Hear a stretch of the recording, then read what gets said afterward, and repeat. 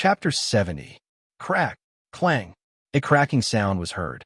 The great elder widened his eyes in shock. He stared at the sharp sword in her hand, which was glowing with a green light, then looked at the crack on his own sword. His heart sank.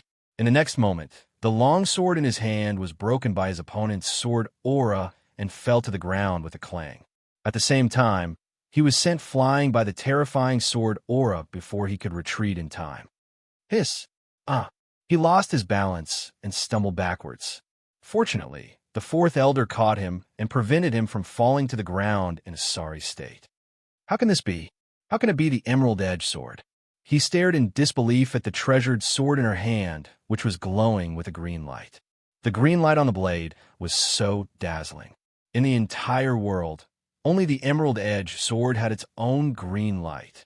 He was not the only one. The fourth elder and the second master of the Su family were equally shocked. However, aside from being shocked, they were also filled with greed. Greed for the treasured sword. The Emerald Edge sword was a treasure amongst swords. The Emerald Edge sword, which had disappeared for so many years, had finally seen the light of day again. Furthermore, they had encountered it. How could they not be excited? How could they not be greedy and want to take it for themselves? The Emerald Edge sword pointed diagonally to the ground. The green light faintly floated and her red robes fluttered in the wind. A bloodthirsty aura filled the air from her body. She looked at the shocked and greedy trio, and the corners of her lips curled up slightly, revealing an evil and cold smile. Anyone who sees this sword of mine must die. As soon as she finished speaking, the red figure shot out like a demon. However, she did not charge towards the great elder and the fourth elder. Instead, she turned around and raised the Emerald Edge sword in her hand. A swift and fierce sword aura sliced through the air. Hiss!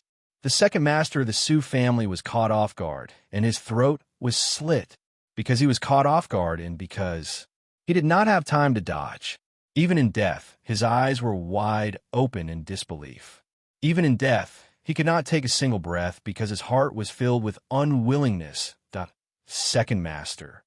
The great elder and the fourth elder cried out in alarm as they watched the figure stiffly fall down. In the blink of an eye, a life disappeared before their eyes just like that. Moreover, because her sword was too fast, the blood at his throat did not seep out for a moment. It was only when he fell and pulled at the fatal wound on his neck that scarlet blood spurted out like a blood fountain and dyed the ground red. That was the brother that the patriarch valued the most. Now that he was dead as well, they were truly unable to imagine how furious the patriarch would be when they returned. Seeing the expressions on their faces, Fengjiu chuckled. Do you think you can go back alive? From the moment she took out the Azure Edge sword, she had no intention of letting the three of them leave alive. This alley would be the place where their lives would end. His half-squinted eyes flashed with a cold light, and his killing intent overflowed. The red figure also swept towards the two people. The green sword in his hand moved slightly, and the biting cold sword aura turned into a sword blade that swept out. Kill her! The two of them roared angrily. The great elder waved his broken sword and charged forward. The fourth elder also drew his sword and attacked from all sides. The two of them worked together, and the aura of a martial master at the peak of the martial master realm immediately filled the alley, causing the atmosphere in the air to congeal and become oppressive. Clang! Whoosh! Whoosh whoosh! As the swords and blades clashed, the sharp air currents and clanging sounds could be heard from time to time. What made the two of them aghast was the bloodthirsty killing intent and her crafty and fatal attacks. They were somewhat overwhelmed and panicked. Chapter 71. With a cry of alarm, fourth elder, who had been pushed back, was unable to stop it in time. He could only watch helplessly as great elder's broken sword was sent flying. The green edge sword, which was glowing with a green light, pierced his chest with a whoosh. He could even see great elder's look of disbelief in that instant. He was so dissatisfied and so astonished.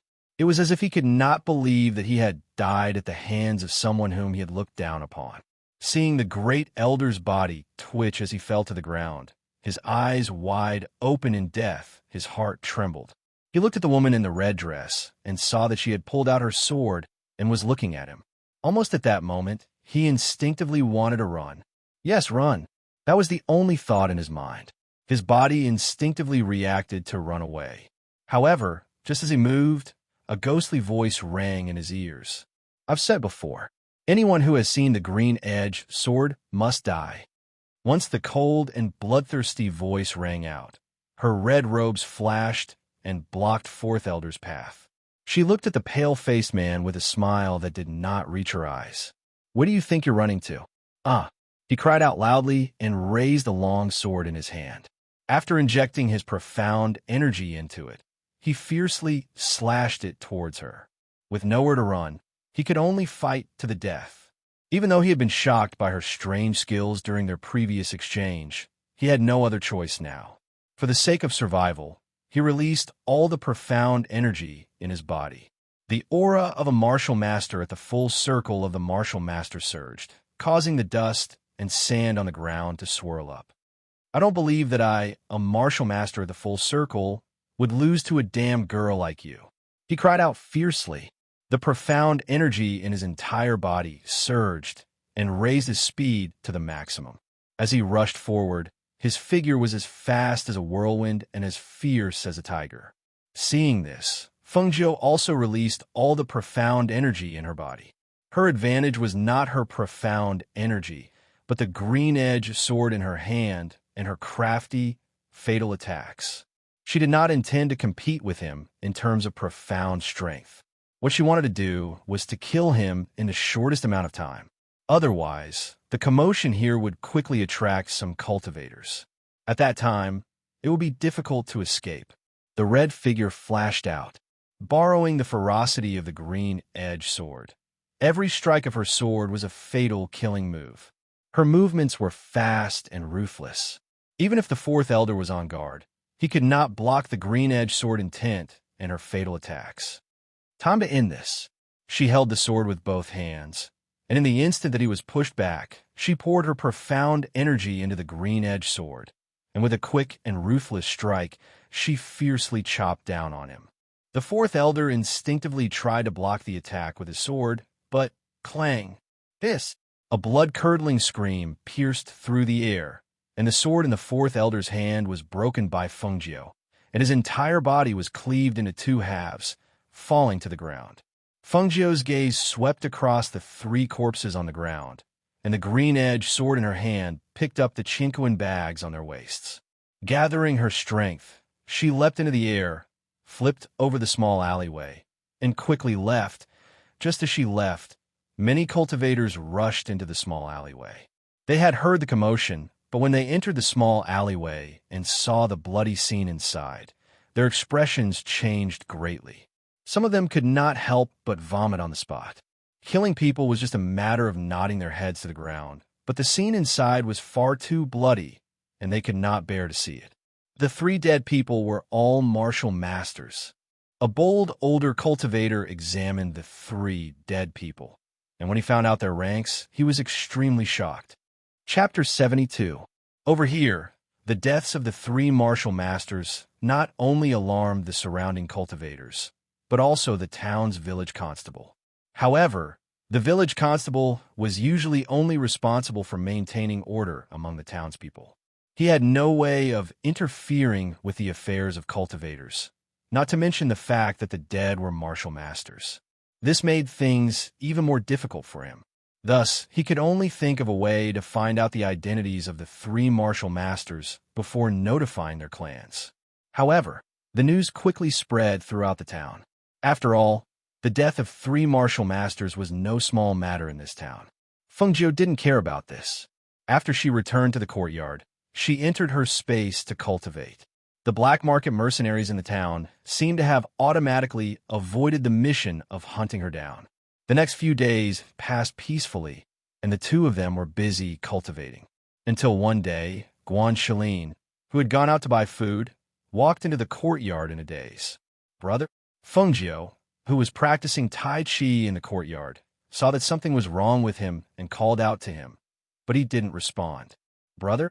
She called out again, and only then did he suddenly come back to his senses. Xiao Jio, you called me? He composed himself and looked at her, forcing a smile.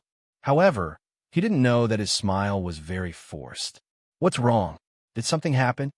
She walked towards him and asked. Guan Shilin lowered his head in silence, not saying anything. You don't want to tell me? Then I won't ask. Hearing this, he hurriedly raised his head. No, Xiao Jio, it's just he looked at her for a long time, and his voice was a little bitter. I went out to buy some things, and I heard news from my clan that my cousin is getting married. After knowing each other for so long, she had never asked about his background or his clan. Similarly, he had never asked about her clan. This was the first time she had heard him talk about his family. You want to go back and attend his wedding? His hand involuntarily touched the wound on his waist that had already healed. His voice was a little sad as he said, Xiao Jio, do you know?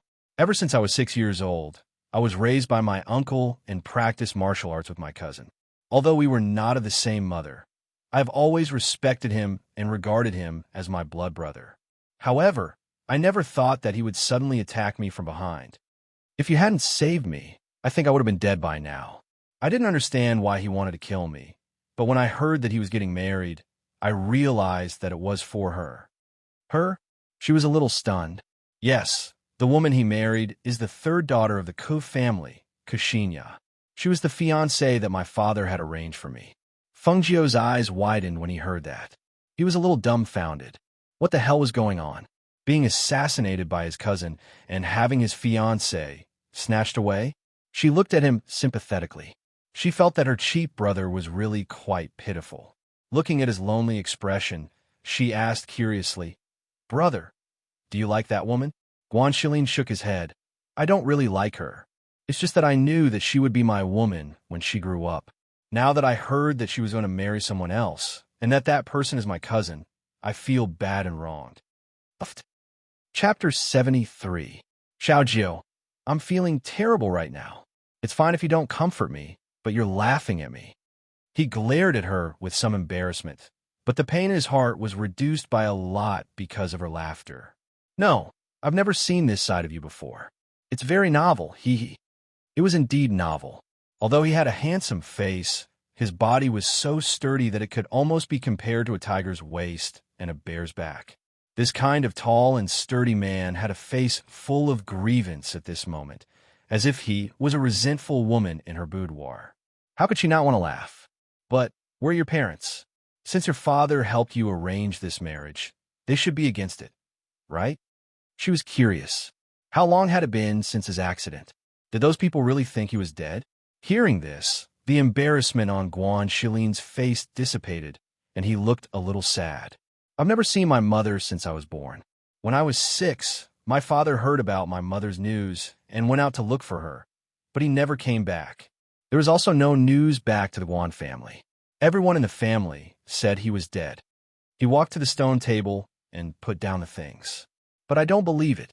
My father's talent is the best in the Guan family. I don't believe he's dead, so I made a wish when I was young. I must be famous. This way, as long as my father and mother are still alive, they will definitely know about me. Looking at his serious and solemn expression, Feng Jiu nodded inwardly. It was no wonder. Although his profound strength cultivation wasn't very high, his explosive power was very strong. The muscles on his 4 limbs were also very developed, so he must have put in a lot of hard work. Brother, I believe you can do it. She patted his shoulder and encouraged him. Cultivate well. Your talent is not low either. In the future, you will definitely surpass your father. As soon as she finished speaking, a faint light flashed through her eyes. She smiled and said, But brother, since your cousin is getting married, you should go back and congratulate him. Otherwise, it won't be right. He looked at her, puzzled. And that's it. I'll go with you. Anyway, she couldn't stay here any longer. Otherwise, when the Su family received the news and came looking for trouble, she didn't have the ability to deal with a family yet. Naturally, she had to hide her strength and bide her time. Moreover, she also wanted to go back and take a look at Yinues City. Go buy a carriage later. I'm going out for a while, and we'll be back soon. She went back to her room and changed into men's clothing. She put on a mask and went out. Guan Shilin was surprised to see her change her clothes and go out, but he didn't ask anything. After eating some food, he also went out to buy a carriage. When Feng Jiu arrived at the black market, he saw a black-clothed girl kneeling at the entrance. She glanced at him, only to see a dark face and drooping eyes. She walked in, not paying much attention to the black-clothed girl. However, the black-clothed girl raised her eyes when she walked past her.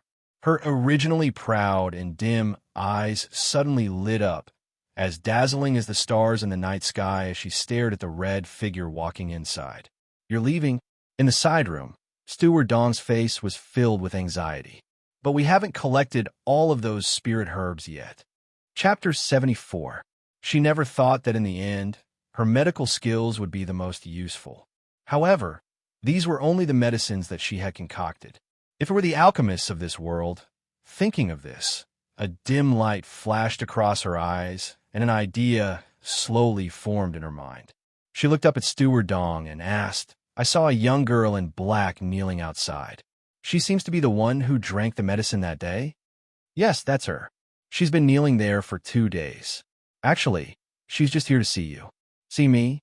She raised her eyebrows, a little surprised. "Yes, she's a cultivator with some fame in the black market's battle arena. It's said that she has a younger brother, but his health isn't very good. She used all the money she won from the battles here to treat her brother. However, many doctors have seen her brother and said that he won't live for long." As Steward Dong spoke, he saw that Feng Jiu was interested and continued. 2 days ago, I heard that her brother fell into a coma and the doctors in town couldn't do anything about it. For some reason, she knelt there and said that she wanted to see you. We promised you that we wouldn't reveal any information about you, so naturally, we wouldn't answer her. So, she's been kneeling there and can't be chased away." Feng Jiu nodded and didn't say much. After a while, she explained the matter of the spirit medicine to him and got up to leave. When he walked out of the black market's main entrance and passed by the young girl in black, Feng Jiu paused and glanced at her before walking away. The young girl in black turned to look at the departing figure. Her eyes flashed, and she immediately got up to follow him. After walking down 3 streets, Feng Jiu's footsteps suddenly stopped, and a mocking voice was heard. "You've been following me for so long. Don't tell me you want to rob me?" She turned around as she spoke. A black figure walked out from behind her. It was the black-faced young girl. She looked at the red figure in front of her and pursed her lips as she said, "You have the smell of medicine on you. You're the alchemist who concocted the medicine." Feng Jiu smiled and looked at her with his hands around his chest. His lips were slightly curved with a bit of evil. And then, the black-clothed girl looked at Feng Jiu in silence. After a long time, she knelt down and lowered her head. "Please say my brother." Her voice was stiff and cold. Although she was kneeling, her back was straight. Obviously, she was not someone who would beg for help. Feng Jiu's smile deepened, but he shook his head. "No." As soon as she finished speaking, she turned and walked forward. However, the figure that was originally kneeling appeared 3 steps away from her this time. "Please save my brother." It was still the same stiff voice and the same straight back. When Feng Jiu saw this, he thought of her on the stage that day. Her eyes were like a little beast's, stubborn and determined. "Then tell me, why should I save you, brother? I can help you kill people." Feng Jiu shook his head. "There are professional black market assassins for killing people. I can give you my life." She shook her head again. "I don't need your life." Hearing this, she raised her head and looked straight at the person in front of her. "Then what do you want?" Feng Jiu looked her up and down. He shook his head and smiled wickedly. He did not say anything and left.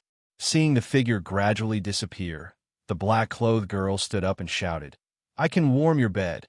Chapter 75. She turned around in shock and looked at the dark-faced girl. She asked with uncertainty, "What did you say?" The girl pursed her lips and stared at the red figure. "I can warm your bed." When Feng Jiu heard this, he resisted the urge to laugh and teased, "I still prefer beauties. Do you think I'd want a dark-faced girl to warm my bed?" Hearing this, the black-clothed girl wiped her face with her sleeve, revealing her original appearance. "I'm not ugly." She looked at Feng Jiu and said, Yes, not only was the girl not ugly, she was extremely stunning. She had a naturally beautiful face. Her delicate features paired with her palm-sized face should have made her a lovely and moving beauty. However, she did not have the shyness of a woman.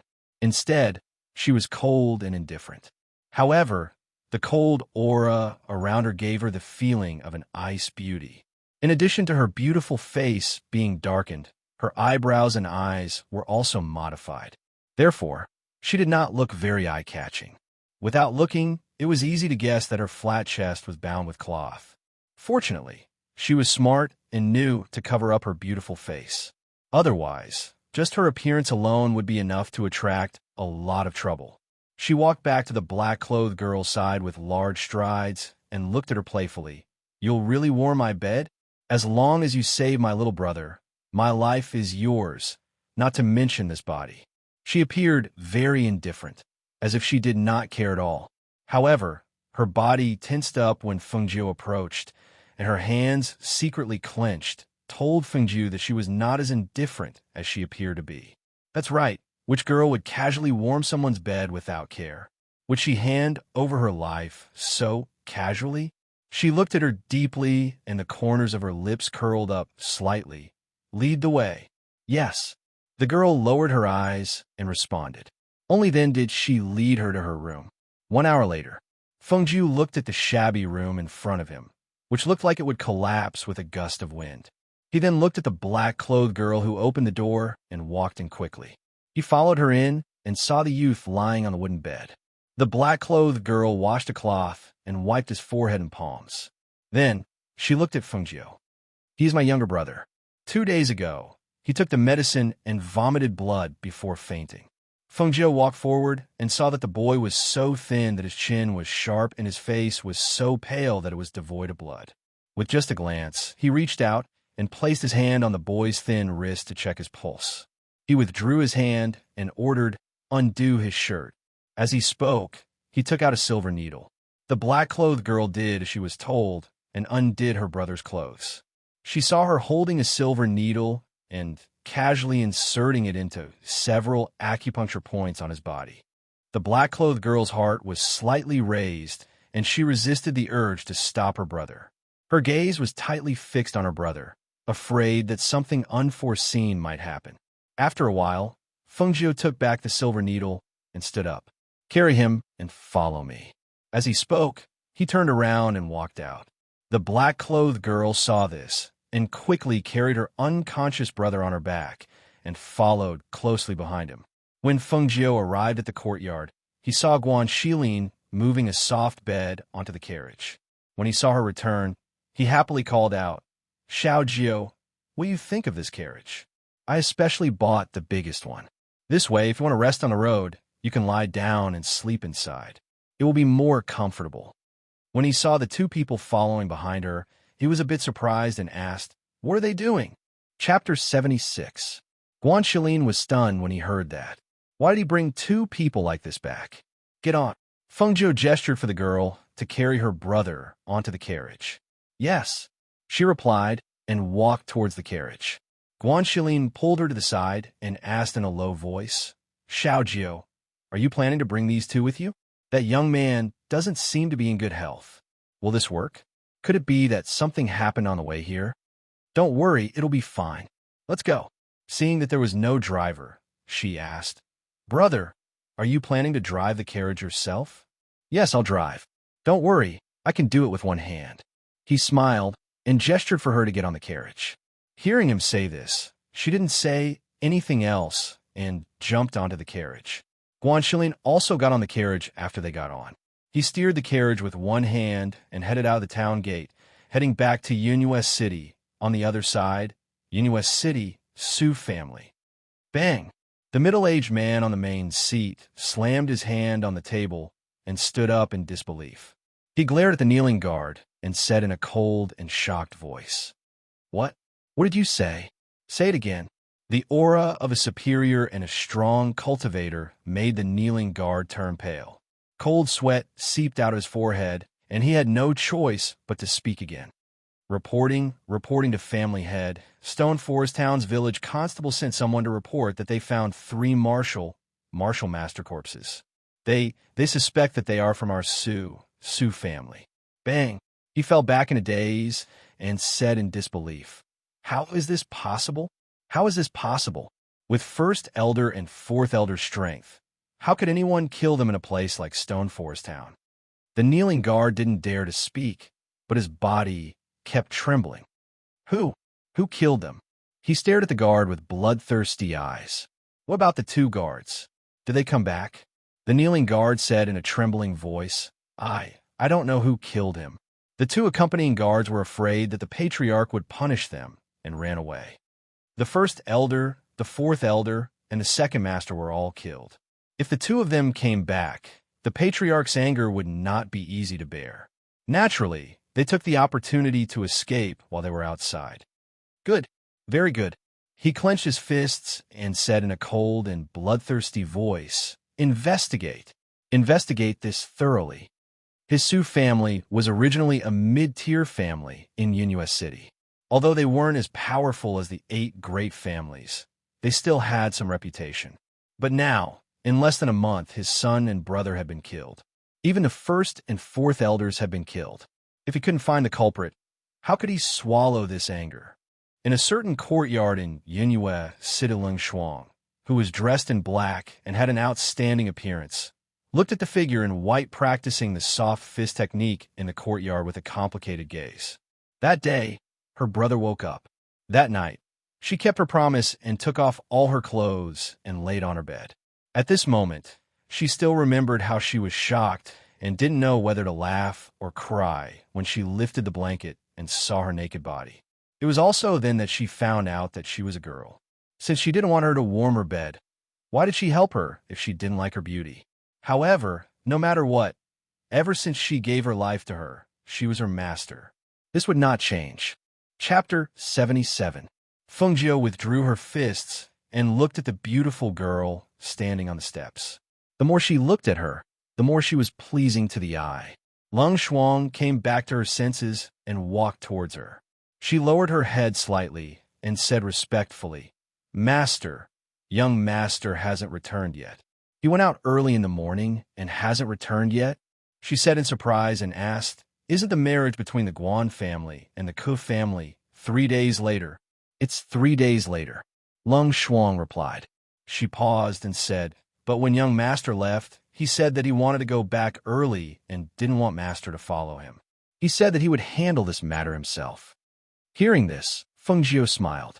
He must be worried that if she went, the situation would not be easy to clean up.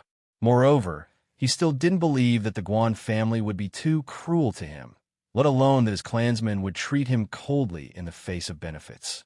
This was also good. If she let him handle it himself, he would know that some people would be ruthless in the face of benefits, even if they were clansmen. She didn't have a good impression of his family at all. But the Feng family, thinking of what she learned about the Feng family after coming to Yunhua City, a complicated feeling flashed through her heart. The Feng family really loved Feng Qingge, but they didn't know that Feng Qingge, who was now in the palm of their hands, killed their original daughter. Lung Shuang looked at the messy knife scars on Fengjiu's face, and her eyes flashed. Those knife scars were scattered across her master's face in a disorderly manner. Countless scars covered her original appearance. What could be seen were only those scars that made one's heart tremble. She really couldn't imagine what kind of person would actually ruin a woman's face so thoroughly. What kind of hatred could be used to do such a thing? Thinking of her master who couldn't protect herself, she secretly made up her mind to protect her from now on. The current Lung Shuang naturally did not know Fengjiu's skills and strength. Ever since she had followed her, she had only seen her practicing this soft and powerless fist technique in the courtyard every morning. On top of that, she was an alchemist herself. Thus, her preconceived notions made her think that she was only proficient in alchemy, and that she was weak in terms of cultivation. Fengjiu, who was deep in thought, sensed Lung Shuang's gaze. He turned to look at her and asked, What's wrong? Lung Shuang shook his head and lowered his head slightly. Seeing this, Fengjiu seemed to have thought of something. He touched his face and chuckled. Are you curious about how my face got ruined like this? Her voice paused for a moment before she said carelessly, Actually, it looks much better now. In the beginning, Even I couldn't bear to look at it. She wasn't worried about the scars on her face. After all, as long as the spiritual medicine was complete, this face could be restored to its original state in less than a month. She was more worried about her cheap brother's hand now. There was news from the black market that the spiritual medicine she wanted was very difficult to find, and it hadn't been found yet. As long as the spiritual medicine wasn't available, his hand wouldn't be able to recover, and she wouldn't be able to let it go. If she really couldn't find the spiritual medicine, then she could only barter with those who had the spiritual medicine. At this time, in the Ke family. Chapter 78. Ke Xinya was startled by Guan Xilin's sudden appearance. They all said that he was dead, and she also thought that he was dead. When she saw him suddenly appear in front of her, she was not happy, but shocked. "Aren't you dead?" She looked at him with a pale face and a trembling voice. Guan Xilin looked at her with a complicated expression. He didn't know why he came here. Perhaps he was unwilling because he had always treated her as his woman. Xiaojia once asked him if he liked Ke Xinya. He told her that he didn't like her, but he did like her a little. After all, he knew that she would be his woman when she grew up. The way he looked at her and treated her was naturally different from others. However, this person who he had always thought would become his woman was now going to marry someone else. Furthermore, she was going to marry his cousin. This unforeseen event made him feel very uncomfortable. But now, he just wanted to know if she was willing to marry him. Ke Xinya's parents rushed over when they heard the news. When they saw the tall figure in their daughter's yard, their hearts skipped a beat and their faces changed. Guan Xilin turned around and saw the two elders of the Ke family. He said with a sullen face, "I'm here to ask for an explanation." He didn't look at them, but stared at Ke Xinya. His daughter's face was pale, and she didn't dare to look at him. Ke Xinya's mother went forward and hugged her daughter tightly. She glared at Guan Xilin with some dissatisfaction. "What are you doing? Your engagement with Xiao Ye has been canceled. What does it matter to you who Xiao Ye marries?" "Xilin, your engagement was canceled after the Ke family and the Guan family discussed it. As for the marriage between Xiao Ye and your cousin, the elders of the Guan family also agreed."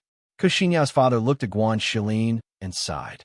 He was a good seedling, but it was a pity that he had no parents.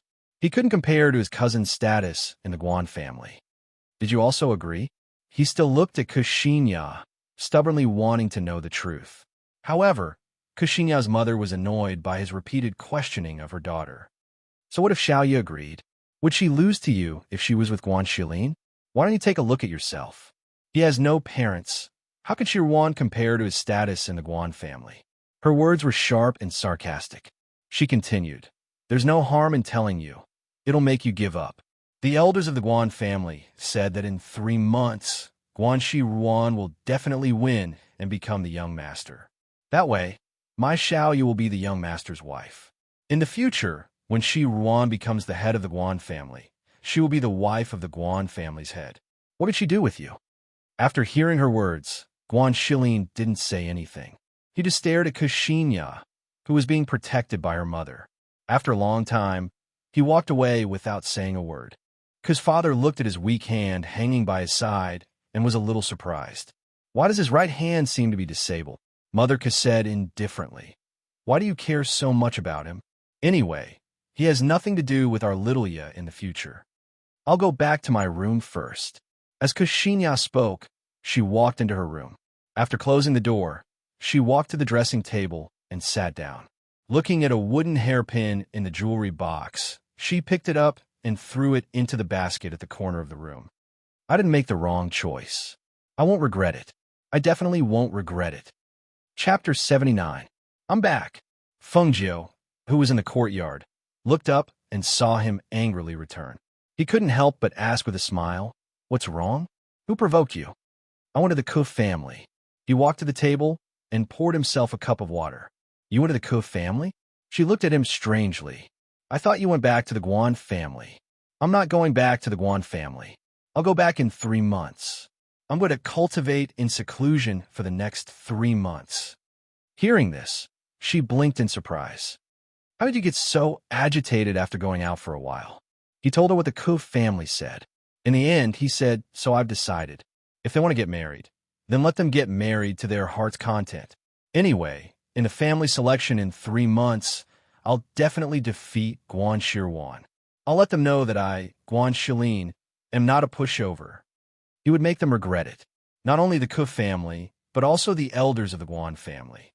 They all thought that he was inferior to Guan Shiwan, but he would prove to them that Guan Shiwan was inferior to him. Feng Jiu nodded. Yes, I agree. I just sent Lung Shuang to the black market. In 3 months, I'll heal your hand. His heart warmed, and he smiled. Xiao Jiu, thank you. You're my brother. What's there to thank me for? All right, go back to your room and cultivate. Before your hand recovers, you should learn the cultivation technique well.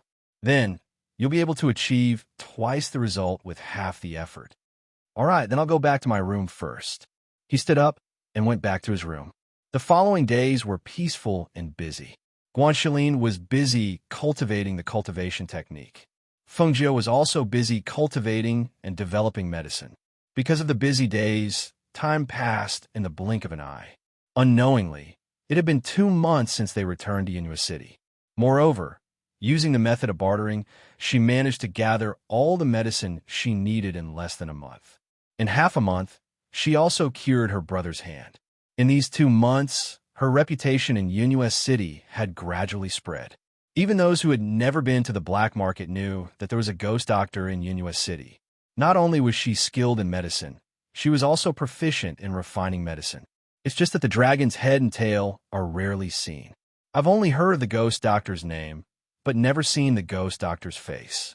If anyone in the entire Yinhua City knew who the ghost doctor was, without a doubt, the black market was the manager of the black market. However, the black market was not an ordinary force. The black market's influence was spread across many countries. Even the king of the glorious Sun Kingdom could not pry open the black market's mouth to reveal the identity of the ghost doctor. Many forces came to seek an audience with the ghost doctor, but they were all rejected. Even the king of the glorious Sun Kingdom did not manage to meet the ghost doctor. It was also because of this that the ghost doctor's identity became more and more mysterious, making people more and more curious. In the morning, in the courtyard, Feng Jiu was teaching Lung Shuang's younger brother, Lung Hua, Tai Chi when he heard Guan Shilin's joyful voice from afar.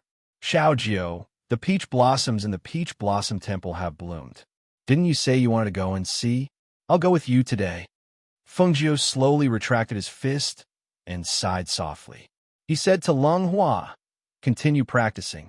Then, he looked at Guan Shilin and said, Brother, I've already asked Lung Shuang to prepare. We'll leave in a while. But, you don't have to go. Chapter 80. Feng Jiu smiled. How could that be? It's not like you don't know Lung Hua's skills. Besides, don't forget that you have to defeat Guan Shiwan in front of the Guan family in a month's time. How can you not practice? She paused, then continued. Besides, I heard that the scenery in Peach Blossom Temple is pretty good.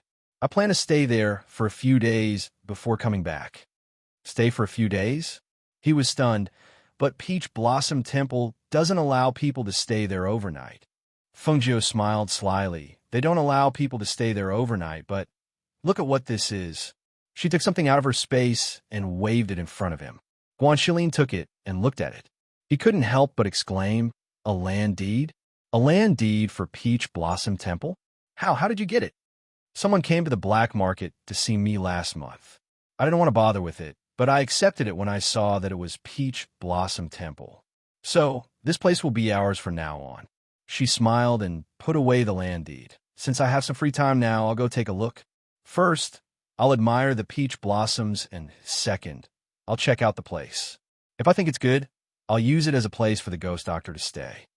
Guan Shilin's eyes lit up. Peach Blossom Temple has a lot of peach blossoms.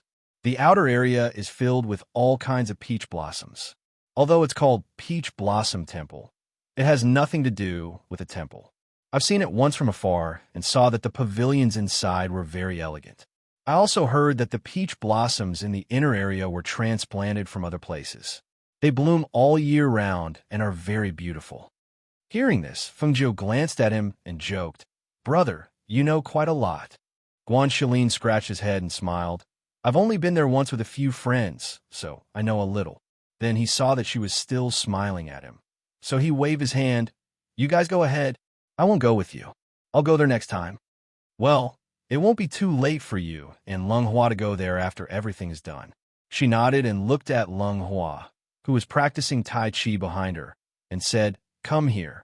After Lung Hua withdrew his hand, he exhaled softly and walked quickly to her side. Master.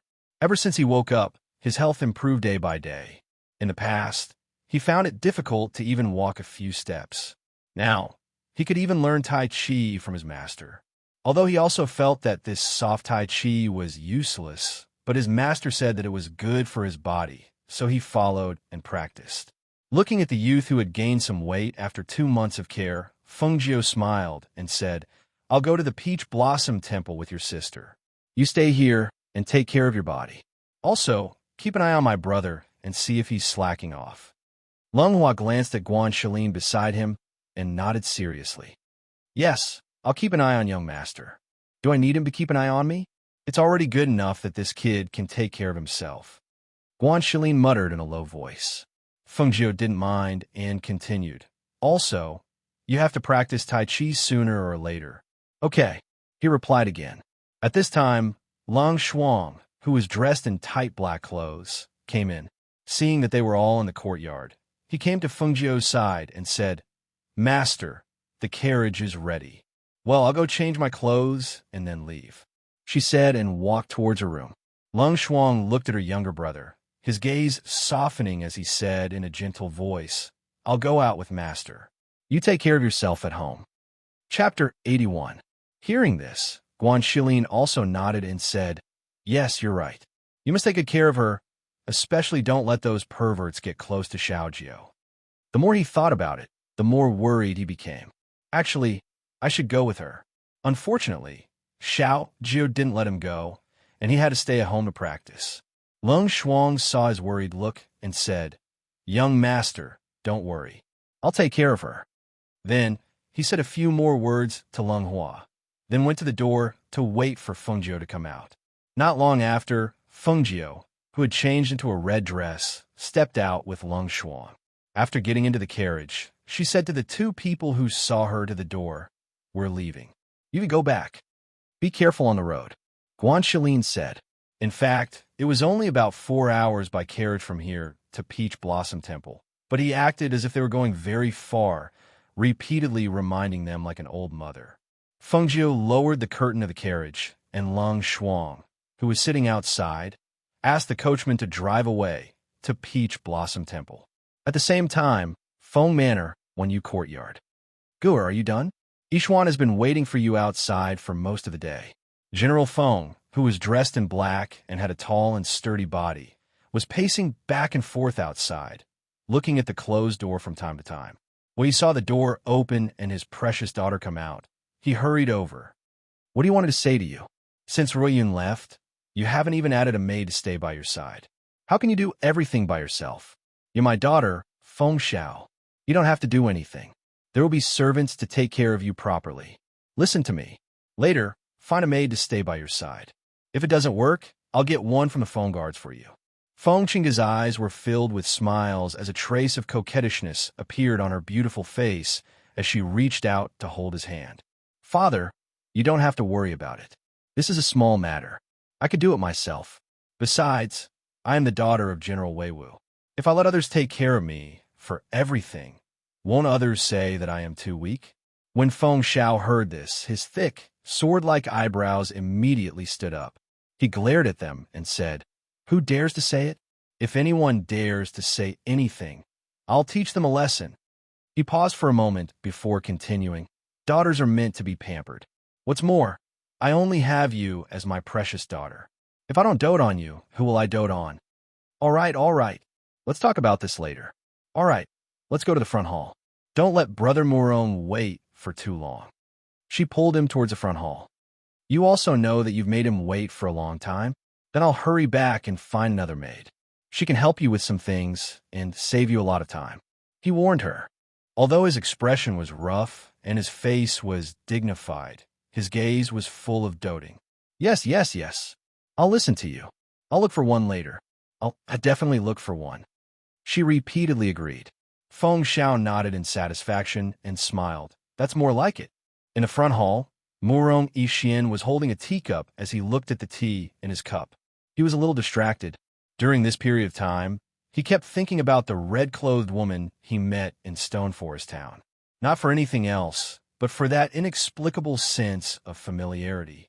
He once suspected that Chinga had been swapped, but he found out that she knew everything that only the two of them knew. Chapter 82. Just as he was thinking about it, he heard laughter coming from outside. He looked up and saw her holding Feng Zhao's arm as they walked in. The intimacy between father and daughter was natural. That expression and intimacy couldn't be faked. Moreover, if it really was a fake, how could Feng Xiao, as her father and her closest relative, not be able to detect it? In fact, he didn't know that for Feng Xiao, Feng Qingge was his daughter, his closest relative. Even if he suspected anyone, he wouldn't suspect his own daughter. Even if he noticed that something was different from before, he wouldn't think that his daughter had been replaced because such a thing was too inconceivable. Moreover, his daughter was good no matter how he looked at her. No matter what she did or what she became, in his heart, she was still his daughter and shouldn't be suspected. Brother Morong. Feng Qingge let go of Feng Zhao's hand and trotted to his side. She looked at him with joy and adoration. You've been waiting for a long time, haven't you? Putting away the distracting thoughts in his heart, he put down the teacup in his hand and stood up, revealing a gentle smile. No, I haven't been here for long. He looked at Feng Xiao, who walked in, bowed and called out, Uncle Xiao. In the Feng family, he wasn't the third prince, but the future son-in-law of the Feng family. He was Murong Yixuan, whom they had watched grow up. Therefore, he bowed as a junior. Ha Yixuan, it's rare that you have time to take this girl out. With you accompanying her, I'm relieved. Feng Xiao laughed loudly and said, Peach Blossom Temple is a 2-hour journey from here. This girl has been here for so long, it's getting late. You should set off quickly. Don't go there, it's already noon. Dad, you really don't want to go with us? Anyway, you have nothing to do at home. Why don't we go together? I can accompany you to enjoy the peach blossoms and the scenery of Peach Blossom Temple. She hugged Feng Zhao's arm and swung it gently. Her tone was coquettish. Hearing this, Feng Xiao laughed loudly. Oh, no. With Yixuan accompanying you, I'll be in the way. You two go and have fun. There's no hurry to come back. He looked at Murong Yixuan and said, Yixuan, please take care of this girl. The more he looked at his future son-in-law, the more satisfied he was. The two of them had known each other since childhood and were in love with each other. Now, they were just waiting for an auspicious day to hold the wedding. Uncle Xiao, don't worry. I will take good care of Qingge. He looked at the bashful Feng Qingge and a smile appeared on his face, concealing the strange feeling in his heart. Feng Xiao sent the two into the carriage. Only after watching the carriage leave did he enter the Feng Manor. On the other side, at the Peach Blossom Temple, Feng Jiu followed the path to the inner area of the Peach Blossom Temple. The more he looked at the scenery, the more satisfied he was. Such a place was undoubtedly the best place to live. Not only was it suitable for cultivation, but it was also suitable for mental cultivation. The Peach Blossom Nunnery was located in a forest south of Yinhua City. The entire forest was filled with peach blossoms of all colors, and there was no end in sight. The Peach Blossom Nunnery was located in the depths of the Peach Blossom Forest. It was a place as beautiful as a fairyland, but outsiders were not allowed to set foot in it. Even so, when the peach blossoms bloomed in March every year, it still attracted many tourists to Peach Mountain to admire the flowers. They also wanted to see the Peach Blossom Nunnery in the depths of the Peach Blossom Forest. Now, the Peach Blossom Nunnery had fallen into her hands. Chapter 83. Yes, without any questions or doubts. Lung Shuang respectfully replied before returning to pass the message to the Black Guards. Once the Black Guards received the order, they immediately carried it out. This was Elder Yan's order. They were to unconditionally obey that person's arrangements without the slightest bit of disrespect.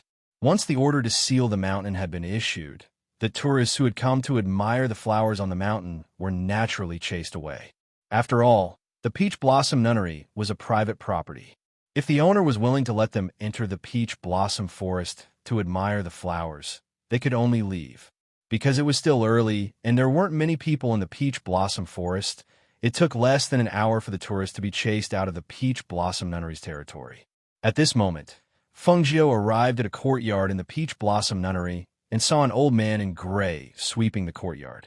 She stopped and asked, "The servants have all left. Why are you still here?" The old man in gray held the broom and turned around. He looked at the red figure standing under the peach blossom tree in the courtyard with his hands behind his back and said, "I've been sweeping here for more than 10 years. I can't bear to leave." Hearing this, Fengjiu smiled. Her gaze fell upon the old man in gray, and an unreadable light flashed through her eyes. "Since you can't bear to leave, then you can continue to stay." The old man in gray was startled. He glanced at her and continued to sweep the ground, not saying anything else. Fengjiu didn't seem to care and turned to leave. After she left, the old man in gray stopped sweeping and glanced in the direction she had left. He then turned away and continued to sweep the ground. When Murong Yixian accompanied Fengqinga to the Peach Blossom Nunnery, he found out that the new owner of the Peach Blossom Nunnery had ordered the mountain to be sealed for 3 days. When he saw this, he looked at Fengqinga and said, "We've come at the wrong time. The mountain will be sealed for 3 days. We can only come back 3 days later." Because the mountain was sealed, she was a little unhappy. "Will you still come back with me 3 days later? What if you say you're busy?" Hearing this, he smiled and said gently, "I won't. Since I promised you, I'll definitely do it." "That won't do. Since we're already here, even if we can't enter the mountain, we can still walk around. Okay?" As she spoke, she hugged his arm and said, "Big brother Murong, just walk with me." "Very well." He nodded his head and agreed. Hearing this, Fengqinga's face lit up with joy and she happily said, "Brother Murong, you're the best." Murong Yixian smiled but didn't say much. He just walked slowly with her and looked at the mountain scenery. Perhaps it was because she sensed his coldness. Fengqinga's heart was a little worried. She suddenly stopped in her tracks and looked at the person beside her. She gently bit her lower lip and asked in a grieved tone, "Big brother Murong, do you not like me anymore?" Murong Yixian was slightly surprised. "Why do you say that? Recently, I feel that you seem to be indifferent to me. You don't seem to like being with me." She glanced at him and lowered her eyes. "You weren't like this in the past. Do you not like me anymore?" "Silly girl, why would I?" He smiled and rubbed her head. "I'm just worried." "Ah." She looked up at him in confusion. Chapter 84. Hearing this, Fengqinga finally relaxed and a smile appeared on her face again. "Since we're already here, don't think about anything else. The scenery of Peach Mountain is so beautiful. It's a good chance to relax." "Yes," he replied with a smile and walked with her on the mountain path. 3 days was enough for Fengjiu to reorganize Peach Blossom Nunnery. First, she changed Peach Blossom Nunnery to Peach Blossom Cove and used what she had learned to set up arrays around Peach Blossom Cove to separate the inner and outer areas. This way, she wouldn't have to worry about people from the outside accidentally entering Peach Blossom Cove and disturbing her peace. The Peach Blossom Forest could be enjoyed by tourists. However, she set up a rule that people had to pay to enter the forest.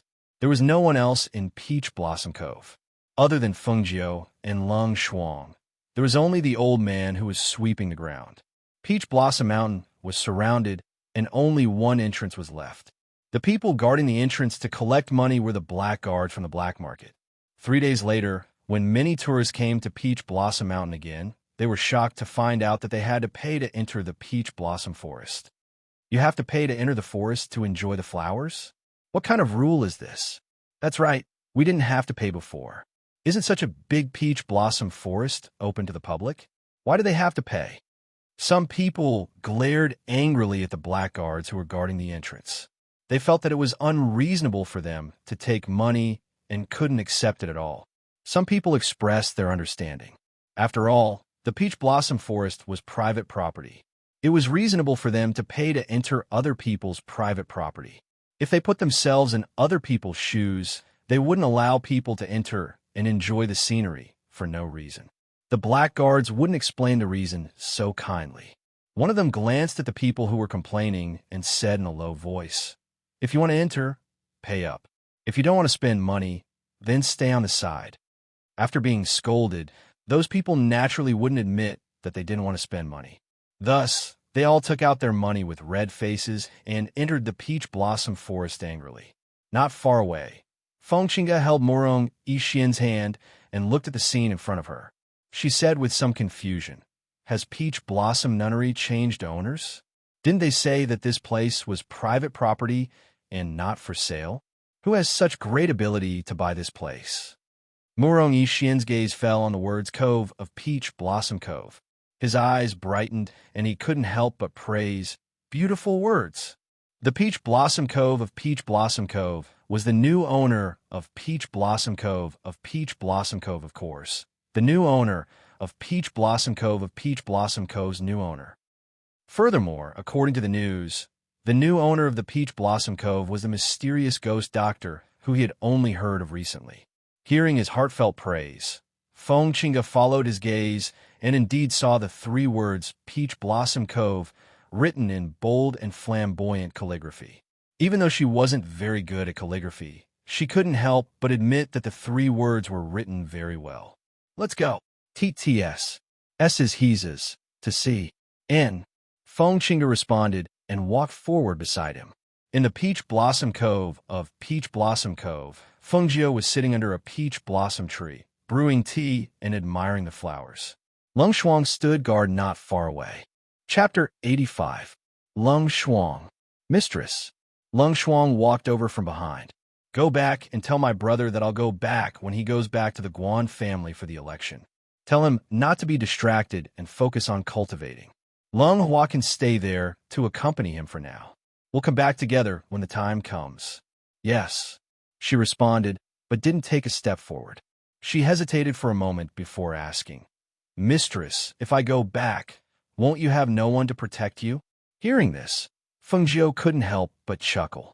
She raised her eyebrows and looked at her with ridicule. "Do you think your mistress is so weak that she can't stand up to the wind and needs someone to protect her?" Without waiting for her reply, she waved her hand and said, "Go. You don't need to worry here." In the past 3 days, she had entered the space to cultivate every night. Her strength had improved rapidly, but she had hidden her cultivation so that no one could detect it. After all, her identity as a ghost doctor and alchemist was already in the limelight. If people knew that her strength had improved by leaps and bounds, some people would feel threatened. Moreover, she had an ancient mythical beast in her space. Even if it was still in its infancy, it couldn't be underestimated. After Lung Shuang left, Fengjiu lazily got up and walked out of the Peach Blossom House with light steps. She wasn't dressed as a man in red. Her loose hair was tied up with red silk. She wasn't wearing shoes, so her red dress couldn't cover her delicate snow-white feet. Step by step, she lightly stepped on the curved and smooth stone path, revealing her delicate toes with alluring red nail polish from under her red dress. Unknowingly, she had walked far away.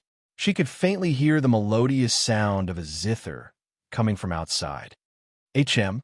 Her eyes turned, and a trace of surprise flashed through her eyes. Then, she took out a red veil from her sleeve to cover her face. She tapped her toes and shuttled through the peach blossoms like a fairy. Soon, she was out of the maze array. The red figure leaped up and sat on a peach blossom branch that was in full bloom. Her snow-white and delicate feet dangled in the air, swaying leisurely. She appeared to be very leisurely. She lazily leaned against the peach tree branch behind her and reached out to pluck off a peach blossom to play with. Hearing the sound of the zither not far away, the corners of her lips under the veil couldn't help but curl up slightly. The melody of the goddess of Luo was quiet and elegant, like pearls falling on a jade plate, tinkling and crisp. It was also like a mountain stream, sometimes fast, sometimes slow, thin and long.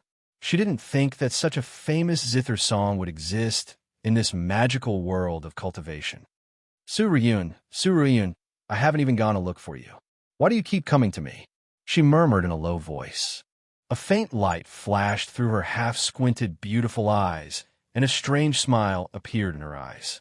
Just as she was about to leap forward, she suddenly felt a gaze that she couldn't ignore fall on her. She tilted her head slightly and pushed aside the peach blossoms to look over. With this look, a smile couldn't help but appear in her eyes. As the radiance flowed, the smile spread out like a dazzling star, unknowingly mesmerizing. It's her. Morong Ishian stared at her in a daze. His eyes were filled with surprise and nervousness that even he himself didn't notice. He looked at the red figure sitting like a fairy among the peach blossoms.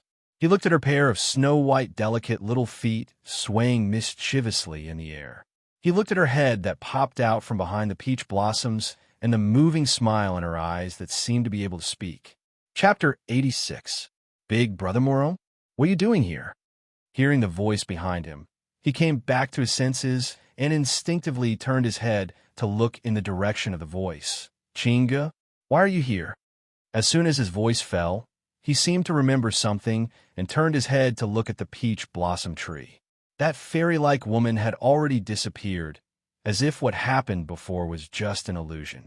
Looking at the petals being swayed by the breeze and sprinkling down a mesmerizing rain of flowers, there was a faint and indescribable sense of loss in his heart. You still have a nerve to say that.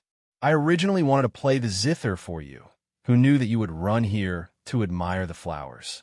She followed his gaze and looked over, only to see the petals falling with the wind and sprinkling all over the ground. The red and white peach blossoms here are very mesmerizing. I couldn't help but become infatuated, he said gently with a faint smile on his face, obviously a little absent-minded. Just as she was about to say that the peach blossoms around here were all the same, Feng Qingji's expression suddenly changed and she asked, Big Brother Morong, do you smell any fragrance? Fragrance? The air is filled with the fragrance of peach blossoms. That's not right. She shook her head. There seems to be another kind of smell. As she spoke, she suddenly heard a buzzing sound. Looking towards the source of the sound, she saw a large swarm of black bees not far away heading towards them. Her expression immediately changed, and she couldn't help but cry out in alarm. Bees! When Morong Yixin saw the large swarm of bees, his expression also changed slightly. Soon after, he pulled her hand and ran. The swarm of thousands of bees wasn't something that they could chase away with just one or two pairs of hands. However, even if there were bees gathering nectar here, there shouldn't be so many bees swarming towards them all of a sudden. Feng Qingge cried out in pain. She only felt her hand being stung, and immediately after, 10 bees fell on her body, scaring her so much that she fiercely slapped herself. Go away! Quickly go away! Seeing that the bees surrounding them only stung her, Morong Yixin was stunned for a moment. He hurriedly took off his outer robe and threw it towards her, but before he could touch her, he heard her cry out in alarm. She fiercely slapped herself and jumped back a few steps to avoid the bees that were chasing after them. Big Brother Morong! Big Brother Morong! So many bees stung me, she shouted as she ran, and the bees followed closely behind her. Especially when she passed through a place with more tourists in front of her, the tourists were so shocked that they covered their heads and squatted down to scream, only to find that the bees were only chasing after Feng Qingge. Did she touch something? Why did it attract so many bees? When she came here earlier, there was a fragrance on her body. Maybe she put on too much powder. After being stung by so many bees, his face is probably swollen like a pig's head. The surrounding wanderers, regardless of whether they were men or women, all looked on with folded arms as Feng Qingge ran all over the peach forest. Some of the women even looked at her with gloating eyes. Everyone watched as the swarm of bees chased after her relentlessly. Some of the faster ones even stung her face, causing her to scream. When they thought of the pain on their bodies couldn't help but tense up. Morong Gij. Morong Gij, save me. At this moment, Morong Yixin was also a little stunned by this sudden scene. For a moment, he was also at a loss of what to do. Chapter 87. Everyone sucked in a breath and looked at the scene in disbelief. Morong Yixin came back to his senses and saw that the bees hovered above and buzzed for a while before finally leaving. He hurriedly came forward and pulled her out of the water, wrapping her in his jacket. Chinga, how are you? Murong Yixin was a little flustered. Seeing that her hands and face were swollen, he couldn't help but feel distressed and guilty. Before leaving, he promised Uncle Xiao that he would protect her, but now she was chased and stung by the bees and had nowhere to hide. She had jumped into the pool and was in a sorry state. Feng Qingge didn't say anything and only lowered her head, her body trembling slightly. Someone was targeting her. It was that fragrance. Who was it? Who was targeting her? Thinking about how she had been chased by the bees all over the peach forest and how she had jumped into the water to avoid them, she was so angry that her whole body trembled. Murong Yixin thought that she was shivering because she was drenched from head to toe, so he hurriedly picked her up and quickly headed in the direction of the carriage. Seeing Murong Yixin carrying Feng Qingge away, the surrounding tourists who were admiring the flowers began to whisper. No one noticed that on a peach tree not far away, a red figure was lying on the branches of a peach tree with a smile on her face. The next moment, her figure flashed like a flower fairy in the peach forest and instantly disappeared among the peach blossoms. Returning to the inner area, she took off her veil and happily hummed a little tune. Stepping on the pebbles under her feet, she lightly leaped. When she reached the inner area, she saw the old man sweeping the ground again. She stopped, glanced at him, and continued to step on the pebbles. When the red figure walked inside, the old man who was sweeping the ground raised his head and glanced at her. His eyes moved slightly, but his expression didn't change as he continued to sweep the ground with his head lowered. Lung Shuang came back at noon, as if he was worried about leaving her alone in the Peach Blossom Cove. Therefore, he rushed back almost as soon as he passed on the news. Feng Jiu threw her a book of sword skills and told her to practice diligently. He moved some herbs and closed the door. Sometimes he would close the door for an entire day and didn't even come out to eat. The days in the Peach Blossom Cove passed peacefully and comfortably. Feng Jiu was sometimes fiddling with medicinal herbs and sometimes cultivating. His days were busy but fulfilling. No one knew that her cultivation had reached the mid-stage of the Black Realm in less than a month after she arrived at the Peach Blossom Dock. Others had spent 10 years or even longer to reach this realm, but she had only used less than a month to raise her cultivation level by a few levels. At this moment, she didn't know that in the courtyard where Guan Shilin and Lung Hua were staying, a massacre had broken the peace that had been maintained. Who are you people? Why did you barge into my compound? Guan Shilin, who was only wearing a white undershirt, held a sword in his hand and stared straight at the men in black who had forced their way into the courtyard. The barrier in the courtyard was broken by these people, and because of this, they woke up the people who were sleeping soundly. Lung Hua hurriedly put on his clothes and came out.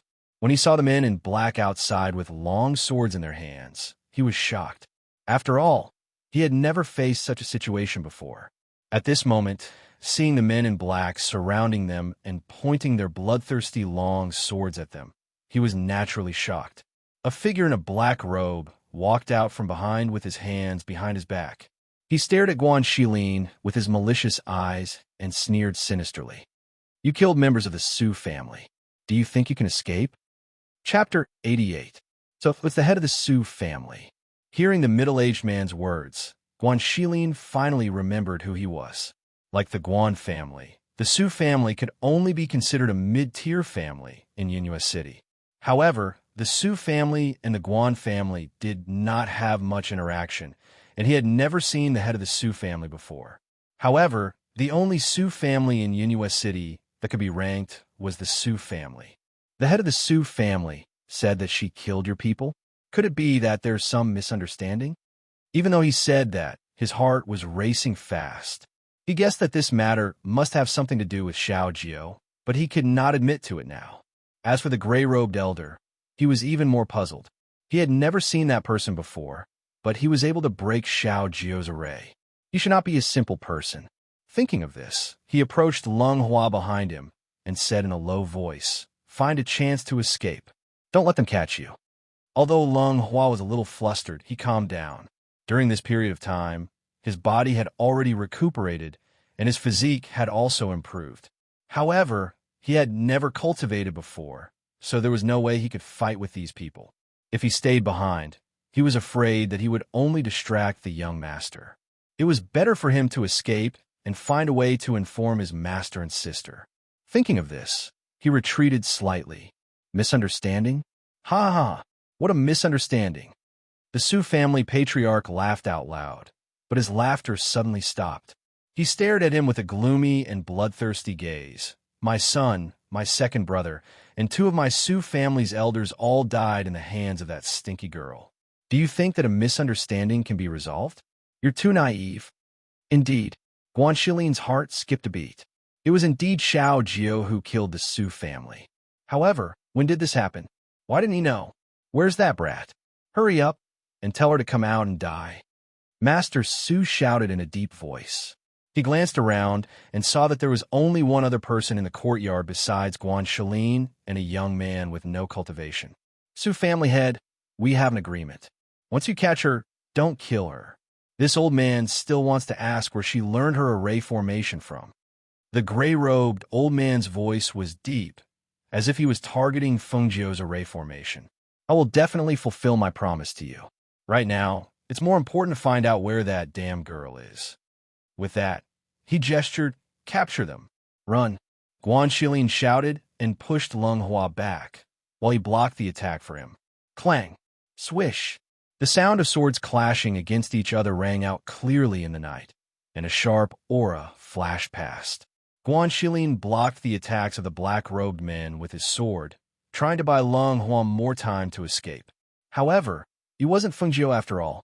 Although his battle strength had increased, he was obviously not a match for the people that the head of the Su family had carefully selected.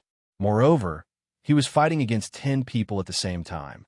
In a short while, his white inner robe was stained with blood. However, it was still difficult for the black-robed men to take him down without killing him. Hence, the head of the Su family, who had been watching for a while, shouted in a deep voice, "You're all trash." He flew out, his palm containing a strong dark force aura. Bang! Puffed. Chapter 89. At this moment, a black-clothed guard quickly walked to his side. Master, we've searched inside and out, but we didn't find anyone else. Only that young man escaped to the back, but 2 of our brothers have already gone after him. At the same time, Leng Hua, who had escaped from the back door, was blocked by 2 black-clothed guards. When the 2 black-clothed guards saw that Leng Hua was just an ordinary person with no cultivation base, they didn't think much of him. You can't escape. Be a good boy and give yourself up. As he spoke, one of the black-clothed guards leaned forward and grabbed his wrist, intending to drag him back to the front. However, just as he was about to grab the young man's hand was grabbed instead. Caught off guard, he was pulled and pushed, crashing into another black-clothed guard. Hiss! What the hell are you doing? The other guard was hit on the head and couldn't help but curse angrily. He pushed the man away, and when he saw the young man taking the opportunity to escape, he was furious. He turned the sharp sword in his hand, and a sword aura flew out. You're courting death. Ah! Leng Hua cried out in pain and staggered. He felt a burning pain on his back, and a warm liquid flowed down his back, causing his face to turn pale. However, he didn't stop and continued to run forward. Suddenly, a black figure leaped up and easily overtook him to block his path. Run? Why aren't you running? If I can't even catch you, won't I become a joke when I return? The black-clothed guard sneered and attacked again with his sword, aiming to stab the young man's left leg. However, the young man who was still in front of him flashed and dodged his attack. Before he could even react, the young man's hand that was holding the sword was grabbed by the young man's hand and slashed toward his neck. Hiss! Ah! The black-clothed guard only had time to gasp in disbelief before he saw the sword in the young man's hand slash towards his neck. It was so fast that the other guard couldn't stop it in time. Bang! There was a heavy thud. The black-clothed guard fell to the ground, his eyes filled with unwillingness. Blood gushed out from the cut on his throat, quickly dyeing the ground red. Leng Hua seemed to be frightened by his own instinctive reaction. He had never cultivated before and had only learned Tai Chi from his master. During this period of time, he had been practicing Tai Chi in the morning and in the evening. The technique of Tai Chi was deeply ingrained in his bones. When danger came, he instinctively used Tai Chi to protect himself. He knew that if he didn't kill the other black-clothed man, he wouldn't be able to escape. Thus, he gave up on running away and turned to look at the black-clothed guard who had a stunned expression. He slowly squatted down and raised his hands slightly as he chanted the Tai Chi incantation in his heart. Following the direction of his head, he loosened his shoulders and restrained the chi under his ribs to support his body. What the hell? When the black-clothed guard saw that his companion had been killed, the brat actually stopped running away and even began to use soft fist techniques. He immediately raised his sword and attacked. As for the front, speak. Where did that damn girl hide? He stomped on Guan Shilin's chest, causing blood to flow from his mouth again. He grunted and didn't speak, only glaring angrily at the guard. Take him back. I don't believe that I can't pry open his mouth. Chapter 90. At this moment, a guard in black hurriedly ran over. Family head, 2 of our brothers have been killed. That young man escaped. What? He was killed by someone without any cultivation? His voice was slightly raised and filled with anger as he strode towards the back door. As expected, he saw the 2 guards lying motionless on the ground. One had his neck slit, while the other had his chest pierced by a sword. Seeing this, his face darkened as he clenched his fists. Very good. I didn't think that a kid with no cultivation would have the ability to kill my men. The old man who followed behind stroked his beard thoughtfully. He clearly had no cultivation, but he could kill people with cultivation. Furthermore, there was even an array master here. It seemed like that girl had secrets on her. Thinking of this, a ray of light flashed across his narrowed eyes. What's the relationship between the captured man and the girl? The old man asked Family Head Sue. Hearing this, Family Head Sue turned around and said, that man was a disciple of the Guan family in Yinhua City. However, I heard that he died in Jufu Forest a while ago. I'm guessing that the girl saved him. The 2 of them had a good relationship and seemed to call each other brother and sister. So if she knew that the man was captured, she would definitely appear? Yes. Patriarch soon nodded his head. Only then did his expression soften. It's good that the young man has escaped.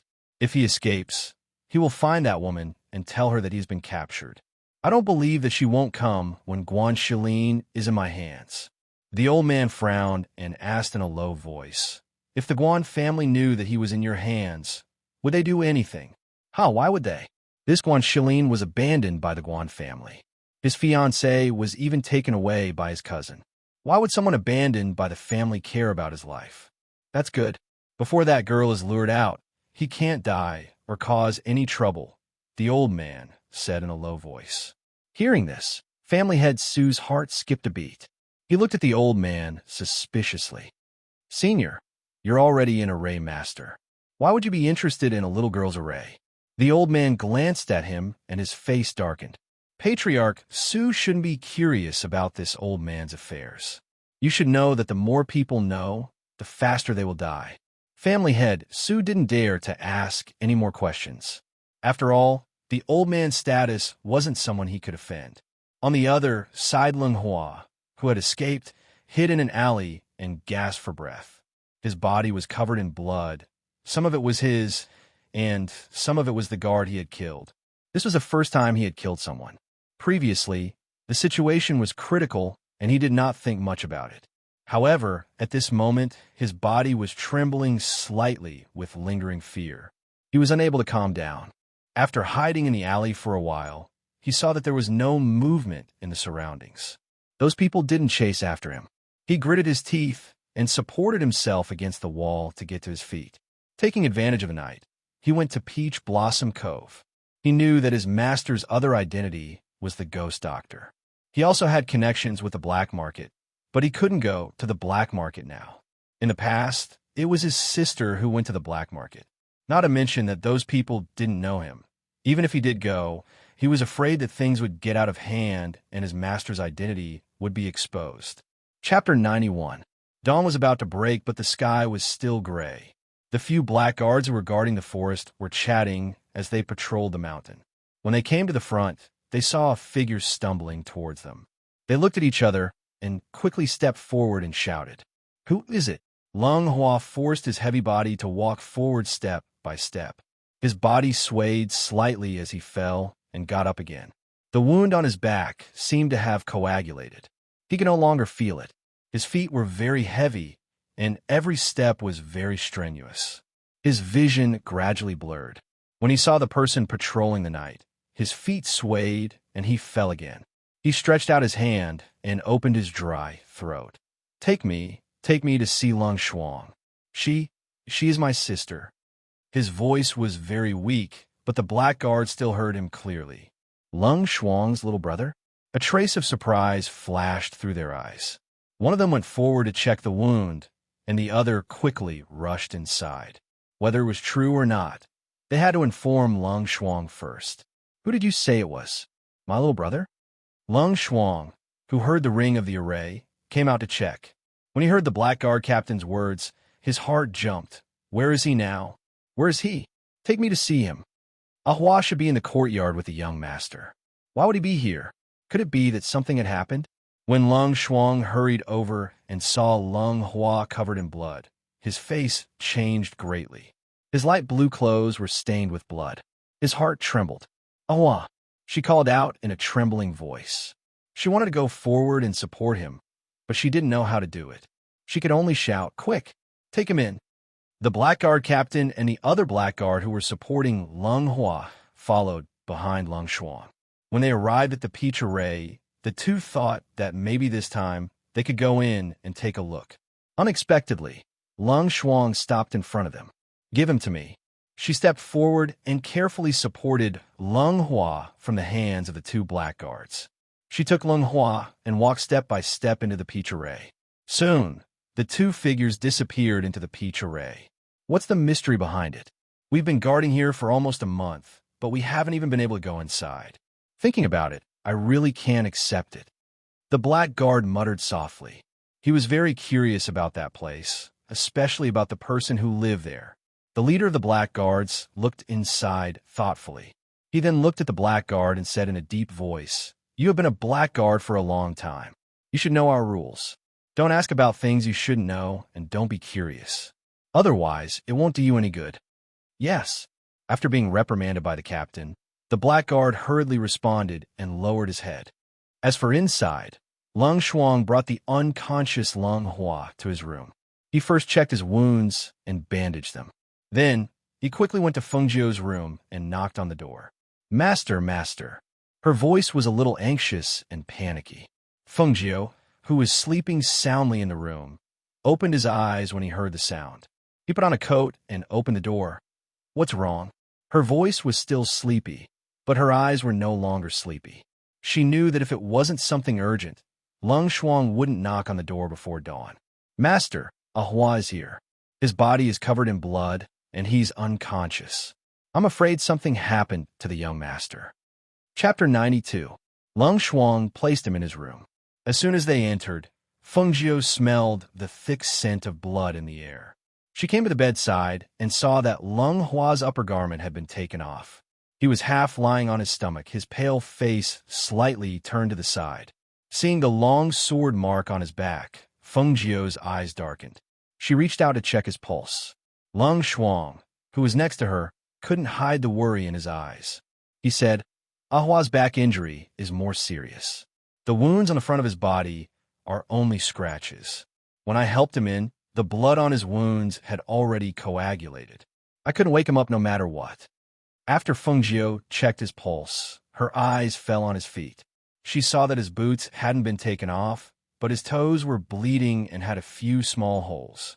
Her hand reached into her sleeve, and 2 fingers took out a brown pill and stuffed it into Lung Hua's mouth. She then handed a bottle of medicine to Lung Shuang. She said, "Take off his boots and clean the wounds on his feet." "Yes." Lung Shuang hurriedly took the medicine she handed over. She carefully took off Lung Hua's boots. When she saw the scraped skin and bleeding feet, she felt her eyes heat up. She couldn't stop the tears from falling. Seeing this, Feng Jiu slowly said, "The wounds on his back are not shallow. Fortunately, his blood has coagulated. Otherwise, the blood would have dried up in 8 hours. As for the wounds on his feet, they're only superficial wounds. After applying medicine, they will be fine in 2 days. There won't be any danger. She was more worried about her cheat brother. Lung Hua was unconscious. She didn't know what had happened. After hearing her words, Lung Shuang's worried heart finally relaxed. When she finished bandaging her brother's wounds, she found that her master was no longer in the room. She got up and walked out. Seeing her standing in the courtyard, she asked, "Master, do you want me to go back and ask around?" Feng Jiu shook his head. "No need. Let's wait for Lung Hua to wake up. No one knows better than him what happened last night." "Master, don't worry. Young master will be fine." "Okay." She nodded and said, "Let me know when Lung Hua wakes up." Then she walked back into the room. After entering the room, she flashed into the space. With a flip of her hand, a pill appeared in her palm. This was a pill that could help her increase her Xianqi cultivation. However, this was her first time developing it, so she didn't know how strong this pill would be. Would there be other reactions? As a result, she had never consumed it even though it had been developed. The little fire phoenix in the space saw her staring at the pill in her hand, not knowing what she was thinking. She walked up to her with her short legs and asked in a soft and curious voice, "What's wrong?" "I want to reach the peak of the Black Realm as a martial master," she said in a low voice as she held the pill in her hand. Little Fire Phoenix's eyes widened when he heard this. "You're crazy. You're only at the 3rd level of the middle stage of the Black Realm as a martial master. The higher your cultivation, the more you can advance. If you want to reach the peak of the Black Realm, it will take you at least half a year even with this spiritual house of space. If you have an accident now, your cultivation will be destroyed. If it's serious, you won't even be able to keep your life." Seeing that she didn't respond at all and was staring at the pill in her hand, he hurriedly said, "There's more. Profound energy and martial skills are indispensable. If you keep raising your profound energy, if you can't comprehend the essence of your martial skills, it's useless even if you have profound energy cultivation. Do you know that? Guan Shilin is in danger." Chapter 93. Even so, you can't gamble with your life. The little fire phoenix glared at her, his chubby cheeks puffed up in anger. "If something happens to you during your breakthrough, who's going to save him? Even though I can defeat a peak martial master with my current level of cultivation, I'm worried that if the opponent is stronger than me, it'll be an irreversible situation." She paused for a moment, deep in thought. "Furthermore, I've set up a formation in the courtyard. Only a formation master can break it. So even if Lung Hua hasn't woken up and told me everything, I know that this isn't a simple matter. The enemy I'm about to face is very powerful." All right. You don't have to take that medicine. If you really can't handle it, I'll help you at most." Feng Jiu's gaze fell on the little boy. He didn't hide his suspicions. "Little guy, even though you're the ancient fire phoenix, you're still a child. Furthermore, you look like a 3-year-old human child. If even I can't handle it, what can you do?" All right. She just felt that this chubby little boy with short arms and legs didn't have much fighting power. After all, he wasn't an adult yet, was he? If she really met a strong opponent that even she couldn't handle, she didn't believe that he would be able to help her. However, the little fire phoenix wasn't happy when he heard this. He crossed his arms in front of his chest and sat down on the ground. He glared at her angrily. "Don't look down on me. I'm not as useless as a 3-year-old human child. I'm very strong." He emphasized again, even though Feng Jiu didn't take his words seriously. "Master, Hua's awake." Lung Shuang's voice came from outside. Feng Jiu looked at the pill in his hand. He thought for a moment, then put away. He said, "Be good and stay here to cultivate." Then he flashed out of the space. When he opened the door, he saw Lung Shuang's face full of joy. "Master, Hua's awake." "Okay." She nodded and walked towards Lung Shuang's room. When she entered the room, she saw that Lung Hua had already opened his eyes. When he saw her, he wanted to get up, but she stopped him. "You're injured. Just lie down." "Master, young master has been captured." His voice was still very weak, but it was much better than before. "Do you know who those people are?" She thought to herself. It would be fine if they were only captured, as long as they weren't killed. That middle-aged man said that he's from the Su family. He said that master killed his son, second brother, and 2 elders. He wants to settle the score with Master. Upon hearing this, Lung Shuang was slightly surprised. Master killed someone? How could this be? Master's strength could only be considered as an embroidered pillow at best. How could he possibly kill an elder of the clan? When Feng Jiu heard this, his eyes flashed. He suddenly understood. So was the Su family. The Su family's second master, and the others were all killed by her. So how did they know that she was the one who killed them? Could it be that they found her portrait on the black market and guessed it? Did they bring someone who knows how to set up arrays? How did you manage to escape from there? Tell me everything in detail. The Su family head brought a gray-robed elder over. He was the one who broke the array. As for me, Chapter 94. At that time, I reacted instinctively. If Master had not taught me the Tai Chi fist, I would have died under their swords. Thinking of this, he felt a sense of lingering fear. After all, in the past, he had always been protected by his sister. His body was weak, and he was bettered all year round. He would never have dared to imagine what would have happened that night. However, after that night, a strong idea formed in his heart. I want to cultivate too. Even if I can't compare to his sister, I want to cultivate. This way, he won't have to be protected by anyone. Furthermore, if anything happens, he can protect them. After hearing his words, Lung Shuang couldn't help but look at her master. Her heart was filled with disbelief. Her master's Tai Chi fist could actually defeat the enemy? She had always thought that her master's Tai Chi fist was just a warm-up exercise. She never thought that it would be her Tai Chi fist that saved Ahua's life. After hearing his words, she nodded and said, "Focus on recuperating. Don't think about anything else." She then turned and walked out. Lung Shuang followed her out. Seeing her standing in the courtyard, she asked, "Master, what should we do next? I'm going back for a while. You take care of things here." "Master, you want to save the young master alone?" She was startled. She then asked worriedly, "Even the young master is no match for those people. If you go, won't you walk right into their trap?" She didn't say those words out loud. From her point of view, even if her master's Tai Chi fist was very skillful, she would never be a match for the clan head. Furthermore, she was only one person while the other party was an entire clan. Not to mention the disparity in their strength, the difference in their numbers was too great. How could she send her to her death? That's not something you should worry about. Just do what I've asked you to do. She turned and returned to her room. She changed into men's clothes and put on the devil's snare flower golden mask. Her entire aura seemed to have changed. It was a sharp and languid aura. It was as dangerous and mysterious as the king of the night. The aura that she had been holding back and hiding was released at this moment. It was impossible to ignore. She left the courtyard and rushed out of the forest. Her profound energy surged, and her footsteps changed strangely. She was as fast as a ghost and disappeared without a trace. In the Su family dungeon. Whoosh! Pa! Yes! The whipping sounds were accompanied by whooshing sounds, as the whips were accompanied by muffled groans. The thick stench of blood filled the dark and damp dungeon. On the wooden cross, Guan Shilin was tied up with wounds all over his body. The whip marks on his body were stacked on top of each other. Blood mixed with sweat dripped down his tattered clothes. Ever since he was captured, he had been whipped nonstop. He was so exhausted that he couldn't even scream. It was as if his entire body didn't belong to him. He was in so much pain that he couldn't feel anything. He couldn't even lift his head. However, the person wielding the whip didn't show any mercy. He cursed and lashed out at him. "How dare you kill my son? How dare you kill my second brother? Who asked you to kill two of my elders? Who asked you to become enemies with my Su clan?"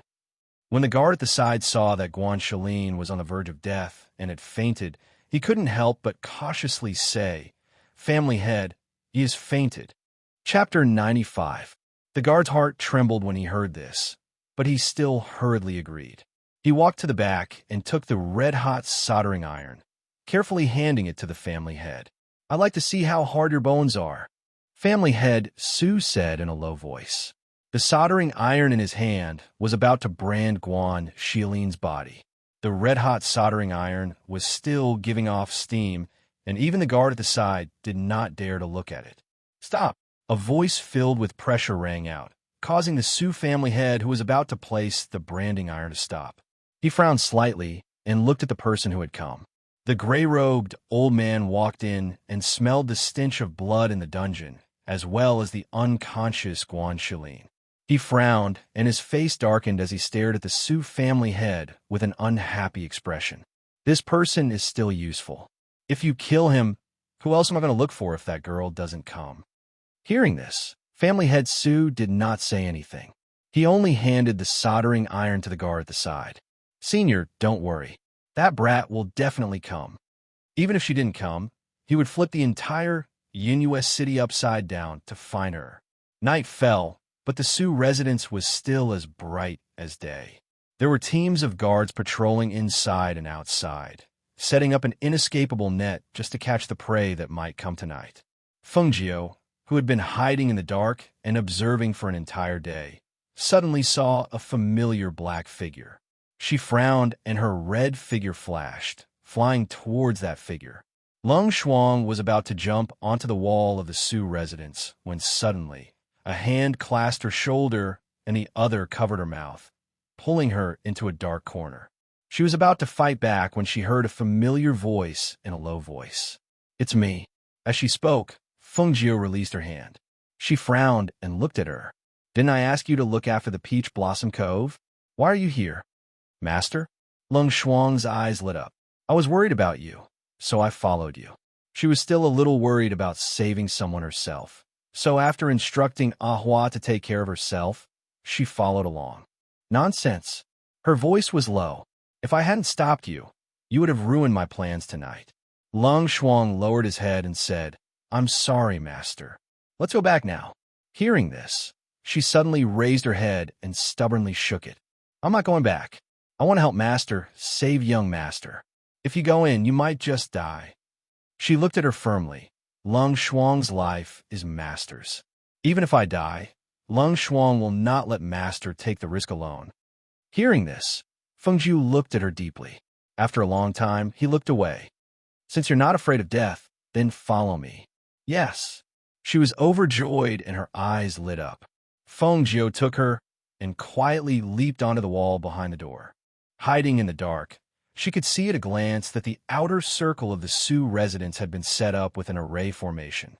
If she wanted to enter, she had to go through that array formation. There's a formation inside. Follow me closely and don't make a single mistake. With that, he jumped down and led Lung Shuang into the formation.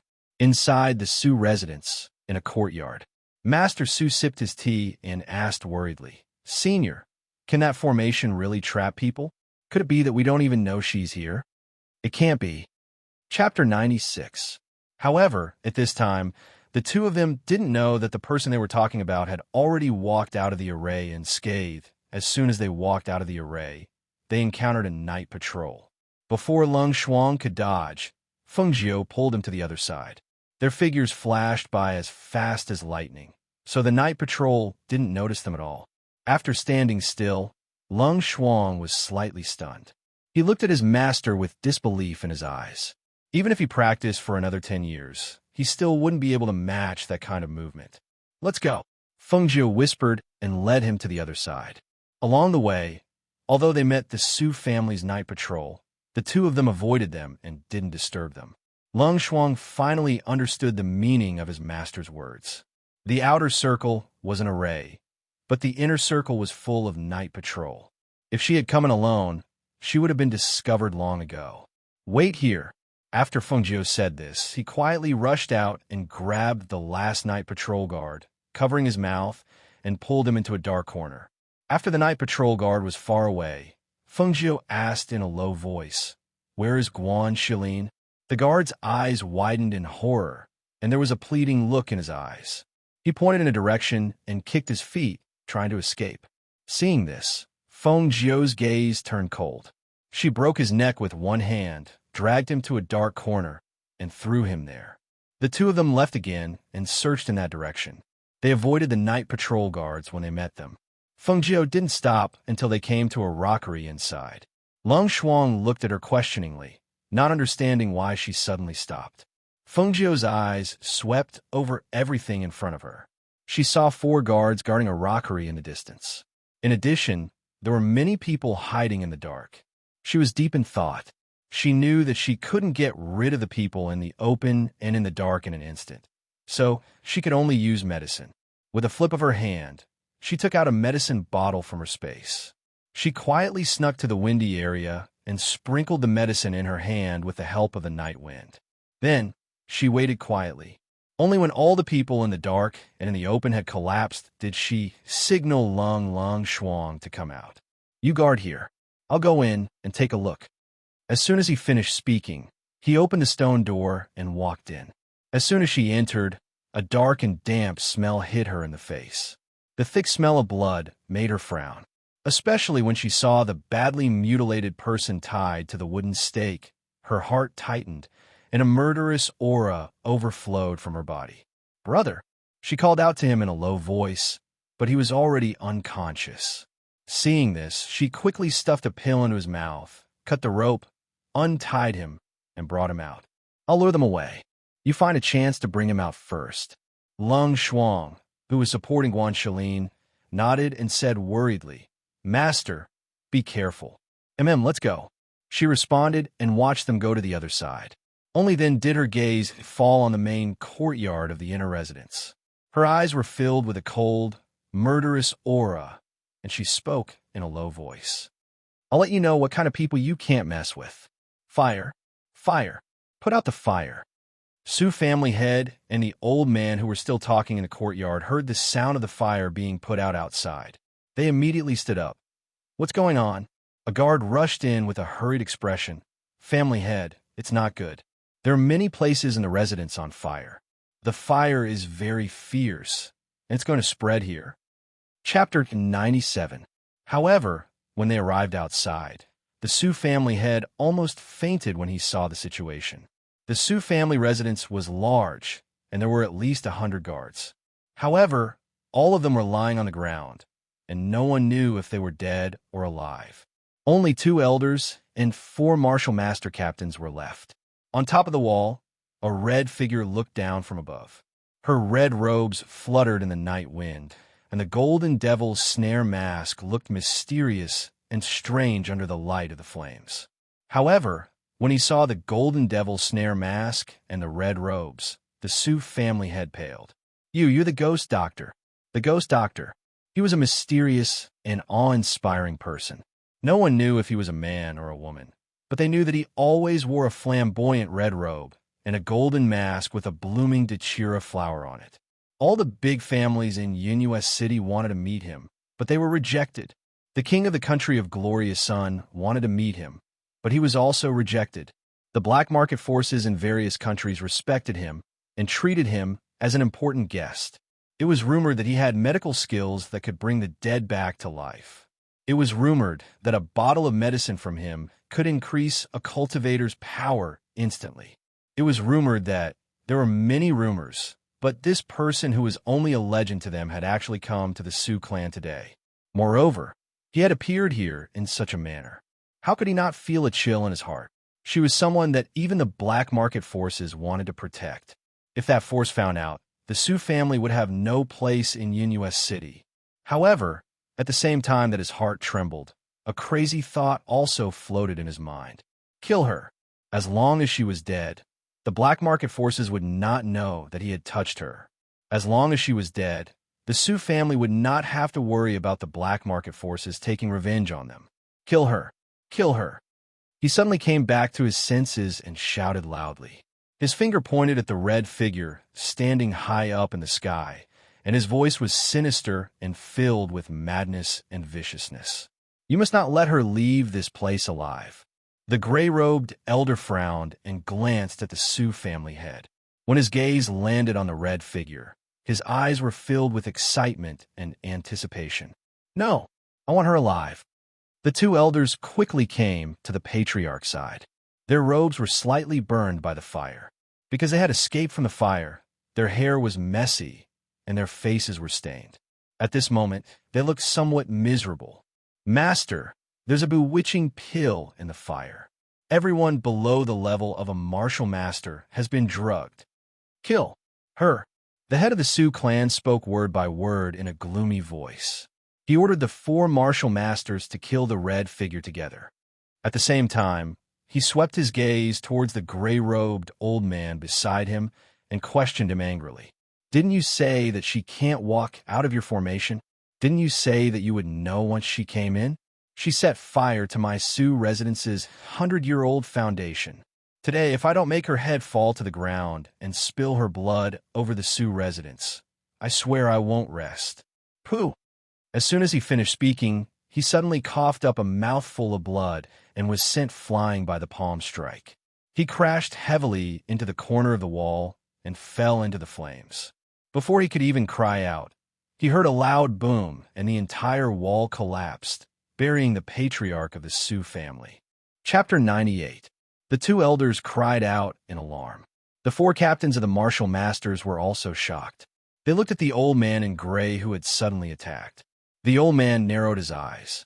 His whole body was overflowing with a bloodthirsty aura. His disdainful and cold voice slowly came out of his mouth. Who do you think you are? How dare you question me? His malicious gaze swept over the 2 elders beside him. Their hearts trembled, and they involuntarily took 2 steps back. One palm killed the family leader who was at the peak of the martial master level. With just one palm, their patriarch didn't even have the chance to stand up and died in his hands.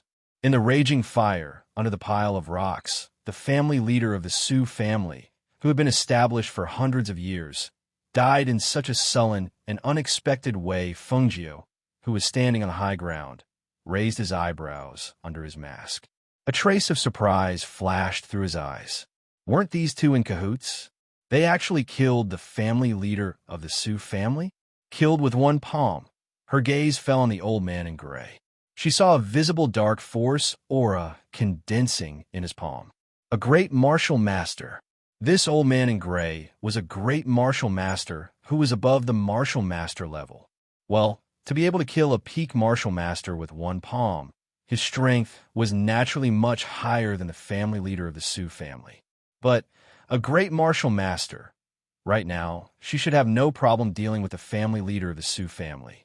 But to deal with a great martial master who seemed to be above the initial stage of the Black Realm, it was obvious that she was no match for him, even if there were 2 of her. Go, catch her for me. Remember, I want her alive. The gray-robed elder stood there without moving. His hands were folded in his sleeves as he quietly stood below. His eyes were filled with excitement and anticipation as he looked at the bewitching and dazzling red figure. His gaze was so strange that it made one's hair stand on end. Yes. Whether it was the 2 elders or the 4 captains of the martial masters, even if they saw the family leader killed, they would not dare to avenge him. They knew that the old man's strength was far above theirs. If they did not obey, they would be the next to die. Seeing the people surrounding her, her eyes flashed. She took out a dagger and held it in a reverse grip. Then, she leaped and landed on a roof not far away. Those people chased after her. They didn't have any weapons in their hands, as if they were afraid of the old man and didn't dare to use their weapons against her.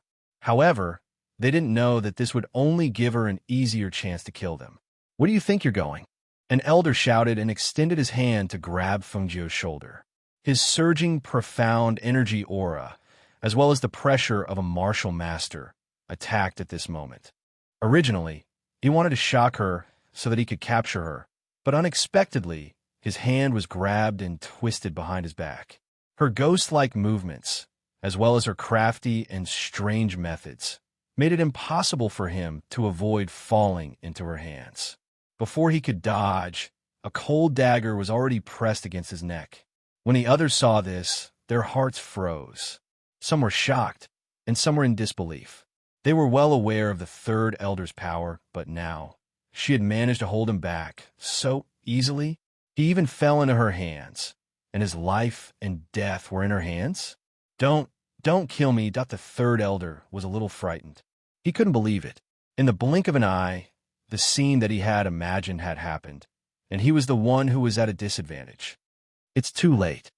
Chapter 99. 3rd brother. 2nd elder exclaimed in a trembling voice. Seeing third elder, who was as close as a brother, slit his throat, the fresh blood that gushed out pierced his heart and burned his eyes. He clenched his fists tightly and his knuckles cracked. The hatred in his heart boiled in his chest like boiling lava that was about to burst out of his chest. The patriarch was dead, and he was the only one left out of the four elders. The Sioux family was also burning in flames, and without any accidents, it would eventually turn into ruins. The Sioux family had declined, and all of this was caused by the person in front of him. He wanted to kill her. Only by killing her could he vent his anger. Only by killing her could he pay tribute to the 134 people in the Sioux family. Swoosh! A cold light flashed, and a long sword flashed from his sleeve. The sharp tip of the sword pointed diagonally to the ground. His gloomy and murderous gaze stared fixedly at the red figure. His entire body's profound energy aura gathered together with his murderous aura as it diffused out. He had stimulated all of his strength in order to fight to the death. The moment they saw that the third elder had been killed, the four captains' bodies tensed up. They instinctively wanted to run away. However, just as they were about to run, several silver needles shot out and pierced the back of their necks. The four of them only let out a muffled groan. Their bodies stiffened, and they fell powerlessly into the fire. Hiss! Ah! Blood-curdling screams rang out from the fire. The four of them rolled in the fire and struggled to stand up and escape. However, in the end, they were still mercilessly swallowed by the fire. This old man swears in the name of the Sioux family's elders. Even if I die, I will drag you down with me. The second elder's gloomy and ghastly voice sounded out. Profound energy surged as the tip of his sword shot out, a shocking sword aura. That sword aura that was visible to the naked, I was like a venomous snake that assaulted her with a force that was too late to cover her ears. Its speed was swift. The sword move was ruthless, and it carried a ruthless determination to kill her. Seeing this, Feng Jiu did not dare to be careless. He poured profound energy into the dagger in his hand, and their auras counteracted each other. When the blade and sword clashed, the sound of clashing metal rang out from time to time. A sharp air current also filled the air between the two, whistling loudly. Below, the gray-robed old man's gaze could not help but darken when he saw the second elder's ruthless and fatal attacks. He stared at the two people above with displeasure. That woman was of great use to him, and he couldn't let her die just like that. However, when they saw that the woman was able to withstand so many attacks from the second elder without suffering any injuries, they couldn't help but look at her with some surprise. After all, as far as he was concerned, since she had dabbled in formations and medicine, she would definitely not be able to take care of both her battle prowess and cultivation. However, he did not expect that she would bring him surprises again and again. That's right, it was an accident. He originally thought that she wouldn't be able to break the array he had set up. As long as she entered the array, she would definitely be trapped. However, she was able to calmly walk out of the array without alerting him. It was obvious that her cultivation in array formations was much higher than he had imagined. Moreover, he was even more certain that on her body, there must be some ancient books on array formations that he had never studied before.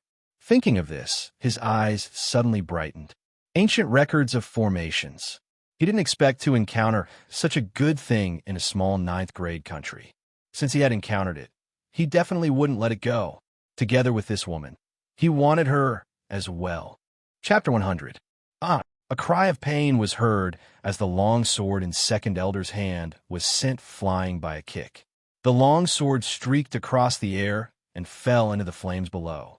Because he had been kicked, the web between his thumb and forefinger felt numb, as if the bones in his wrist had been broken. He was in so much pain that he could not lift his hand and could only hang limply. Trembling slightly, he looked at the red figure in front of him with a pale face. That figure looked even more dazzling against the backdrop of the flames below. Her ink-black hair was blown by the night breeze, as if a pair of hands were gently caressing her hair in the night sky. A bewitching datura flower bloomed on her golden mask, making her look even more mysterious and strange. Her body was filled with a bloodthirsty and austere aura. It was very strong, so strong that it made him tremble with fear. That's right. If the other party was an ordinary person, the few elders would not have fallen into her hands one by one. Even the master had lost the entire Sioux family because of her. Thinking of this, he gritted his teeth and sent the profound energy in his body into his dantian. In an instant, his entire body was like a balloon that had been filled with air as it rapidly swelled up. Even the robes on his body were torn apart by the swelling, revealing his originally emaciated body. However, at this moment, that emaciated body was rapidly swelling up. The explosion of the airflow caused all the veins under his skin to float up. They were clearly visible and looked as if they were about to explode at any time. I've said it before, even if I die, I'll drag you down with me. Second Elder shouted crazily. His head of grayish-white hair fluttered chaotically in the airflow around his body. He spread his arms wide and madly rushed towards Fengjiu in front of him. That speed was twice as fast as when he had exchanged blows with Fengjiu previously. When the gray-robed elder below saw that Second Elder was about to self-destruct to take the woman down with him, his expression changed greatly. He shouted in a flustered and exasperated manner, "Damn it! I said I want her alive. Alive!" Stomping his feet on the ground, the gray figure instantly shot up. His speed was actually several times faster than the Second Elder, who was about to explode and die from the explosion of his profound energy. Fengjiu had been on guard against the Second Elder ever since he revealed a crazed expression. So when she saw him detonate his profound energy with the intention of perishing together with her, she was shocked. She never thought that the Second Elder would actually go to such an extent for the sake of the Sioux family. Immediately, she quickly retreated, step by step, trying to escape as quickly as possible. After all, the self-destruction of a peak martial master was no joke. She didn't want to accidentally lose her life. However, just as she was retreating, a gray figure shot towards her like a ghost. She could not even see his figure clearly. All she saw was the gray-robed figure kicking the Second Elder, who was charging towards her into the sky. I can't accept this. Bang! Boom! The Second Elder's resentful voice reverberated in the night sky. Before his voice even landed, there was a loud explosion. The Second Elder's body exploded in midair with a loud bang. The soaring flames and the loud explosion broke the silence of the night. Almost everyone in Yinhua City was awakened in that instant. Chapter 101. Don't be afraid. I'll treat you well. When Fengjiu heard these words coming from the gray-robed old man's mouth, she only felt a wave of disgust as goosebumps appeared all over her body. Even the corners of her mouth couldn't help but twitch, especially when this old man was actually using a pair of excited and strange eyes to stare at her. That kind of disgust could be imagined. She cast a glance at him and rubbed the goosebumps on her arms with both hands as she bluntly said, "Old thing, when you're talking, why don't you take a mirror and look at your old face that's like a shriveled orange? You're already a person with one foot in the coffin, yet you're still so shameless." Those mocking words caused the gray-robed old man's gaze to darken. Even the smile on his face disappeared as he stared at her with a malicious aura emitting from his entire body. "This old man took you in as a cultivation vessel because I think highly of you." Cultivation vessel? Fengjiu let out a strange cry as she impolitely sized him up from bottom to top. She then ridiculed, "I couldn't tell that an old thing like you was also a pervert, but you're already so old. Can you still use that plaything?" Impudent. He flew into a rage out of humiliation as his chest heaved up and down due to his anger. His eyes widened as he glared at her. In the next moment, the gray-robed figure swept out as fast as lightning as his withered hand turned into a claw and grabbed towards Fengjiu. Fengjiu's expression instantly changed as a fierce aura shot out. She didn't avoid it, but met it head-on. Her half-narrowed eyes carried a ruthless and bloodthirsty aura as her strange footwork moved her figure. The dagger in her hand turned as she stabbed towards the gray-robed old man with profound energy. Insignificant skill. The gray-robed old man sneered. With a flip of his hand, he easily dodged Feng Jiu's attack. When he blocked her dagger with one hand, he used the other hand to grab her. Feng Jiu's hand was clasped by the gray-robed old man, so she immediately borrowed the strength of the force and jumped down. As she escaped from the old man's tightly clasped fingers, she raised her leg to block the attack. Only the sound of her leg carrying the aura of profound energy sweeping through the air could be heard. The old man's calf was kicked when he wasn't paying attention. His knee bent, and when he squatted down, he quickly jumped back and retreated away from Feng Jiu's side. Feng Jiu didn't stop and attacked again. She knew that the explosion of the second elder's body in the air had already alerted the various forces in Yunhua City. Those people would definitely rush over here. And now, she had to deal with this old man before those people arrived. Hiss! As soon as the old man regained his balance, he saw a cold dagger coming at his neck. He was so shocked that he leaned back and raised his leg to kick. Unexpectedly, the woman suddenly retreated. The dagger that was originally aimed at his neck turned and stabbed into the calf that he kicked. The force of the ruthless stab and the force of the kick almost collided with each other, piercing through his leg. He could only hear the sound of the sharp blade piercing through his flesh. The pain in his spine caused all the strength in his body to burst out.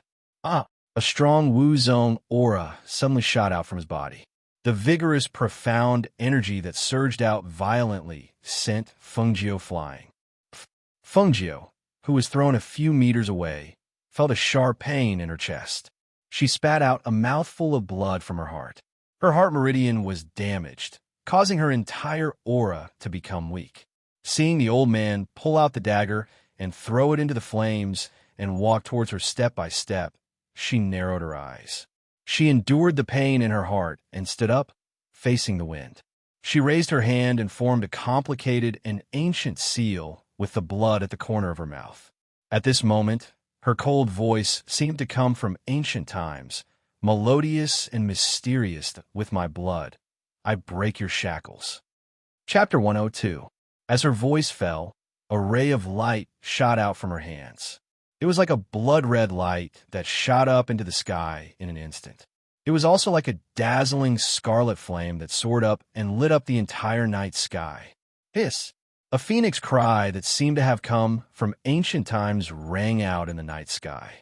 The powerful aura in the voice formed a visible airflow that suddenly spread outwards. The strong aura and airflow caused the entire Yunhua City's ground to tremble slightly. It was as if an earth dragon had turned over, causing everyone to be terrified. When the people who were rushing towards the flames heard the deafening phoenix cry, they all stopped in their tracks in shock. They looked in disbelief at the scarlet figure that soared into the sky and lit up the entire night sky with raging flames. The visual shock went straight to their souls and set off waves in their hearts that couldn't be calmed down for a long time. That's a phoenix. That's the ancient mythical beast, Fire Phoenix. An ancient mythical beast actually appeared here. Who is it? Who owns an ancient mythical beast? Everyone exclaimed in disbelief. Their minds and eyes were filled with the dazzling figure of the Fire Phoenix in the night sky. Previously, they heard that a mythical beast had appeared in the 9 Volts forest. However, they only saw its shadow in the sky and didn't see its real body. At that time, it even attracted cultivators from other countries to come and snatch it. They didn't expect that this ancient mythical beast, Fire Phoenix, would still end up in their glorious Sun Kingdom. Looking at the Fire Phoenix that was flapping its wings and burning with flames in the sky, they only felt their blood boiling. It was actually the true body of the ancient Fire Phoenix. In a small 9th-class country like theirs, they actually had the chance to see an ancient mythical beast. How could they not be excited? In the crowd, Murong Yixian, who was rushing towards the flames, also looked at the flaming figure in the night sky in shock. The ancient mythical beast, the king of all birds, the true body of the phoenix was so dazzling and beautiful. It was simply too unbelievable. Although his heart was surging with excitement, he did not stay for too long. Instead, he swiftly returned to his senses and flew towards the flames. On the roof of the Sioux mansion, the gray-robed elder could not even stand up under the powerful and thick ancient pressure. His legs trembled as he fell to the ground. He looked at the fire phoenix spreading its wings and soaring in the sky in disbelief. His eyes were crimson red, and he was unwilling to believe it. "No, this isn't real. How can you possess the ancient divine beast, the fire phoenix? How is this possible? Under the powerful ancient pressure, he shouldn't even be able to speak." However, he forcefully broke through the ancient pressure. The moment he opened his mouth, his heart and meridians were all damaged. Blood flowed from one side of his mouth, but he was still madly unwilling to believe this cruel reality. The prey that was already in his bag suddenly flew away and brought him such a strong and unacceptable shock. How could he accept this? Fengjiu, who was standing against the wind, coldly looked down at the old man who had fallen to the ground in a sorry state. Her cold voice slowly rang out. "Dying under the fire phoenix isn't a loss for you." Just as her voice fell, the fire phoenix in the sky swooped down with raging flames. It spread open its wings of flames and wrapped the old man up before flying into the sky once again. No! Chapter 103. When Murong Yixian leaped over the rooftops and arrived at a rooftop not far from the Sioux family, he saw the shocking scene. He couldn't help but stare blankly and absent-mindedly at the extremely beautiful and shocking scene. On the rooftop of the Sioux family, the red figure stood against the wind. The dazzling red robes seemed so unbridled and demonic in the flames. The fluttering black hair, the raging flames, and the huge fire phoenix hovering above his head. Everything seemed so mysterious, so beautiful, so unreal. Perhaps sensing his gaze, that person turned around. The golden devil's snare flower mask was clearly reflected in his eyes under the illumination of the flames. He couldn't help but have the urge to take off his mask and see his true appearance. However, before he could return to his senses, he saw the fire phoenix in the night sky let out a low cry. As it swooped down, it turned into a ray of light and entered the body of the mysterious person standing against the wind, disappearing. Almost at the same time, that person withdrew his gaze from him. Taking a few leaps, his figure flitted through the flames like a ghost, quickly disappearing into the night. He couldn't help but take a step forward, reaching out to call out to that person. However, in the end, he retracted his hand and didn't call out. Who was that person? He thought. He could vaguely guess. Dazzling red robes, mysterious and demonic aura, unbridled and unbridled momentum, and that golden devil's snare flower mask. Who else could it be but the mysterious ghost doctor? When the various family heads who rushed over saw the Sioux family surrounded by flames, they couldn't help but gasp. They couldn't believe that a mid-sized family had fallen just like that. Hiss. This is the Sioux family. Heavens! Has the Sioux family been annihilated? How did the Sioux family provoke the master of the ancient mythical beast to end up with the entire family being annihilated? The crowd discussed as they watched the entire Sioux family being surrounded by crackling flames, sighing endlessly. They had an indescribably complicated feeling in their hearts toward a family that had fallen just like that and disappeared from Yinhua City. This was a world where the strong ruled. This was the unchanging truth of this world. Even if you were from one of the 100 clans, if you provoked someone powerful, it would only take a few minutes for you to be wiped out. Even if your entire clan was wiped out, it would only take one night. A clan head saw that Murong Yixian, who had arrived first, was looking in a direction absent-mindedly. His eyes couldn't help but flash as he stepped forward and asked, "Third Prince, you were the first to arrive here. Did you see who it was?" Hearing this, the other family heads who were talking also looked at Murong Yixian. That's right. Then who was the one who annihilated the Sioux clan? Then who was the person who owned the ancient mythological beast Fire Phoenix? Murong Yixian came back to his senses and saw that they were all looking at him with questioning gazes. He pondered for a moment and said, "I only saw a red figure. As for who it was, I couldn't see clearly." Red figure? Everyone's heart skipped a beat, and they couldn't help but think of a person. Ghost Doctor. Chapter 104. 2 days later, in Peach Blossom Cove, Fengjiu, dressed in white casual clothes, walked out of her room and was greeted by Lung Shuang. Master. Lung Shuang looked at her worriedly. Ever since she came back that day, her master's face had been very pale. Is my brother awake? She looked at Lung Shuang and asked, her voice still weak. That night, her heart had been injured. If she hadn't been proficient in medicine, she wouldn't have been able to get out of bed in the past 2 days. However, even though her injuries had improved, she hadn't fully recovered. Even when she spoke loudly or coughed, she would still feel a dull pain. Young master is awake. I'll go take a look, she said as she walked out. Guan Shilin's courtyard was next to hers, so it was convenient for her to walk around. Therefore, it was only a few steps away from the courtyard. She entered the courtyard, but before she pushed the door open, she heard coughing coming from inside. She stopped and looked at Lung Shuang. Did he drink his medicine? He drank it when he woke up. Hearing this, Fengjiu walked in. When she entered, she saw that he was about to sit up on the bed. She quickly walked forward. You're still injured. Lie down. Xiaojiu.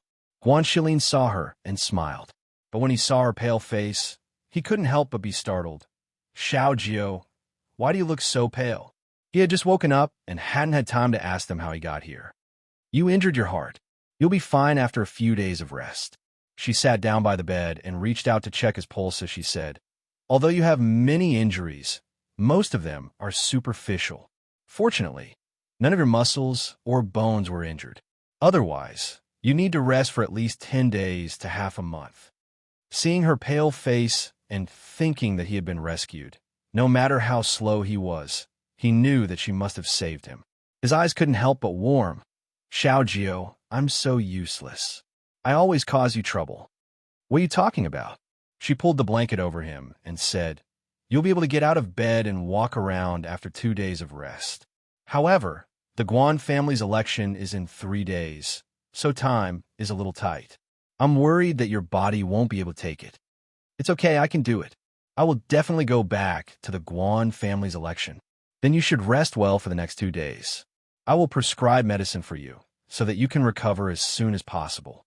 She stood up and said, I will go back to my room first. If there is anything you need, just tell Lung Shuang.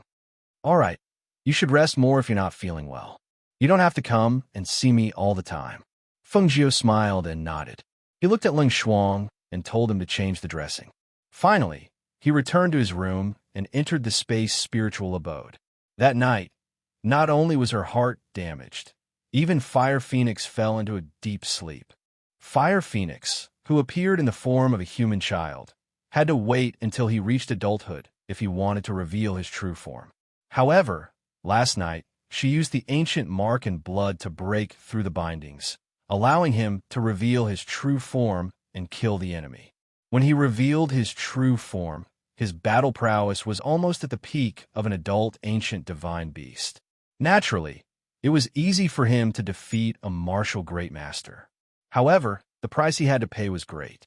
That was, he fell into a coma and no one knew when he would wake up. She looked at the little Fire Phoenix who was wrapped in a small fireball. He still looked like a 3-year-old human child. He seemed to be in a deep sleep as he lay inside the fireball. Chapter 105. 3 days later, an inconspicuous carriage slowly moved along the street. The carriage was not conspicuous, but the driver was a cold and elegant girl dressed in black. Her face was delicate and beautiful, and her body wrapped in black was extremely hot and seductive. If she had a smile on her face, she would definitely be a stunner that could make men fall head over heels for her. However, this girl in black was emitting a cold aura, and that cold aura made people not dare to approach her. In the carriage, Guan Shilin looked at Xiaojiu, who was reading a book, and asked in confusion, Xiaojiu, your medical skills are so good. Why don't you remove the scars on your face first? It had been so long, but the scars on her face had not faded. Every time he saw those scars on her face, he was worried for her, but she seemed to be used to it and did not care. Didn't they say that women did not want their faces to be damaged? Why did he see that she was not worried at all and did not care at all? No hurry. The scar removal ointment I made is still missing one ingredient, she said casually, turning the page and continuing to read. This was a scroll of soaring cloud steps, which she found in her master's space collection. She looked at it and found that the footwork inside was much better than her original footwork. She had been reading it since she left the Peach Blossom Cove, and now she was reluctant to put it down. Until, when she smelled a fragrance, she could not help but raise her head. Brother, do you smell anything? Her eyes lit up as she looked at him. Smelling the fragrance, she couldn't help but swallow her saliva. Seeing her greedy look, Guanxilin could not help but laugh. He reached out and tapped her head. You have such a good sense of smell. You can smell the fragrance of scallion pancakes through the curtain? Yes, it's scallion pancakes. She smiled and shook his arm. Brother, go buy it for me, I want to. She stretched out 2 fingers and shook it. Okay, I'll go buy it. He shook his head and smiled. At this time, Lung Shuang, who was driving the carriage, heard the conversation inside and slowed down. Guanxilin lifted the curtain and jumped down from the carriage. He said to Lung Shuang, stop the carriage for a while. I'll go buy some cakes. I'll be back soon. As he spoke, he had already walked toward a small stall not far away. Lung Shuang stopped the carriage and waited. He looked at the stall. Uncle, give me 4 scallion pancakes. Guanxilin took out some money and shouted, Young master, do you want 2 bowls of mung bean soup? Scallion pancakes with mung bean soup are also very tasty. The old man asked as he filled the hot pancakes. All right, then give me 2 bowls, no, 3 bowls. Help me pack it up so I can take it away. Good. The old man smiled and quickly packed 3 bowls of mung bean soup for him. Not far away, Murong Yixian, who had accompanied Feng Qinggu out of Yushuan court, inadvertently glanced over and saw the man who was buying things in front of the stall. He couldn't help but be startled as a hint of joy surfaced in his eyes. It was him, the older brother of the woman in red. If he was here, then was the woman in red also here? Thinking of this, his heart could not help but beat. A feeling of nervousness and anticipation filled his heart. Brother Moreau, what's wrong? Feng Qinggu, who was holding his arm, asked doubtfully. Seeing that he was standing still, she followed his gaze and saw a man in ordinary clothes buying scallion pancakes. Chapter 106. Yes, it's a friend. I'll go over and say hi. Wait for me here, he said hurriedly. Seeing that the man was about to leave, he quickly walked over.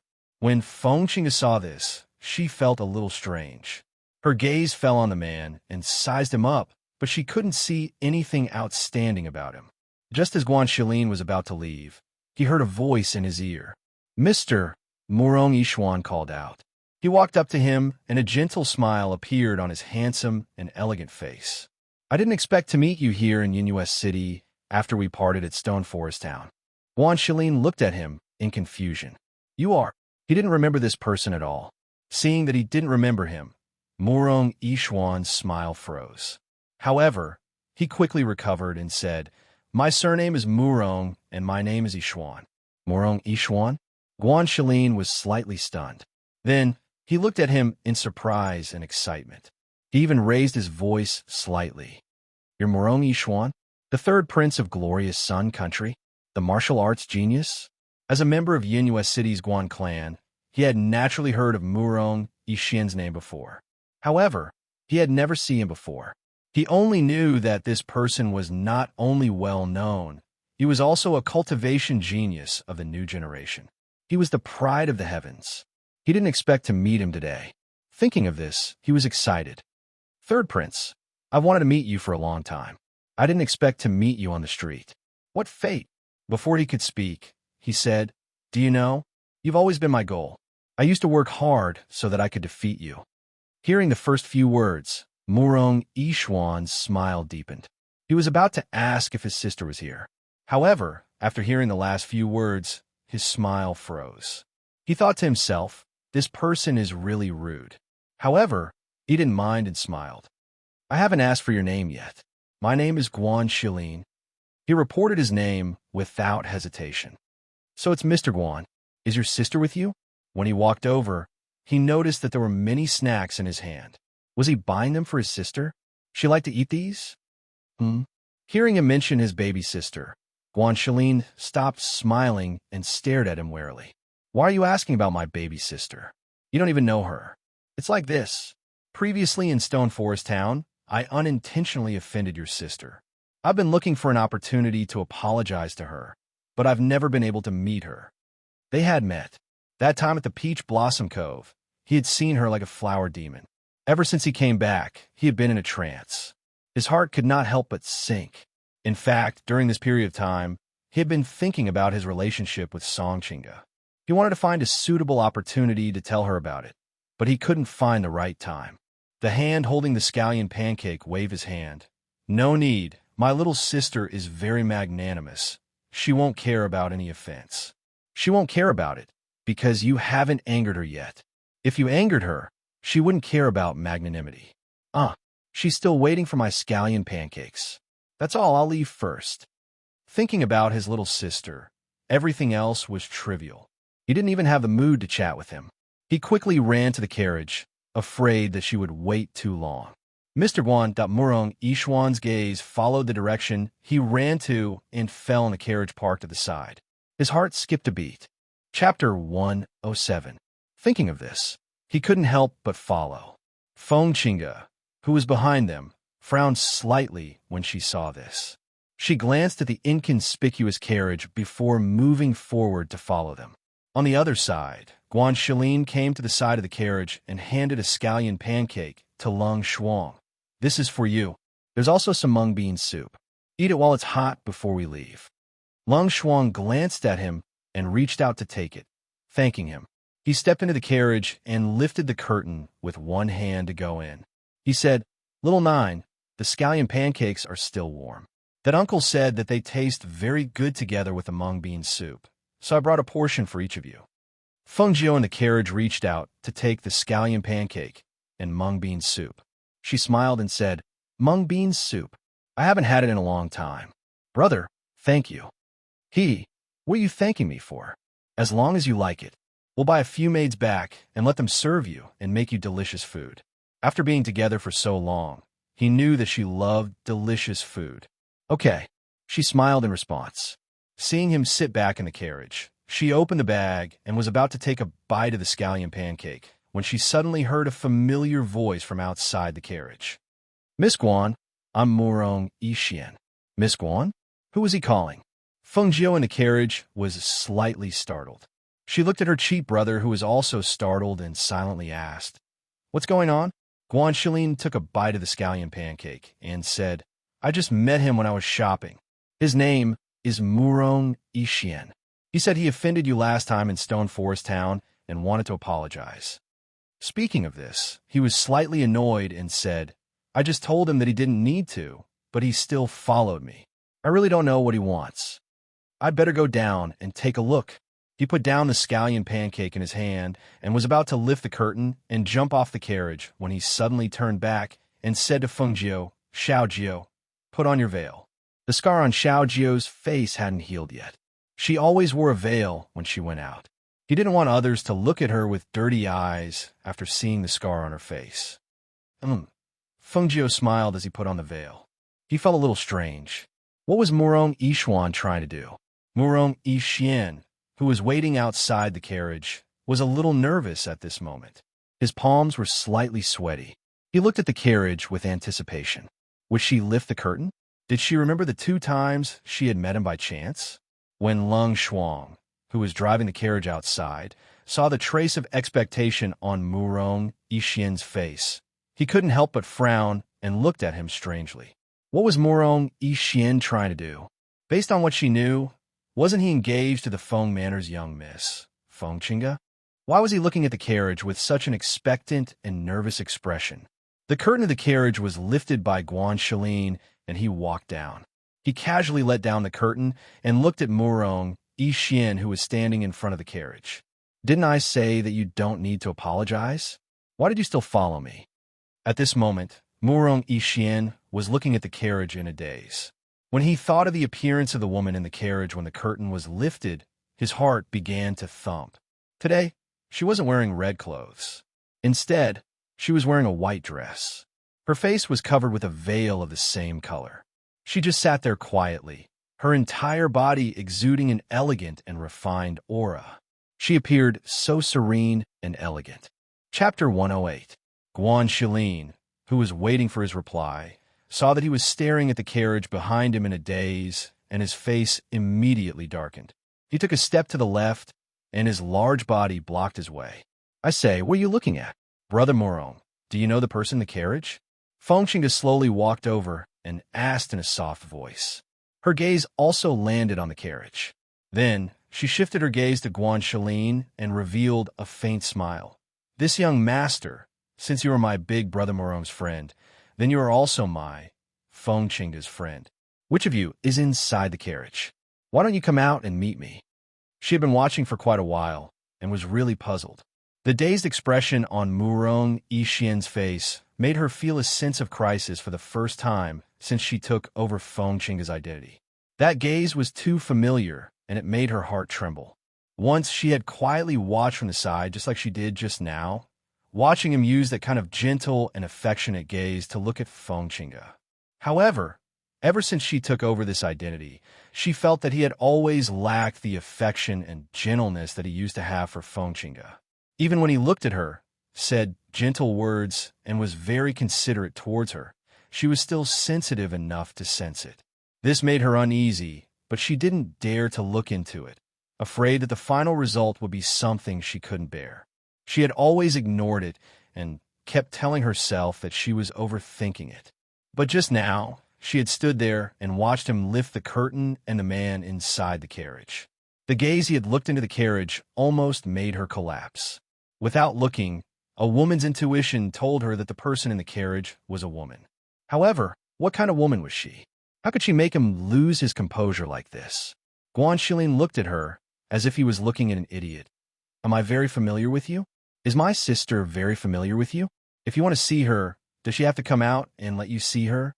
Hearing this, Feng Qingge's expression turned ugly, but she did not flare up.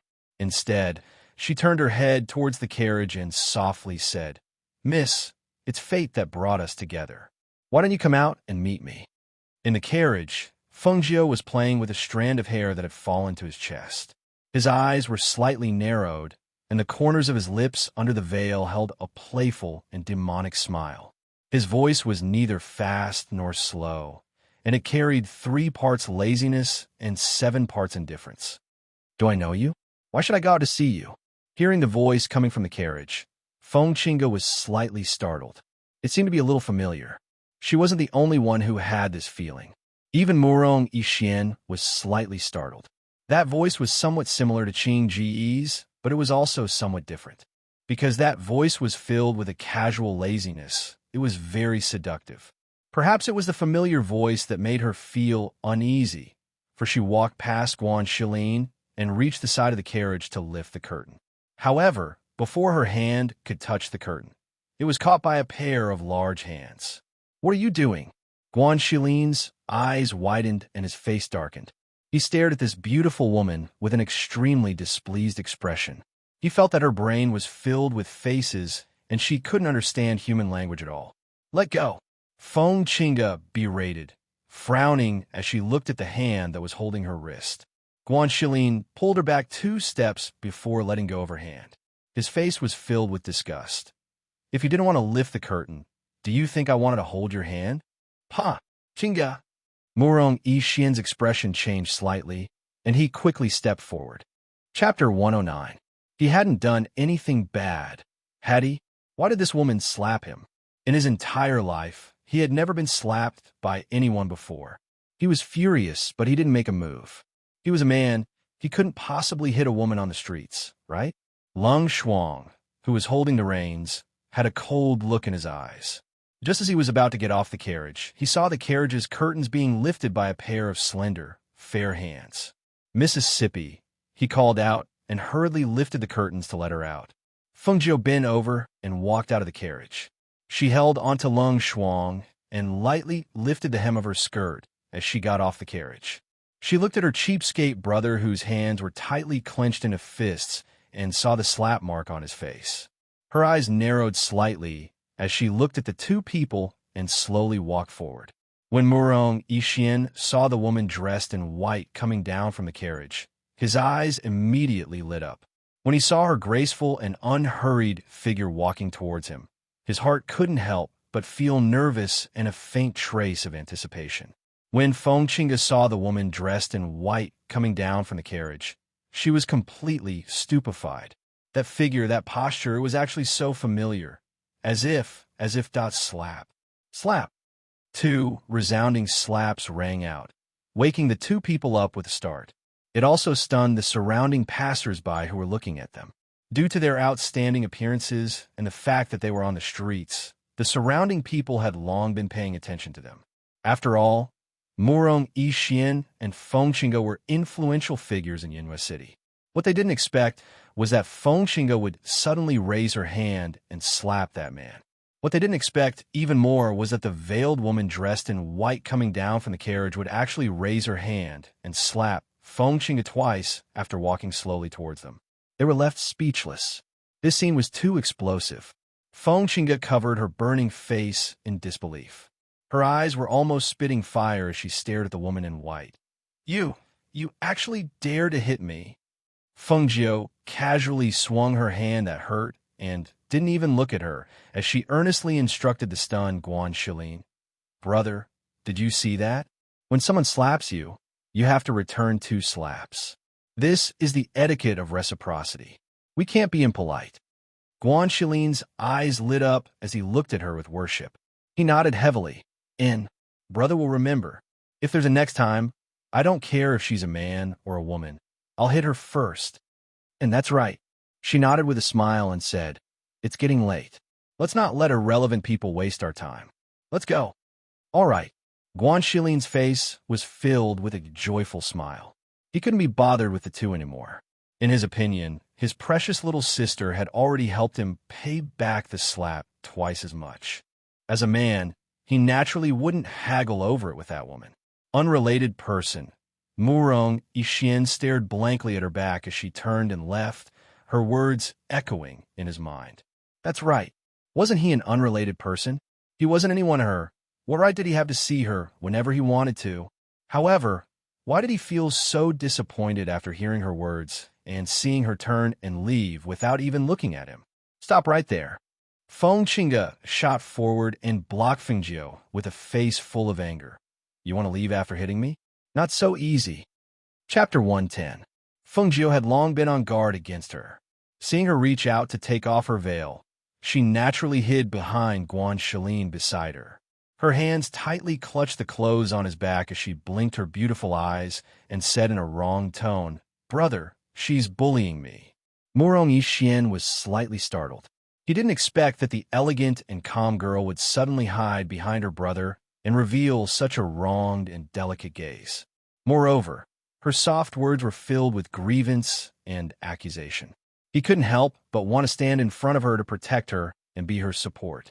Seeing his precious little sister hiding behind him and complaining about that girl's rude behavior with that wronged voice, Guan Shilin glared at her, puffed out his chest, and put his hands on his waist to push her up.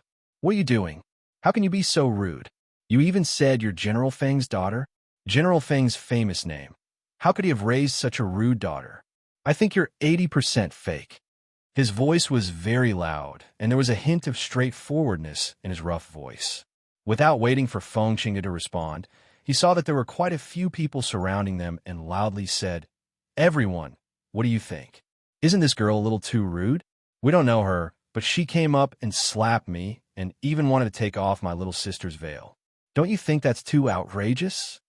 Fengqinga had no choice but to retreat because he had puffed out his chest and pushed it towards her.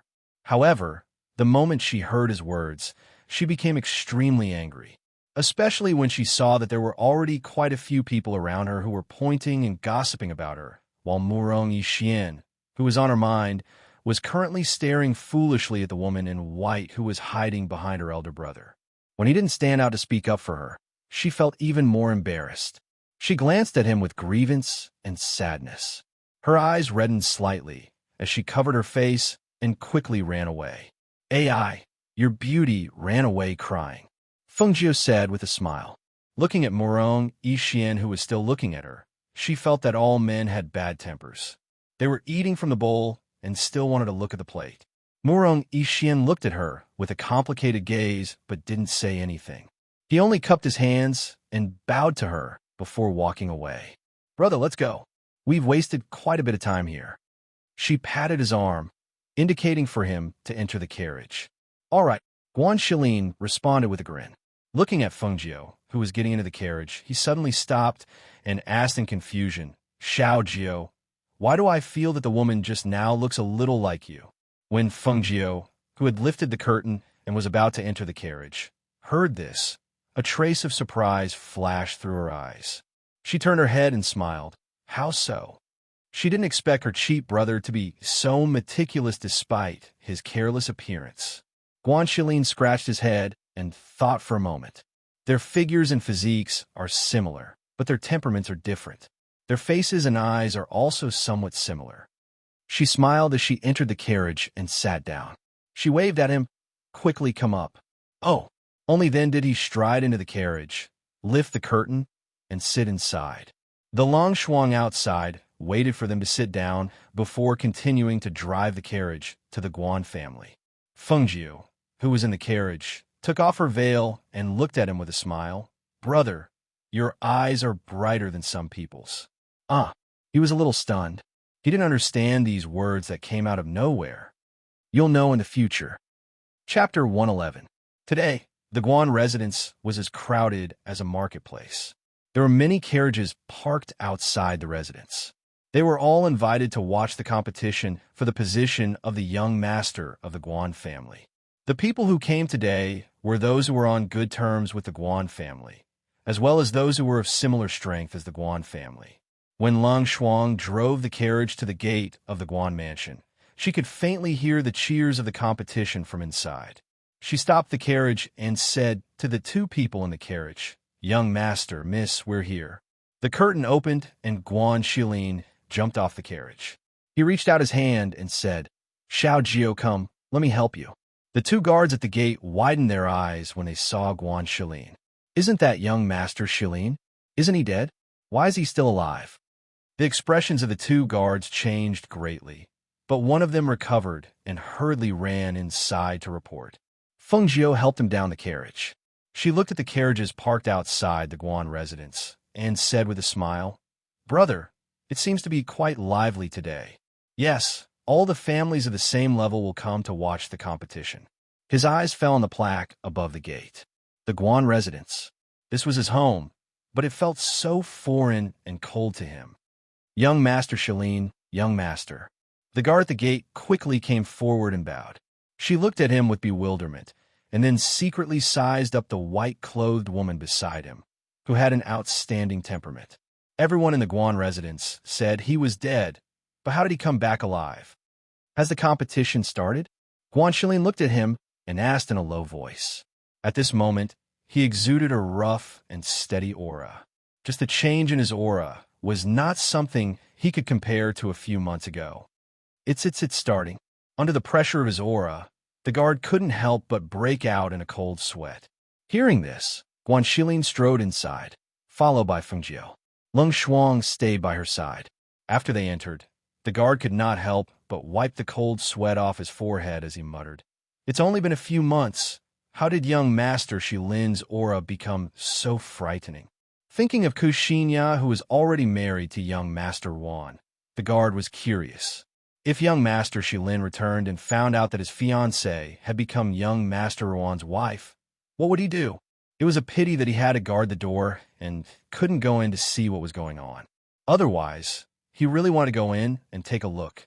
As for inside, below the competition stage, those sitting in the front row were the main figures of the Guan family, as well as the family heads.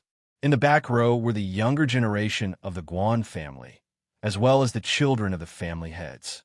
They chatted from time to time while watching the competition on the stage. The Guan family patriarch's son, Guanxi Ruan, had already won 8 or 9 rounds in a row. No one in the Guan family's generation was a match for him, so the family patriarchs kept praising him.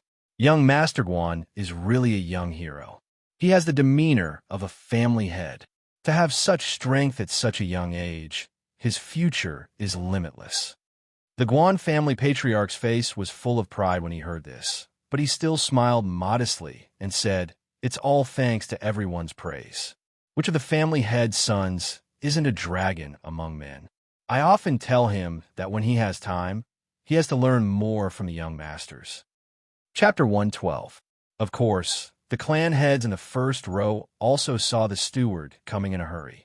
After the steward whispered something in Master Guan's ear, Master Guan's face slightly changed as he stood up. "Everyone, this old man will excuse himself for a moment." After he finished speaking, he did not wait for anyone to react and followed the steward out. "Haha, let's keep watching. My father must have remembered something," Master Guan said to the other clan heads with a smile. He was confused. What made my father's face change? Kushinya, who was sitting with the women of the Guan family, was now the young madam of the Guan family. Naturally, she was also watching the competition on the stage. Previously, when she saw her husband standing on the stage with no one being a match for him, her heart soared. She thought, "She is right. She made the right choice." However, when she saw the steward rushing in and the old master leaving, her originally joyous mood could not help but tighten. Her hands unconsciously clenched the corner of her clothes, and her face turned slightly pale. When the steward left with Master Guan, he glanced at her and reminded her of Guan Shilin. Could it be that he really came? Is he really here? Before Guan Shilin and Feng Jiao could step into the arena, a deep and old voice called out to them. "Come on, let's go." "Shilin? Is it really you?" Master Guan walked over with his walking stick. When he saw the tall man, he was surprised. There was confusion in his eyes, but he wasn't surprised. Guan Shilin saw the expression on Master Guan's face. He was a bit cold. He twisted his lips and said, "Grandpa, Master Guan wanted to ask, why did you come back?" However, he changed his mind and said, "It's good that you are back. Go back to the yard and have a rest. Come to the study later. I want to talk to you." The Ke family must have told Grandpa that I'm still alive. He looked at Master Guan and didn't move. "Aren't you curious? Why did my cousin tell you that I am dead?" "Grandfather, shouldn't you tell me how my fiancée became my cousin's wife?" As an elder, Master Guan's face turned dark when he was questioned by a young man. He frowned and looked at Guan Shilin angrily. "What are you talking about? Do you want to question me as soon as you come back? Didn't you hear me? I told you to come to the study later. You haven't been back for a few months. You have changed. You don't even know the rules, do you? Grandpa, you don't feel happy that I am alive." Master Guan didn't know what to say. He was embarrassed. Guan Shilin looked at him indifferently. He didn't care about Master Guan's reaction. "Stop." Master Guan stepped in front of him and frowned. "Where are you going? Isn't the clan competition today? Don't I have to participate? Today is the competition for the position of the young master. You are not Shiruan's match. You don't have to participate." Master Guan spoke in a deep voice. He looked at Guan Shilin's face and said, "Since you are back, go back to the yard and have a rest. Don't embarrass me." Chapter 113. He looked at his grandfather, and the smile on his face slowly disappeared. The intimidating aura of iron and blood also spread out from his body, and a rough voice with a firm tone came out from his mouth. "No, I came back today to participate in the competition. Grandpa, don't worry. I'm not interested in the position of the young master of the Guan family. I just want to ask my cousin for advice." As soon as he finished speaking, he strode forward, not giving him a chance to stop him. Grandpa Guan was also stunned at that moment. He was surprised to see the sudden change in Guan Shilin's aura. That strong and cold aura made him feel like he saw his father's shadow in Guan Shilin. For a moment, he was in a daze. Feng Jiao, who had been watching from the side, smiled under the veil. She looked at Grandpa Guan, who was in a daze, and walked forward. Lung Shuang, who was dressed in black, naturally stood behind her, silently protecting her. When the tall and strong Guan Shilin walked in with steady steps, Guan Shilin, who had just won another round, suddenly stared at him as if he had seen a ghost.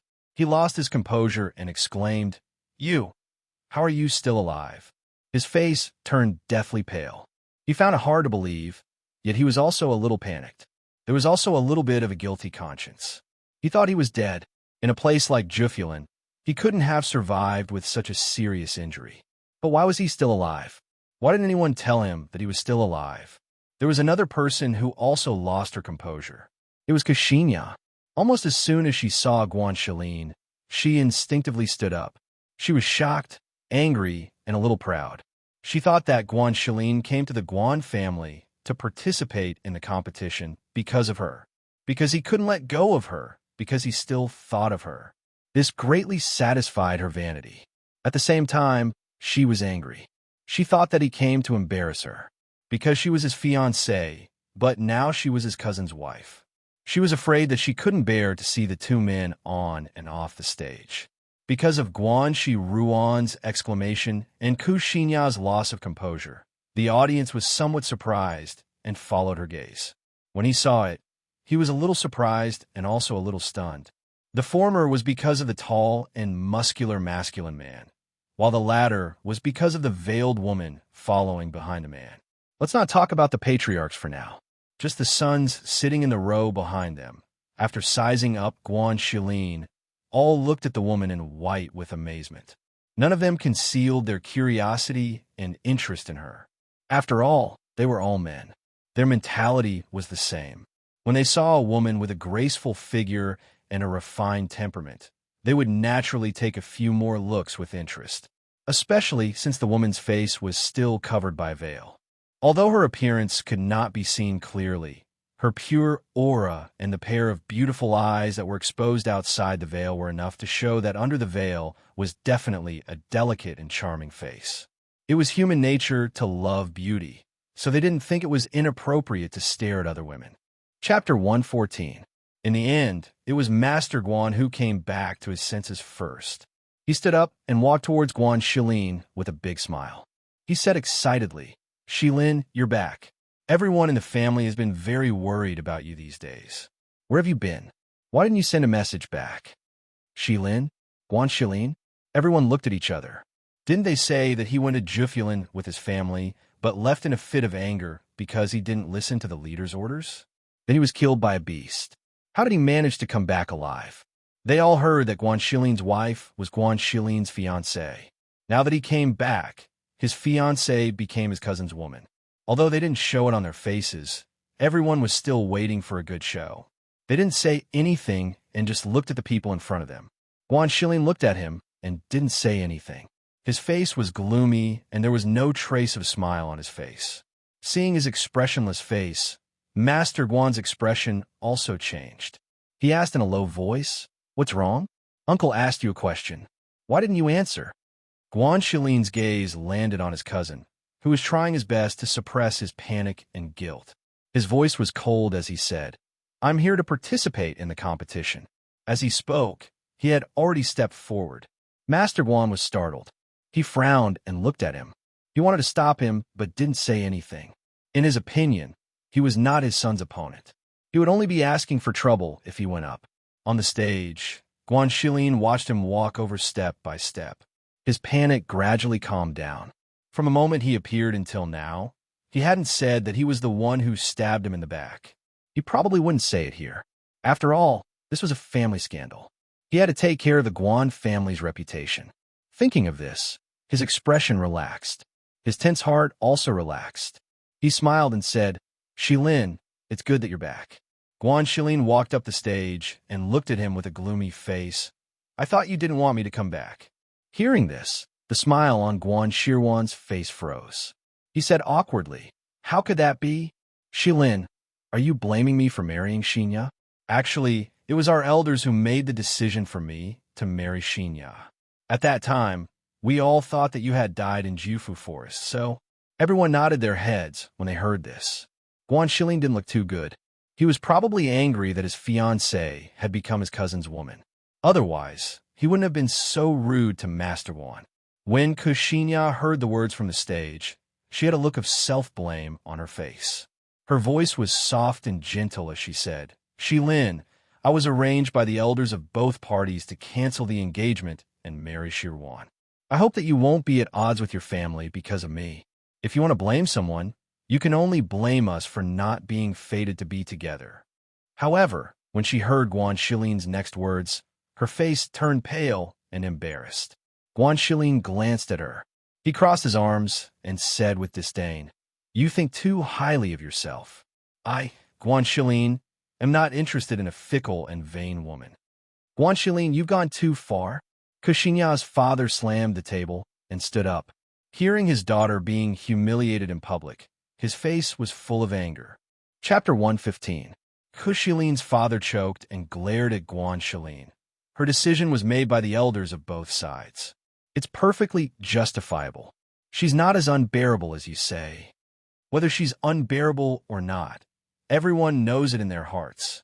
Guan Shilin coldly snorted and no longer paid attention to them. Instead, he looked at Guan Shilin and cupped his fist. "Cousin, please enlighten me." On the side of the stage, Fengjiu stood not far from the stage and watched the scene on the stage. Suddenly, a man came over. "Miss, there's a seat over there. Why don't we sit down and watch?" A man in embroidered clothes came in front of Fengjiu and blocked her view. Then, he gestured for her to sit. Fengjiu frowned and looked at the man in front of her. No need. She stepped to the left and looked at the stage again. The family heads on the other side were paying attention to the movements on the stage, but the young men in the back row were looking at them from time to time. When they saw that the girl didn't even want to pay attention to the man, they couldn't help but laugh. Although the girl was beautiful, she was in someone else's home. They couldn't just go up and strike up a conversation with her. Moreover, their father was also here. They had to restrain their every move and couldn't step out of line. "Aunt," the man just spoke and was about to step forward when he saw a black figure come up and reach out to block his path. The black figure warned, "Stay away from my family's young lady." The man frowned and was about to speak when he heard a cry of pain from the stage. He couldn't help but look back. What he saw startled him. The two people on the stage had already started fighting. It was Guan Shilin and Guan Shilin. However, how could Guan Shilin's aura be so strong? Even though they were below the stage, they could still feel the intimidating aura emanating from him. It was no wonder that Guan Shilin was punched in the eye and cried out in pain. He looked at his father and the family heads in the front row. Sure enough, he saw the surprise on their faces. Bang, bang, bang. As Guan Shiruan covered his eyes in pain and retreated, Guan Shilin did not stop his attack. Instead, he took a big step forward and lowered his body slightly, throwing out 3 consecutive punches. The punches that were imbued with profound energy landed heavily on Guan Shiruan's abdomen, giving him no chance to retaliate. Blood even seeped out from the corner of his mouth. Family Head's face was dark and solemn. His sharp eyes stared at Guan Shilin, who was on the stage. He found it strange that his strength could improve so quickly in a few short months. Furthermore, the profound energy aura on his body had exploded during the battle. That aura was obviously that of a martial practitioner at the Full Circle realm. Could it be that he had a fortuitous encounter? Otherwise, how could his strength be so fast? Watching his son on the stage, Guan Shilin his hand. If this continues, Shilin his, Guan Shilin his, Shilin's, Guan. Brother's eyes, brother Shilin's eyes, how S's. That's right. During the last year's competition, he was beaten up by brother Shilin until he was bedridden for 3 days. The Guan family's disciples below the stage were discussing in low voices. They looked at Guan Shilin in amazement. The next scene instantly silenced the discussion. Guan Shilin, Chapter 116. When the audience saw this scene, they all had different expressions. The family's competitions were generally based on profound strength and martial skills. Therefore, very few people would use their swords. Guan Shiruan, who couldn't win with his bare hands, took out his weapon. Once he took out his weapon, the nature of the competition was different. Moreover, because he took out his weapon, even if he won, it wouldn't be honorable. What's more, from their point of view, Guan Shiruan's strength was no match for Guan Shilin. As the patriarchs of the family, if they couldn't even make this kind of judgment, then they wouldn't be able to hold the position of patriarch. Seeing his son take out his sword, Patriarch Guan's face turned extremely ugly, but he didn't say anything to stop it. Instead, he let the situation continue to develop. Today was the young patriarch's election. His son must win. As for Guan Shilin, when he saw Guan Shiruan take out his sword, his expression didn't change. His hands clenched into fists and his knuckles cracked. Suddenly, a visible Xian energy aura gushed out from his body. Hiss! What a strong Xian energy aura! The patriarchs below the stage exclaimed when they saw the Xian energy aura gushing out from his body. One or two of them even stood up involuntarily with shock in their eyes. With Guan Shilin's age, he had Xian energy aura that was comparable to theirs. What did this mean? It was already self-evident. This boy was definitely not someone to be trifled with. Kuxinyao's father was also a discerning person. When he saw the aura gushing out from Guan Shilin's body, he was stunned and couldn't help but murmur, I misjudged. I actually misjudged. Kuxinyao also looked at Guan Shilin in shock. Her body trembled slightly, and she couldn't believe what she was seeing. How could he be so strong? How did he become so strong? Below the stage, Grandfather Guan, who had followed them in, looked at the brave and powerful Guan Shilin on the stage. He seemed to be reminded of his most outstanding son. His old eyes were filled with confusion as he looked at the strong and intimidating figure on the stage. For a moment, he was filled with complex emotions. It was also at this moment that Guan Shilin, who was on the stage, suddenly dashed out. His speed was so fast that several figures appeared on the stage. He leaped forward and grabbed Guan Shiruan's wrist. His hand bent down, and with a cracking sound, Guan Shiruan let out a scream. Hiss! Clang! Guan Shiruan's sword fell to the ground with a crisp sound. The audience also stood up in shock and looked at Guan Shilin in disbelief. Phantom Shift. He actually managed to cultivate Phantom Shift. All the patriarchs were shocked, but no one cared that he had broken Guan Shiruan's hand. What they cared about was that he had cultivated a movement technique that allowed him to dispel illusions. Even they might not be able to cultivate that kind of movement technique, but a young man in his 20s actually managed to cultivate it. For a moment, the gazes of all the patriarchs looking at him became extremely hot, as if a group of lecherous old ghosts had seen a peerless beauty stripped naked. They wished they could immediately pounce on him and swallow him whole, and take him for themselves. At this moment, even Grandfather Guan's eyes were shining with excitement. His body was trembling with excitement. He slammed the crutch in his hand into the ground and laughed excitedly. Chapter 117. Everyone was shocked and pleasantly surprised. Only the clan head of the Guan family's face was as black as a clay pot. It was so gloomy that water could drip out.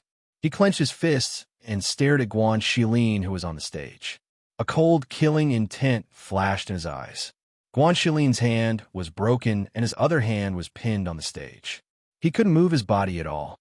His face was pressed against the stage, so he couldn't even scream. Guan Shilin stared at his cousin who had been defeated by him with a complicated look in his eyes. Initially, he wanted to cripple his cousin's hand. However, when he thought of the times when they had cultivated together when they were young, he could not help but soften his heart. You lost. He retracted his hand, averted his gaze, and looked below the stage. The stab in the back in the Jufu forest had already cut off their brotherly relationship. Today, he defeated his cousin and proved himself to them. He wanted to tell them that he, Guan Shilin, was no worse than anyone else. You're really a young hero. Master Guan, your grandson has really shocked us. Congratulations, Master Guan. Your son is so outstanding. His future is limitless. Seeing that the winner had been decided, the heads of the families all congratulated Master Guan on the side. With such a genius in the family's rise was just around the corner. Ha ha! Thank you, thank you. Master Guan couldn't close his mouth from laughing. When he looked at the stage with a smile and a gratified look, his face suddenly changed, and he exclaimed out loud, Stop! Everyone was shocked. They followed his gaze, and when they saw it, they were also astonished. Guan Shiruan, who had just climbed up from the stage, pulled out a dagger hidden in his boot. His eyes were filled with ruthlessness and madness as he stared at Guan Shilin, whose back was facing him. Guan Shilin, who had his back facing Guan Shilin, didn't even turn his head. Instead, he turned around and kicked Guan Shilin. Guan Shilin, who was holding a dagger, screamed as he flew several meters away and rolled off the stage. Poof! Guan Shilin fell off the stage and spat out a mouthful of blood. He was lying on the ground and didn't even have the strength to stand up. Shilin, the Guan family's master, exclaimed and quickly ran over to help him up. Father, kill him. He gripped his father's sleeves tightly with both hands, blood flowing out of his mouth as he spoke with difficulty. Kushinya was dumbfounded. She stared blankly at the scene that happened one after another. She felt as if the whole sky was falling down. The strong impact made her unable to calm down. Her blood rushed to her throat, and she felt salty in her throat. Pooh! She spat out a mouthful of blood. Her vision went black, and she fainted. Xianxinya! Father and Mother Ku exclaimed in a trembling voice and hurriedly caught her. Looking at the chaotic scene, everyone was stunned. Isn't this Guan clan too messy? The son of the master of the Guan family had lost the competition for the position of the young master of the Guan family, yet he still wanted to kill someone with a knife? Now, he was sent flying by Guan Shilin's kick. Even they were shocked by the strength of Guan Shilin's kick. They estimated that he would be bedridden for at least half a month. However, compared to his killing intent, Guan Shilin's kick was considered merciful. Otherwise, with Guan Shilin's strength, it would be a piece of cake for him to turn around and kill Guan Shilin. Chapter 118. Everybody was surprised when they heard her call him brother. They didn't know Guan Shilin had a sister. Is she from a branch of the Guan clan? Are you from the Guan clan? The man beside Feng Jiu asked curiously. He thought, if she is from the Guan clan, I will ask my father to propose marriage to her. That way, I could build a good relationship with the Guan clan and get the girl. Why not? Why don't I remember you from the Guan clan?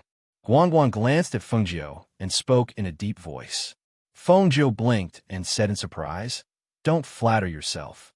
When did I say that I'm a member of your Guan family? How dare you? Don't bully my sister. Guan Shilin, who was on the stage, also shouted after old Master Guan. His voice was as fierce as his grandfather's. Everyone was stunned and couldn't react for a long time. Is he stupid? Guan Shilin is his grandfather. How dare he talk to him like that? Guan Shilin's face turned red. Nobody knew if he was ashamed or angry. His body was shaking, and he hit the floor with his walking stick. He shouted, Rebel!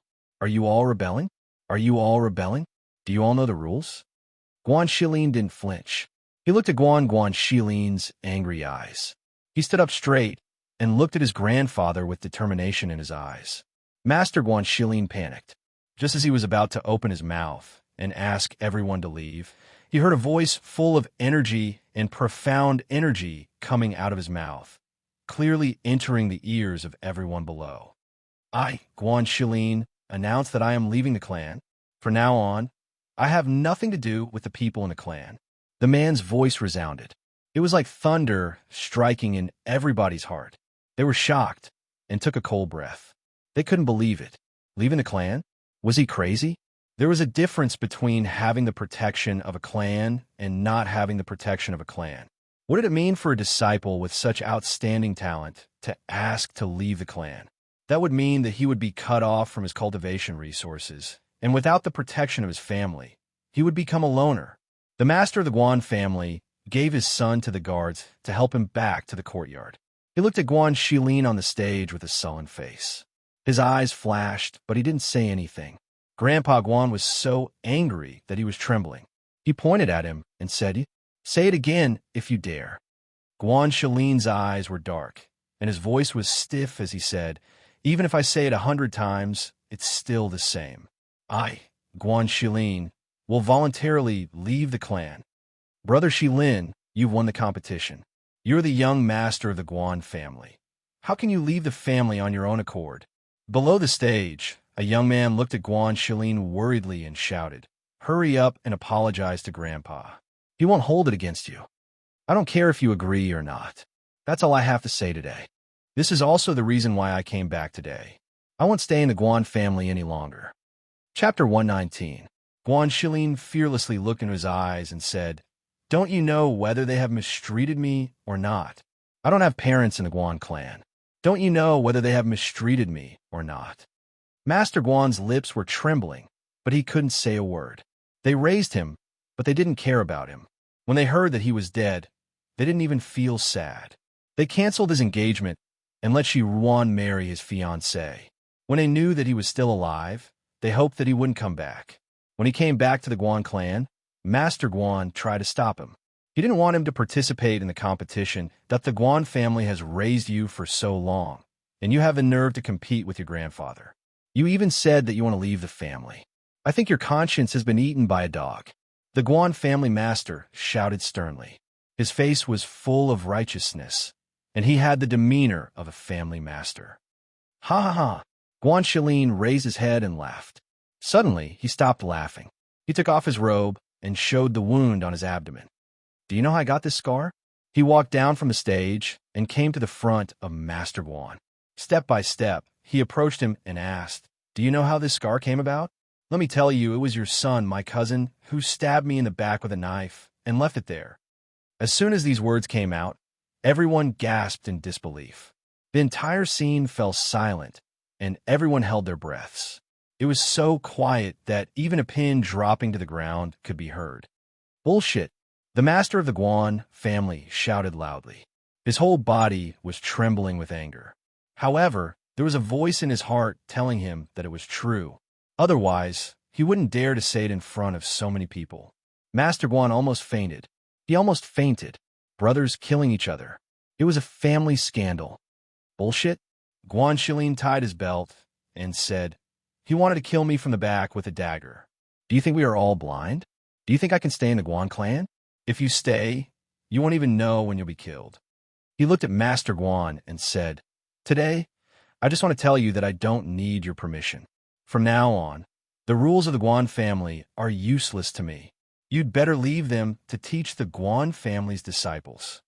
He strode towards Fengjiu and said, Sister, let's go. Everyone looked at each other in dismay. They didn't expect that the Guan family's competition would turn out like this. This was really a good show. First, it was Guan Shilin who was able to use apparition at such a young age. Then, it was Guan Shilin who launched a sneak attack from behind. Then, it was Guan Shilin who asked to leave the clan. Finally, it was revealed that he was rumored to be dead in Zhufulin. Even they were shocked by these events, let alone the people from the Guan family. At this moment, seeing the three of them leaving, no one from the Guan family tried to stop them. It was as if they hadn't come back to their senses yet. They also bowed to them and left one after another. They thought that there was a genius in the Guan family, who knew that he would ask to leave the clan and get involved in the scandal of brothers killing each other. Thinking of this, Master Guan's chest was filled with blood. He couldn't breathe and fainted. Master Guan fainted. Call the doctor.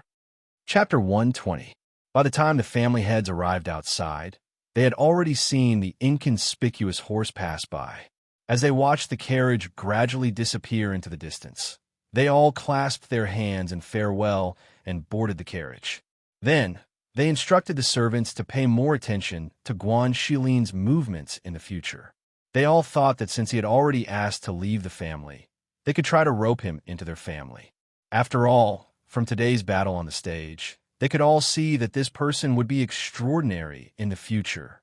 Guan Shilin did not care about the chaos in the Guan family, nor did he care about the gazes of others. In the carriage, he sat silently and did not speak. No one knew what he was thinking. Seeing this, Fengjiu asked, Brother, do you regret it? No. He looked at her and shook his head. I don't regret asking to leave the family. Then what are you thinking about? He was silent for a moment before saying, I have left the Guan family today and asked to leave the family. However, I want to set up my own family. I want to set up my own family in U.S. City and have a family that is not inferior to theirs. Sure, that's a good idea. She smiled and nodded in agreement. Where do you want to buy a house? We can buy it immediately. Guan Shilin shook his head. Xiaojiu, I don't want to use your money. I want to earn my own money and use my own strength to accomplish this. Hearing this, she wanted to say that there was no need to go through so much trouble. However, seeing that he was looking at her with a serious expression and his eyes flashing with determination, she smiled and said, All right, then I won't help you. However, where do you plan to place your house? I can help you look at the location. Seeing that she did not insist, Guan Shilin smiled. Thank you, Xiaojiu. Even if you didn't say this, I would have looked for you. Your foresight is much better than mine. Of course. She raised her small face and nodded with a proud expression. Her gaze inadvertently fell on the window that was gently lifted by the wind. She caught a glimpse of a figure and could not help but be startled. Stop the carriage. The Lung Shuang outside pulled on the reins and stopped the carriage. What's wrong? Guanxilin was surprised to see her stand up after putting on the veil. Brother, you and Lung Shuang go and buy a few servants. I have something to do, so I'll go back later. After saying that, he lifted the curtain and went downstairs. Guanxilin was startled, but he quickly followed her out. Xiao Jiu, let Lung Shuang follow you. I'll drive the carriage myself. Lung Shuang was about to dismount when he heard her voice. No need, you can go. I could do it myself. Seeing this, Lung Shuang stopped following them and looked at Guanxilin. Guanxilin was silent for a moment and did not insist. He only said, since she doesn't want anyone to follow her, then let's go. She'll be fine. Yes. Lung Shuang responded. He glanced at his master, who was walking to the side, and then continued to drive the carriage forward. Feng Jie walked forward and arrived in front of a wine shop. She saw an old man holding a wine gourd and sitting in front of the shop, unwilling to leave. For a moment, her eyes became hot, and there was an indescribable bitterness in her heart. That was her grandfather.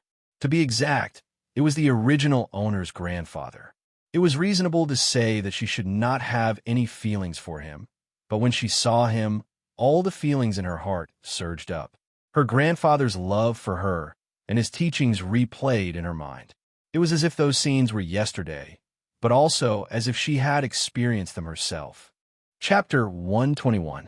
What's wrong with you, old man? Didn't I already give you the wine? Why did you pour it away again? The shopkeeper's eyes widened, and even his voice became stiff. Who knew where this old man came from and sat in front of his wine shop? He didn't leave until he gave him the wine, and poured it away after he gave him the wine. It really made him anxious. Old Master Feng curled his lips and said with a look of disdain, Who told you not to give this old man good wine? That wine was as bland as water. Even if you can drink it, this old man can't. The shopkeeper angrily pointed at him and shouted, You old man, whose family are you from? How can you be so unreasonable? You don't want to give me money and you still want to drink good wine? You should be happy that I'm willing to give you that wine, but you still aren't satisfied. I'm warning you, if you don't leave, I won't be polite with you. Old Master Feng swung his wine gourd and hit the shopkeeper's head. He scolded in a stern voice, Impudent. Didn't your parents teach you not to point your finger at your elders? You really are impudent, too impudent. When the surrounding commoners heard this, they couldn't help but laugh out loud. The shopkeeper's face turned red, and he even wanted to cry. Old master, I'm begging you, okay? Have a good heart and leave quickly. Go home quickly and don't block my business. This is only a small business. If you keep sitting in front of my door, how can I do business? Go home. The old man held the wine gourd and tilted his head. He frowned and thought for a bit before saying, Which family is this old man from? I seem to have forgotten again. Hearing this, the shopkeeper directly knelt down. He rushed over and hugged old Master Feng's thigh, crying and begging, Old master, I'm begging you, please don't waste your time here. I apologize to you. I shouldn't have shouted at you and shouldn't have been disrespectful to you. A great person like you won't hold a grudge against a lowly person like me. Quickly go home. Old Master Feng's face became stern, and he said with disdain, You really are useless. You're already kneeling over such a small matter. You're even crying? Don't you know that men bleed, but not tears? Look at what you've become. You're too ugly. I don't even have the face to look at you. As he said this, he actually turned his eyes away and didn't look at the shopkeeper. He pushed the wine gourd towards the shopkeeper and said, Go, bring this old man half a jug of good wine. I want good wine. This old man won't drink inferior wine.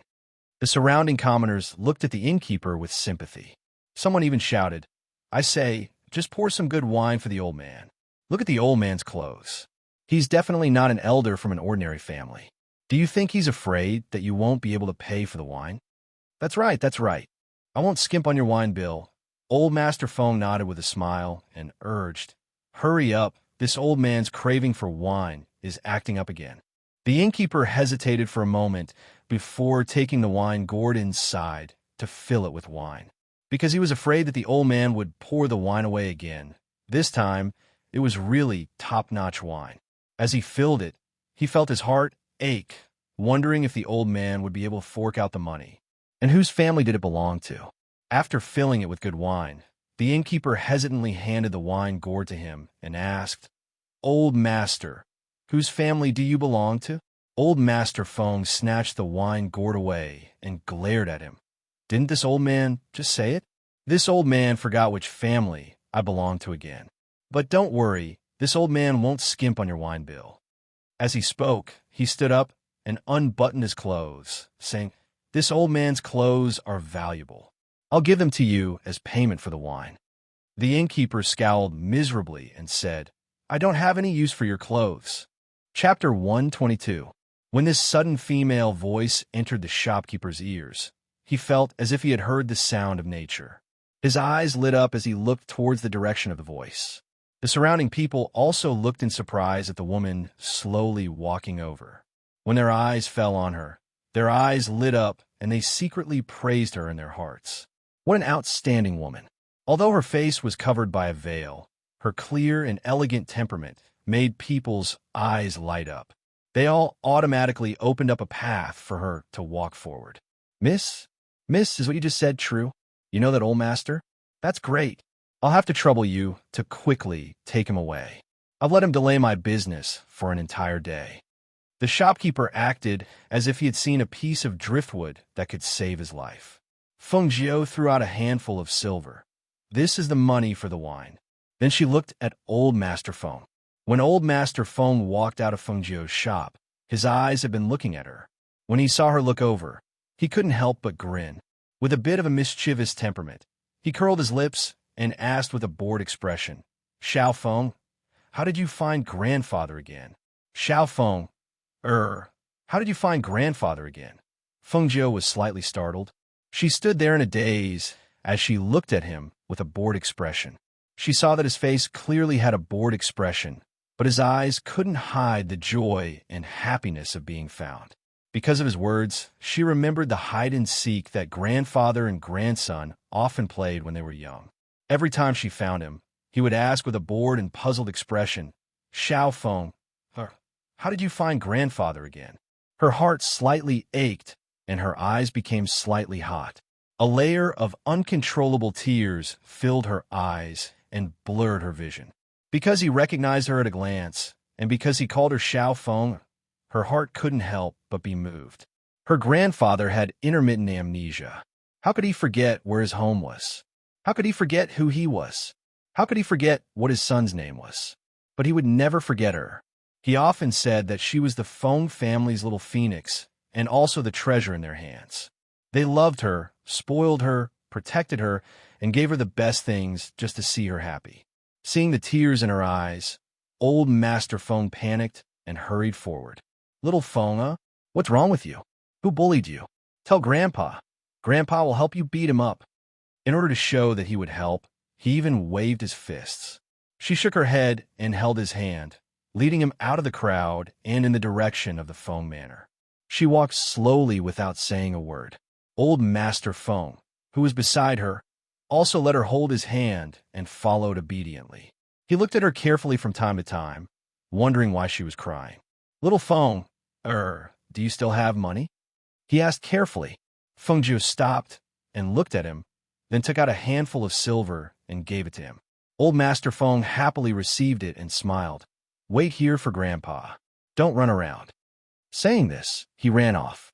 Not long later, he ran back and handed the things in his hands to her as if they were treasures. "Here, Grandpa bought you your favorite sugar lotus seeds. Eat the sugar lotus seeds so you can't cry anymore." Chapter 123.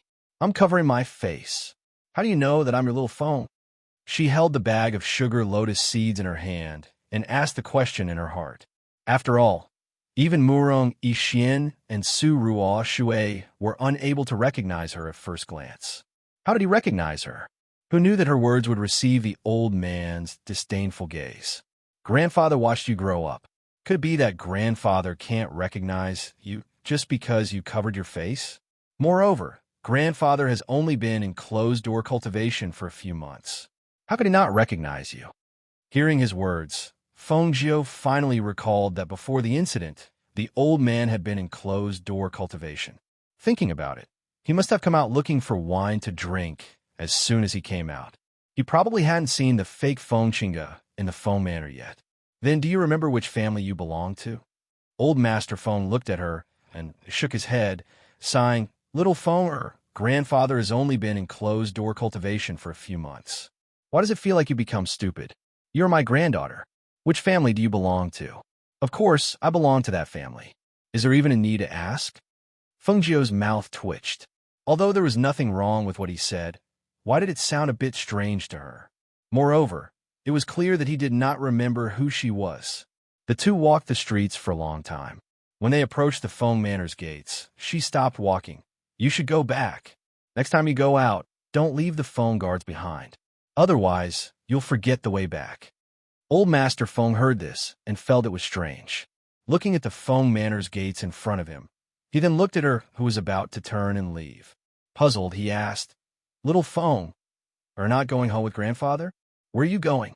As he said this, he followed closely behind her and lectured her. Say, why didn't you bring someone with you when you went out alone? What if you ran into danger and were taken away? You're the only treasure in our family. If you're kidnapped, where are we going to find you? You're not going back. She looked at him strangely. Her heart was a bit worried. This was great. What should she do with him? Old Master Feng narrowed his eyes with a smile and fawningly said, Don't you still want to go stroll around? Grandfather will accompany you and can protect you. Also, grandfather has just come out of closed-door cultivation. I don't want to return home so quickly. He patted the wine gourd at his waist and said, I still haven't finished drinking this wine. Looking at the Feng Manor's main gate in front of her, she then looked at the old man at her side. She silently sighed before taking him away. Inside the Feng Manor, when Feng Xiao, who was talking to Murong Yixian, heard the housekeeper's report, he immediately stood up and shouted in a deep voice, What? The butler lowered his head slightly, not daring to look him in the eye. Yes, this old servant has sent the guards out to look for him, but there is no news yet. Feng Xiao said with a bit of worry. He looked at Murong Yixian. Grandfather has disappeared. I need to go look for him. Qingge has been hiding in her room since she came back. I will have to trouble you to go look for her for me. Uncle Xiao, do you want me to send someone to help look? Murong Yixian stood up and asked. No need. The manor has plenty of people. Also, I estimate that he should be in a wine shop in the city. We can just go look. Chapter 124. Seeing him leave with large strides, Murong Yixian paused for a moment before he walked to the backyard and arrived at Feng Qingge's courtyard. When the two servant girls in the courtyard saw him, they hurriedly bowed and greeted him, Third Wang Ye. You may leave. He stood in the middle of the courtyard and gestured for the two servant girls to leave. The two of them looked at each other and agreed. Then they walked out. Feng Qingge heard Murong Yixian's voice from inside the room, and the more she thought about it, the more aggrieved she felt. Qingge, I have something to say to you. He stood outside the door and didn't enter. The door creaked open, and an angry Feng Qingge stood by the door. What do you want to say? Are you trying to say that you didn't intentionally watch me get beaten? Or are you trying to say that your heart was moved when you saw that beautiful veil girl? Murong Yixian looked at her with a complicated expression. Hearing her words, he was silent for a moment before he said, I'm sorry. Hearing his apology, her heart skipped a beat and she panicked. Big brother Murong, these past few months, I've always felt that you were very far away from me. Do you really not like me anymore? Qingge, you're very good, really very good. He lowered his eyes and thought of the veiled girl. We can be said to be childhood sweethearts. Both of us are in love with each other, and I always thought that we would be together forever. Even a few months ago, I was prepared to ask Royal Father for an edict to let us get married. Big brother Murong, let me finish. He looked at her and said, but in the past few months, just as you have felt, I have also felt that the distance between the two of us has been growing. I don't know when that feeling of being together in the past disappeared. I know this is very cruel to you, but I don't want to lie to you." Looking at her, who was silently crying, he looked away. "Just now, I was going to tell your father to cancel the engagement between us, but after your grandfather came out of seclusion, I don't know where he went. He brought people to look for him. I'll tell him about this in a few days." She rushed forward and hugged him tightly, crying in panic, "No, I don't want to. Brother Morong, I don't want to break off the engagement. I like you. I've liked you for a very long time. Do you know that?" He let her hug him, and his eyes were filled with guilt. "Chinga, don't be like this. Isn't it good if I treat you like a younger sister in the future?" "No, I don't want to be your sister. I don't want to." "Big Brother Morong, tell me, did I not do well enough? Did I do something wrong? Tell me, I'll change. I'll definitely change." She raised her head and looked at him sadly with tears streaming down her face. She didn't want to believe what she had heard. She truly liked him, truly loved him. For his sake, she had imitated Feng Chinga's every move, imitated her speech, imitated her demeanor. For his sake, she was even willing to live as Feng Chinga for the rest of her life and face him with her face. But now, he actually said that he wanted to break off the engagement. He pulled her hands away from his waist and looked at her guiltily. "Chinga, I didn't do this in a moment of anger. This thought has been in my heart for some time, and I only said it today. I hope you can understand that feelings can't be forced. I'm very sorry for hurting you." As soon as his voice fell, he no longer looked at her and turned around to leave in large strides. Chapter 125. After a long time, she wiped the tears from the corners of her eyes, and her eyes gradually regained their luster. However, there was also hatred and ruthlessness in her eyes. "Morong Yishuan, I've done so much for you. How can you turn your back on me just like that? I won't let you get what you want. You're destined to be mine." Unlike the Feng family, on the other side, in Fengjiu's courtyard, the old master Feng who was brought back was looking at the courtyard curiously like a child taking a stroll. He asked doubtfully, "Little Feng, whose courtyard is this? And you, why are you wearing a veil all the time?" Although he was a little forgetful, he wasn't stupid. Along the way, he could faintly see that something was wrong. His granddaughter, especially in this courtyard, was wearing a veil all the time. Therefore, a light flashed through his eyes and a smile appeared on his face. Suddenly, in a flash, he raised his hand and pulled off her veil. "This courtyard is..." Fengjiu was stunned. Before she finished speaking, the veil on her face was pulled off, revealing her scarred and disfigured face. "Hiss! What's going on?" Old Master Feng sucked in a breath of cold air and asked furiously. He originally wanted to play a joke on his granddaughter by pulling off her veil to see why she was always wearing it. He didn't expect that under the veil was such a disfigured face. This was his granddaughter, his precious granddaughter. Who was it? Who dared to hurt her like this? Fengjiu caressed her face. She didn't expect him to suddenly pull off her veil. This was completely out of her expectations. She didn't want him to see her disfigured face. "Who is it? Tell Grandpa. Who hurt your face like this?" The old man's heart ached, and his eyes reddened. Even his voice was choked with sobs. He looked at the face that was covered with scars. He couldn't imagine how she had endured that kind of pain. Who was it? Who was so cruel to ruin a girl's face like this? Fengjiu's heart trembled. She looked at the old man, whose eyes were red and his voice choked with sobs. She looked away and asked, "Do you still think I'm your granddaughter? Do you still recognize me as your granddaughter?" Hearing this, old Master Feng finally couldn't hold back his tears. He stepped forward and hugged Fengjiu, patting her head with one hand and comforting her with a choked voice. "Little Feng, don't be afraid, don't be afraid. Grandpa will recognize you. No matter what you become, Grandpa will still recognize you." "Grandpa." In the end, Fengjiu couldn't help but call out. This call of grandfather came from the bottom of her heart. It contained Fengjiu's feelings as well as Feng Chinga's. Perhaps, from a moment he recognized her at first glance, she already knew that he was Fengjiu's grandfather. Old Master Feng took a step back, grabbed her shoulders with both hands, and said, "Feng lass, tell Grandpa. Did something happen while Grandpa was in seclusion? Who ruined your face?" Fengjiu was silent for a long time before she said, "There's a Feng Chinga in the Feng family." "What?" Old Master Feng was stunned. You're saying that there's a fake in the family? That's impossible, right? Your father's son isn't stupid. How could he not recognize his own daughter? Chapter 126. She did not say too much, only saying, "Grandfather, you can go home and take a look. However, I hope that you will not mention the matter of me being here to anyone." Old Master Feng heard this and was startled. "You don't plan on going back with grandfather? Are you worried that your father won't believe you? Or does he not believe grandfather?" She shook her head. "If you still believe that I am your granddaughter after seeing the Feng family's Feng Chinga, then I will go back with you." Seeing this, old Master Feng stroked his beard and was silent for a while. "Since it's like this, then grandfather will go back and take a look at the situation. Don't worry, grandfather will come back." At this moment, his face was filled with a solemn expression and his body exuded the aura of a clan leader. He thought to himself, if there really is a fake Feng Chinga in the family, then that person must be the one who had ruined his granddaughter's face. If that was the case, then he definitely would not let that person off easily. A sharp look flashed across his wise eyes, but when he looked at Feng Jiao, he revealed a kind smile. "Feng girl, don't be afraid.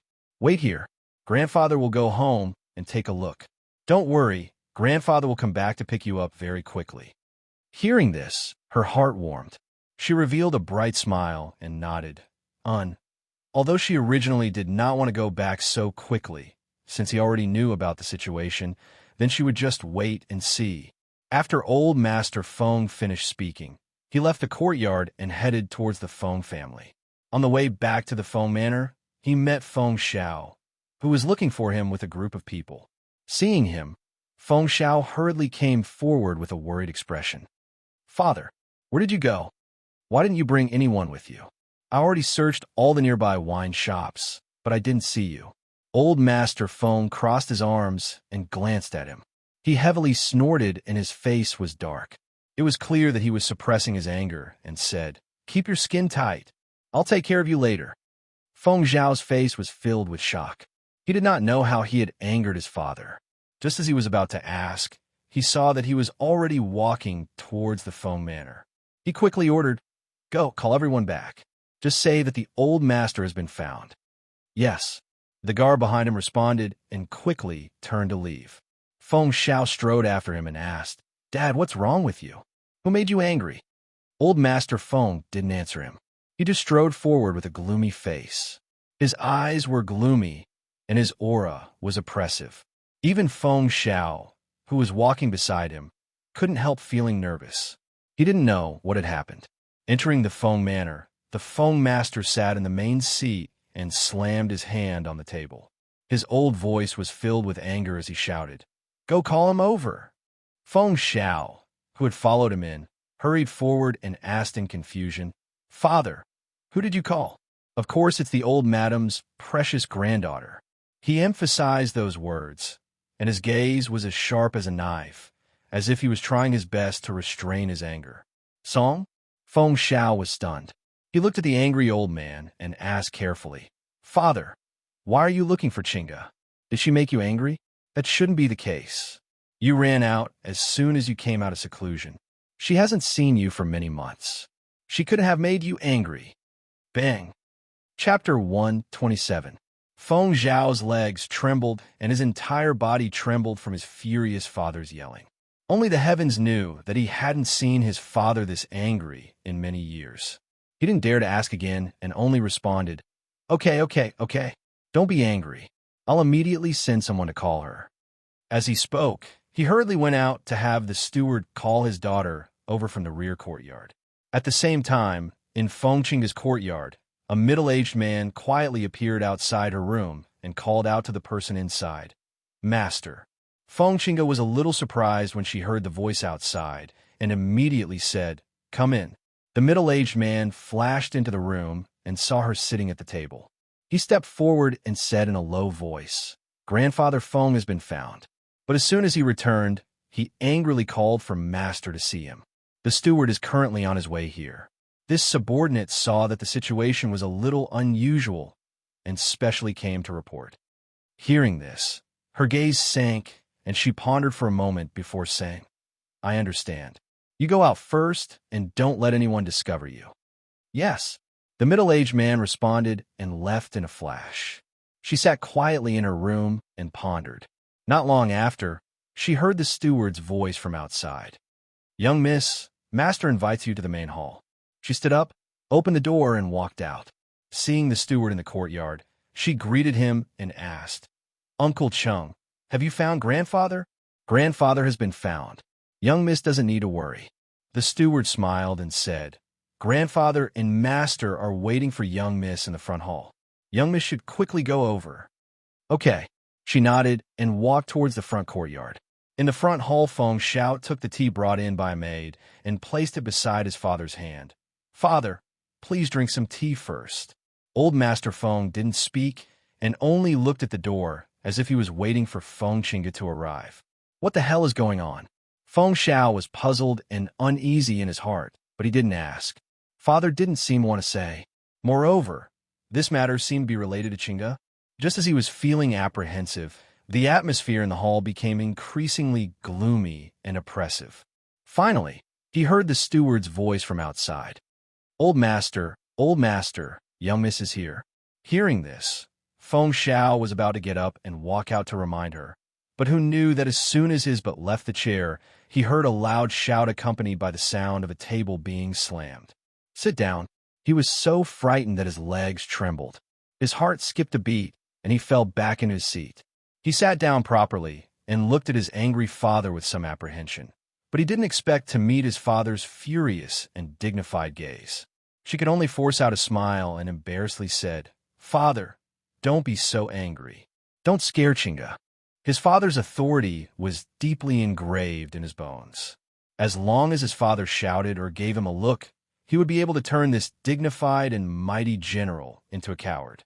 Oh no, he would immediately cower. His mighty and domineering aura was only for outsiders. In front of his family members, he could not display any mighty aura at all. Old Master Feng didn't say anything. Instead, his sharp and wise eyes landed on the figure that walked in from outside.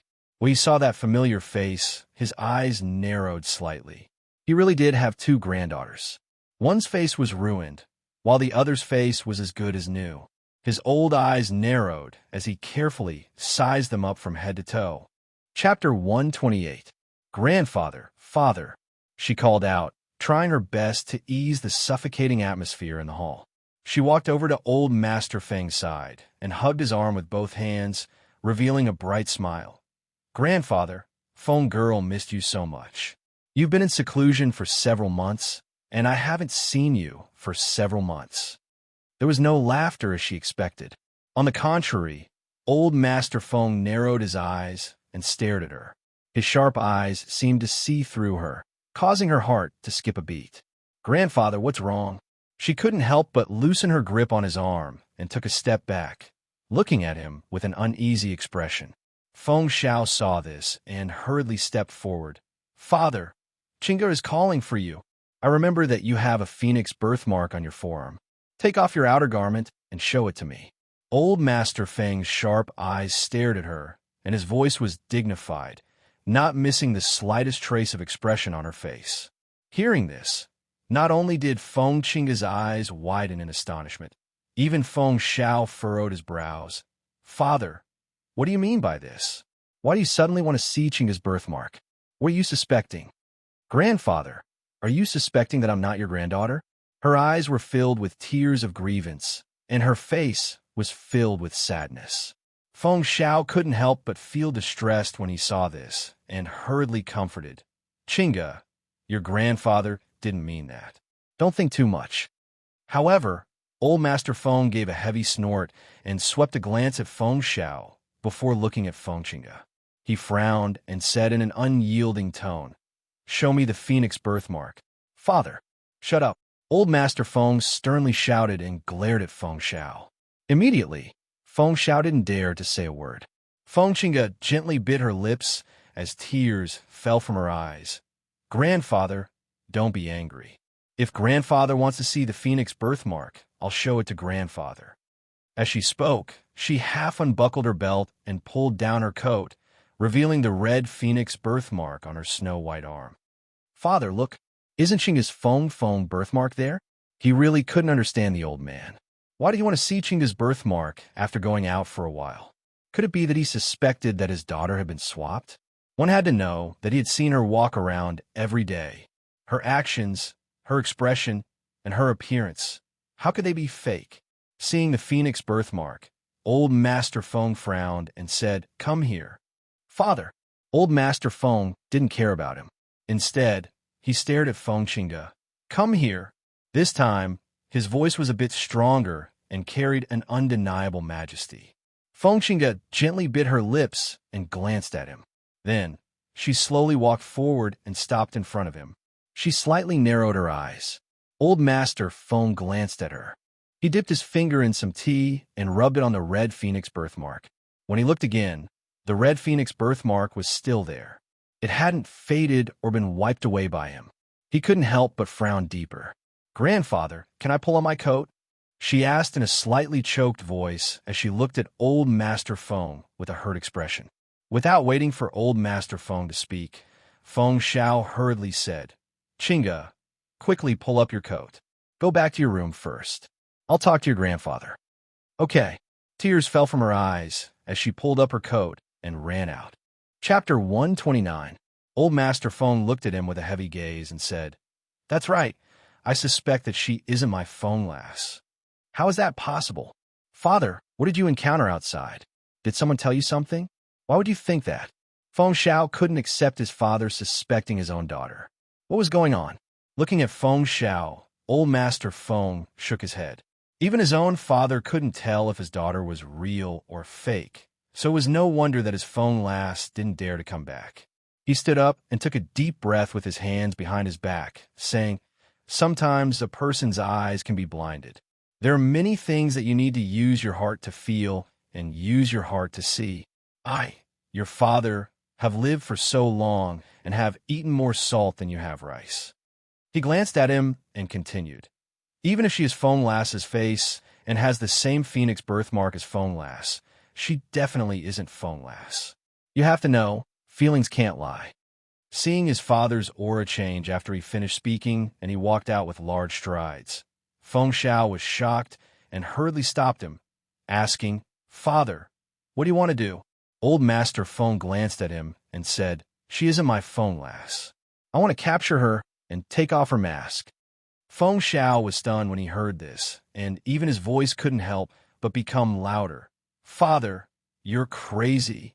She is Chinga, your granddaughter, your Feng Lass." He felt that his father had gone mad. Otherwise, it was impossible for him to say such words. "Humph, I think you're the one who's crazy. You can't even tell your own daughter apart, and you still have the nerve to say that you're Feng Lass's father? Do you know what kind of suffering Feng Lass has suffered? Do you know?" Thinking of his precious granddaughter's disfigured face, his throat suddenly choked up and he glared at him with moist eyes. "Have you ever thought that if the Feng Chinga in this manner is fake, then where's the real Feng Lass? Is she suffering? Could she have suffered a mishap? You didn't. You didn't even dare to think about that possibility.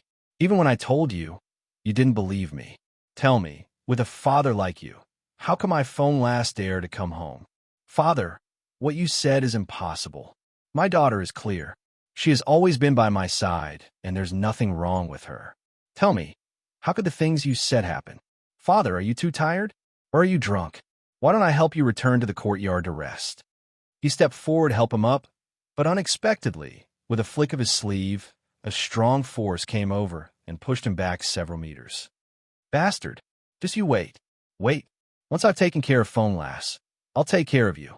Old Master Feng cursed angrily as he leaped towards Feng Chinga's courtyard. "Father!" Feng Shao was shocked. He cried out in surprise and hurriedly followed. However, his strength was not as strong as Grandfather Feng's, and his speed was far inferior to his. In the blink of an eye, Grandfather Feng's figure disappeared. Seeing this, he shouted, "Father, don't act recklessly." Because the father and son's movements were very loud, almost everyone in the manor was alarmed. They all poked their heads out and whispered each other, "What's going on? I seem to have heard the old master say that young miss is a fake. How is that possible? It was the old master who was drunk. How could young miss be a fake? Ah! A scream rang out, startling the servants who were in the middle of their discussion. Chapter 130. When Feng Xiao arrived at his daughter's courtyard, he was so frightened by the scene that his heart nearly jumped out of his chest. He saw the old master taking out a long sword from somewhere and wielding it with both hands, using his profound energy aura to wildly slash around the courtyard. His daughter, on the other hand, was so frightened that she hid to the side and cried. "Father, what are you doing?"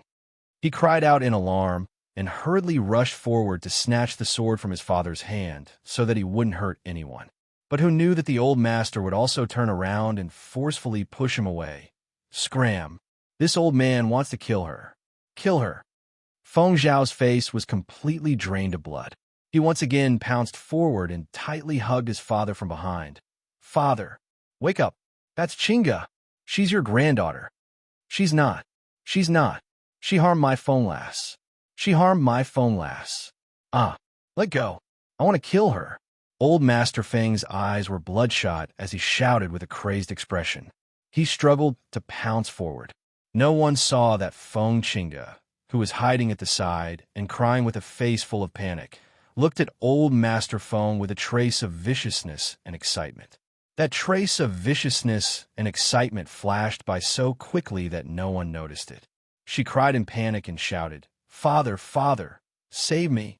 Grandfather wants to kill me." Feng Xiao listened to his beloved daughter's panicked and helpless cries and then looked at his father's nearly crazed expression. Seeing that he couldn't stop it, he finally had no choice but to give in and fiercely chop down with his hand, knocking him unconscious. Clang! Old Master Feng's body went limp, and the sword in his hand fell to the ground. The entire courtyard finally calmed down because he had fainted. "Steward, go invite Elder Lin over and check on father." Feng Zhao's expression was grave as he supported the old master and ordered the steward outside the courtyard. "Yes, yes." The steward hurriedly responded and chased away the people who were watching the show. Then, he quickly went to invite a doctor from the manor. Only then did Feng Chinga walk over with a face full of fear. "Father, what happened to grandfather? Are you hurt?"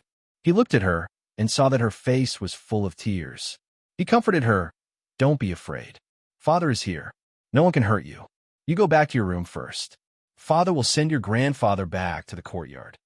With that, he helped the unconscious old man out. "Father, I'll go and take a look." She followed with small steps and said, "I'm worried about grandfather." "All right." Feng Xiao nodded and let her follow. Not long after the old man was placed on the bed, an old man walked in under the guidance of the butler. "Master."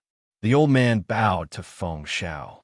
"Elder Lin, quickly come over and take a look at my father. See if there's anything wrong with him." Feng Xiao hurriedly said, gesturing for him to come over. "Yes." Elder Lin replied and glanced at Feng Chinga, who was beside the bed without batting an eyelid. Only then did he walk up to the bedside and check on Elder Feng. After a while, he retracted his hand and asked, "Master, I wonder if there's anything wrong with Elder Feng after he returned?" Feng Zhao's eyes were full of worry. He sighed and said, "After father came out of seclusion, he ran out. I thought he went to the wine shop again, but I didn't expect to run into him on the street. At that time, I saw that his complexion was not good. After he came back, he threw a tantrum and even said that Chinga wasn't his granddaughter. After that, he even went to Chinga's courtyard. When I rushed over, I saw him slashing around with a sword and was so scared that my heart almost jumped out." Chapter 131. Elder Lin nodded and said, "Then that's right. Old Master Lin must have encountered some problems in his cultivation, causing his mind to be a little deranged." "What?" Feng Xiao cried out in alarm. "You're saying that he encountered some problems in his cultivation that caused his mind to be a little deranged? How is that possible? If there's a problem in his cultivation, then it's probably a qi deviation.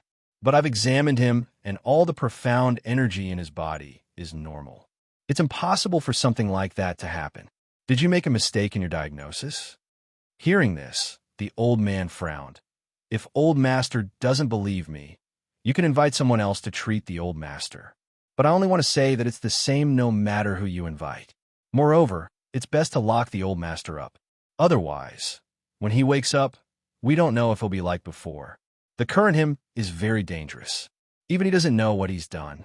You're saying that when grandfather wakes up, it's very likely that he'll take out his sword and try to kill me? Feng Qinga asked with a trembling voice and a pale face. Elder Lin nodded. Amen, it's very likely. Hearing this, Feng Zhao's expression also became serious. He looked at his daughter, who was trying her best to suppress her panic, then looked at his unconscious father on the bed and couldn't help but sigh. Let's invite a few more doctors to examine him first. Qinga, you go back to the courtyard first. Father will be fine here. Amen. She lowered her eyes and nodded. In her heart, she knew that he wouldn't lock up the old master so easily. After all, he and the old master had a very good father-son relationship. Naturally, he wouldn't conclude that the old master was deranged just because of a doctor's words, much less lock up the old master so easily. However, it didn't matter who he invited. She would make him believe that the old master had gone crazy. On the other side, Feng Zhao sat in the courtyard with one hand supporting her cheek. No one knew what she was thinking. She didn't even notice that Lung Shuang had returned. Master? Amen. She returned to her senses and saw her standing beside her. She asked, You're back? Did you choose anyone? Yes, young master bought 5 people back and was about to invite master to the outer courtyard.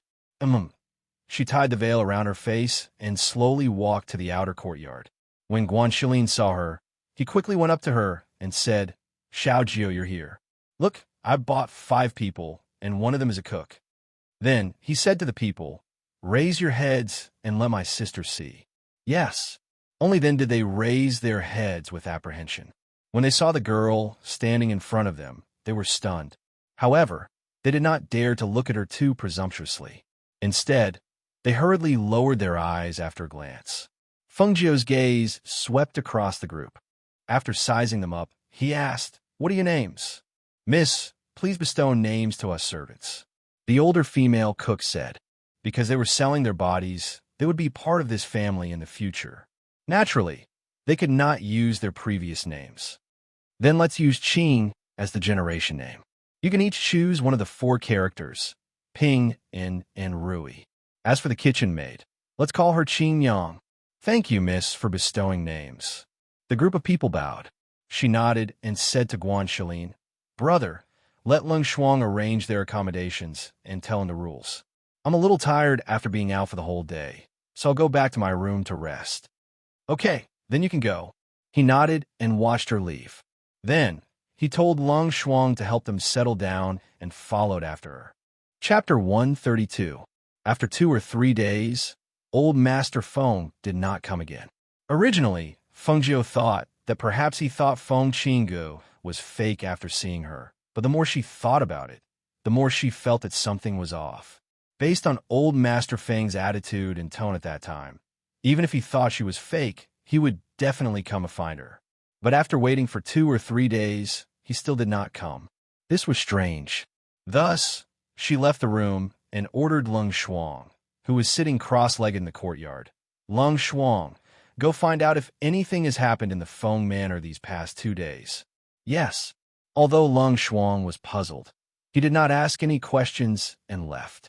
She went to the courtyard and sat down, waiting for Lung Shuang to come back with the results. If this matter was not taken care of properly, she would not be able to calm down and cultivate. Originally, she did not plan on returning to the Feng Manor so quickly, but the current situation. Xiaojio, Qing Yang made some sweet soup. I brought a bowl over for you. Try it, the taste is not bad. Guanxilin smiled as he walked in with a bowl of sweet soup in his hands. Thank you, brother. She smiled and stood up to receive it. Guanxilin sat down at the stone table and said, Xiaojio, I came here to tell you something. HM, what is it? She asked as she drank the sweet soup. He hesitated for a moment, then said, I want to go to the black market to fight. Hearing this, she frowned. You want to use that to make money? You won't earn much at all. Also, if you meet an opponent stronger than you, you won't even have the chance to admit defeat. I think that, aside from making money, that kind of place can also increase my battle strength. Right now, what I lack the most is actual combat experience. So, I want to accumulate experience first, then participate in the glorious Sun Country's triennial selection and become one of the top 10. Only then will I have the opportunity to enter the Academy of Stars and Clouds. Academy of Stars and Clouds. She searched in her mind and said, "Is it the Cultivation Study Palace that is rated as a 7-star academy?" I remember that the selection is very strict. Moreover, it's a selection every 3 years. Even for a small 9th-tier country like the Dazzling Country, it seems that after so many years, no one has been able to enter the Academy of Stars and Clouds. Yes, the College of Stars and Clouds is very strict when it comes to recruiting students. Furthermore, it is located in the Green Tongue Kingdom, a level 6 middle kingdom. Only those who are in the top 10 of the Glorious Sun Kingdom will have the chance to try their luck there. Although I know it will be difficult, I still want to try. Furthermore, only by leaving the Glorious Sun Kingdom will I be able to find my father in the future. Hearing this, she nodded in understanding. What he said was indeed correct. If one wanted to go from a small 9th-tier country to a higher-tier country, one would only be allowed to enter if their strength was recognized. Otherwise, even if one was a prince of a country, they could only be rejected outside the city gates. Take Morong Yixian as an example. He was a prince of the glorious Sun Country and was also a proud son of the heavens. Originally, he had the opportunity to enter the College of Stars and Clouds to cultivate. However, an accident happened 3 years ago and caused him to miss the opportunity. He brushed past the College of Stars and Clouds. If he wanted to enter the College of Stars and Clouds again, he could only wait for the triennial selection. Since you have already set your goal, then go and do it. However, you must remember that you must be careful when you fight with others. If you meet an opponent that is too strong, you must admit defeat immediately. You must know that losing a competition is not shameful. If you lose your life, then it will be too late for regrets. Yes, I know. Chapter 133. Master. Lung Shuang called out, then nodded to Guan Shilin. Young master. How is it? Feng Jiu looked at her and asked. Something has indeed happened in the Feng family these past 2 days. Elder Feng has been locked up. Locked up. Her brow slightly furrowed, and her voice unconsciously became louder. Yes, because it's a matter within the Feng manor, very few people outside know about it.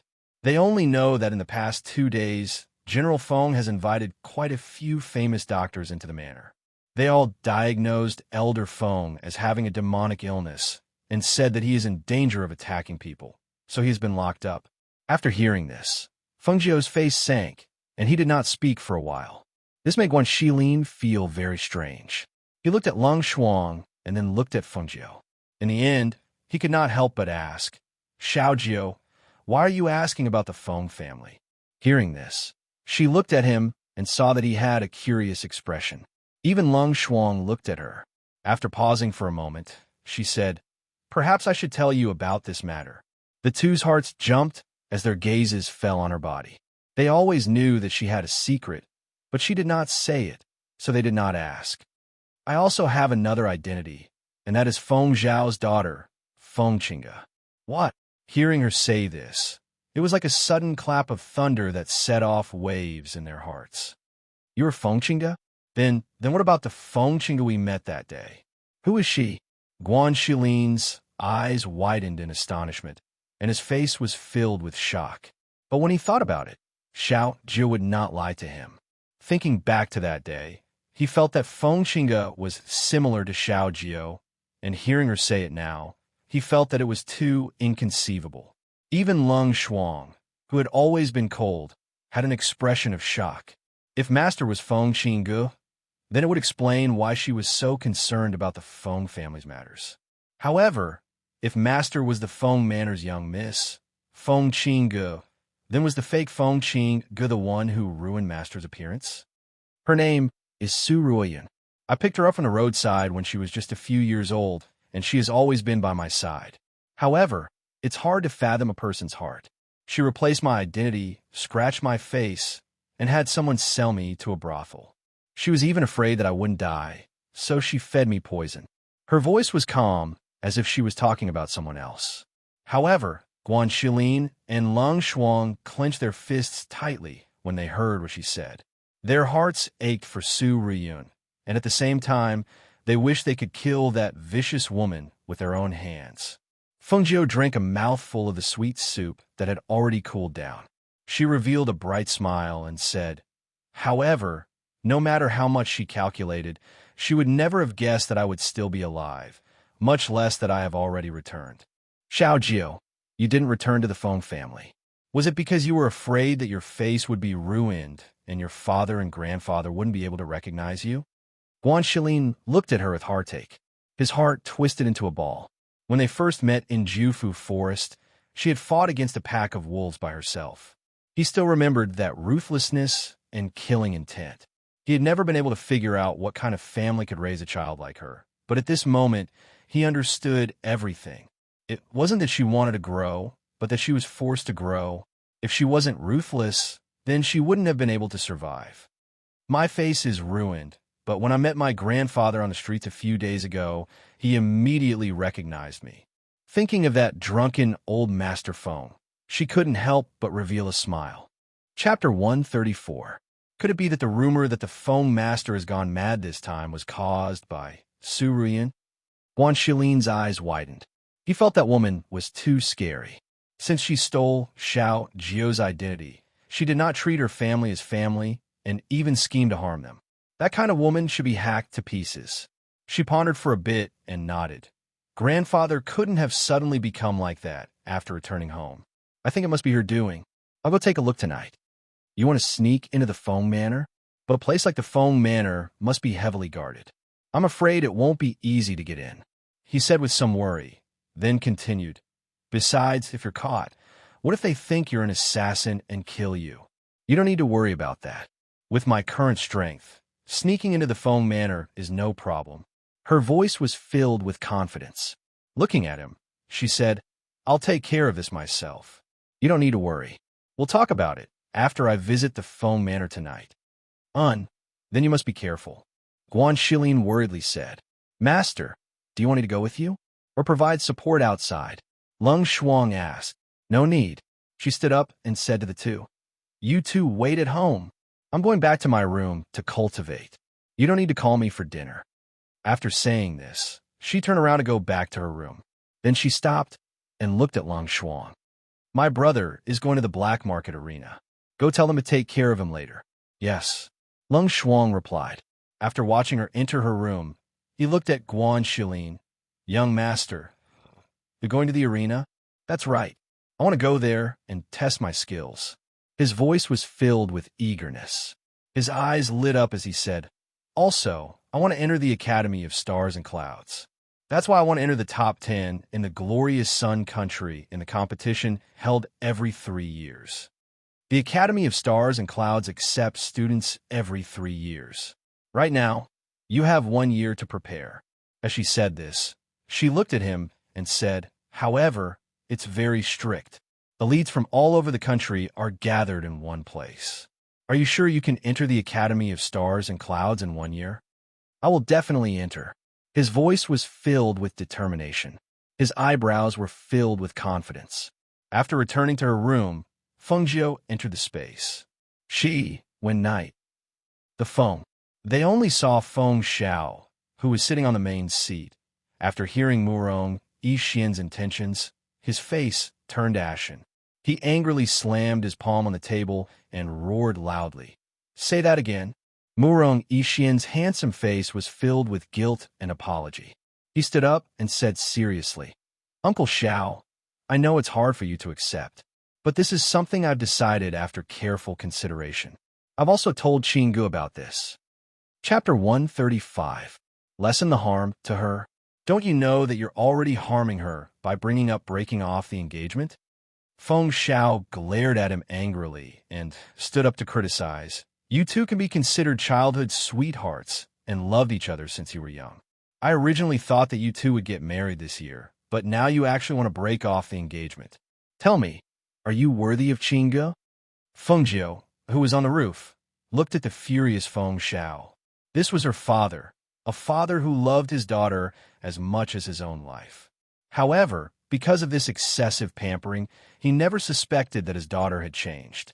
In his opinion, no matter what his daughter did, it was the best. Towards him, she really couldn't describe how she felt. Was she disappointed? She couldn't be. After all, he didn't know that she had been swapped, right? No matter how she looked at it. He was a good father, a father who loved his daughter dearly. She took a deep look at him before she shifted her gaze away, and her gaze landed on Murong Yixian.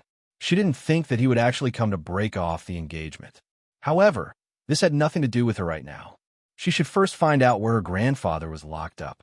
Carefully moving the tile back to its original position, she took a deep breath and quietly left, heading towards the backyard. Relying on the memories in her mind, she was very familiar with the Feng Manor and easily arrived at her grandfather's courtyard. In her opinion, even if the old man was locked up because of his madness, he could only be locked up in his courtyard. After all, with her father's filial piety to her grandfather, it was impossible for him to mistreat him. "Let me out! Let me out! This old man will kill you. You're a vicious woman. Vicious woman." Before she even got close, she heard the old man's roar from inside the room. Not long after, Su Riyun, dressed in a blue dress, walked out of the room. As she closed the door, she pretended to say to the two Phoenix guards, "Grandfather's health isn't good. You must look after him carefully. Young miss, don't worry. This subordinate will take good care of the old master." The two Phoenix guards said calmly, I'll come back tomorrow." She nodded, then left with light steps. Watching her leave, the two Phoenix guards saw that there was no one around and couldn't help but say, "Why do you think the old master always scolds young miss? How dare you say she's a fake? Didn't you say that many famous doctors were invited, but the final diagnosis was the same? Everyone says that the old master has gone mad. Tell me, if that's not the case, why would he want to kill young miss for no reason?" The Phoenix guard scratched his head and said in confusion, "But this is very strange. The old master was clearly fine before. How did he suddenly become like this? I keep feeling that something is strange, but I can't tell what it is." "Then don't worry so much. Just protect the old master, and don't let anything happen to him." As soon as the Phoenix guard finished speaking, the two of them let out a muffled groan and fainted on the ground. Feng Jiu, dressed in black, jumped into the courtyard. After looking around, he quickly pushed open the door and walked in. However, when she saw the old master inside, her eyes reddened. She quickly ran over and called out in a choked voice, "Grandfather." Chapter 136. "I'll kill you. I'll kill you. Let me out. Let me out." The Feng master roared crazily as if he had completely lost his mind. The profound energy in his entire body surged, causing people to not dare to get too close to him. "Grandfather, it's me. I'm the phone girl." Seeing the old man suffer like this because of her, tears flowed down uncontrollably. Her heart clenched tightly in pain. At this moment, she really wanted to hang Surian up and cut off his flesh to let him bleed, to vent the hatred in her heart. "I'll kill you." Seeing that he had completely lost his mind, she could only endure the pain in her heart. Taking out a silver needle, she injected profound energy into it and shot it at him. "Kill!" That the Feng master's voice weakened and he fainted. The profound energy in his body also dissipated. She quickly walked forward and came to the bedside to check his pulse. With this check, her heart sank. Taking out a metal wire from her space, she undid the locks on his hands and feet. Then, after hitting his unconscious acupuncture point, she sent him into her space. Only then did she quickly leave.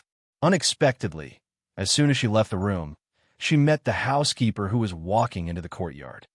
"Who's there?" The housekeeper shouted loudly. Seeing the two phone guards lying on the ground and the black-clothed man entering the phone master's room, he was shocked and immediately shouted, Someone come quickly. There's an assassin." At the same time that he spoke, he took a step forward and pounced forward, wanting to capture the black-clothed man. "Damn it!" Feng Jiu cursed in her heart. She didn't think that someone would come at this time. Seeing the housekeeper pounce over, she immediately leaped up and stepped on the housekeeper's shoulder to fly up to the roof.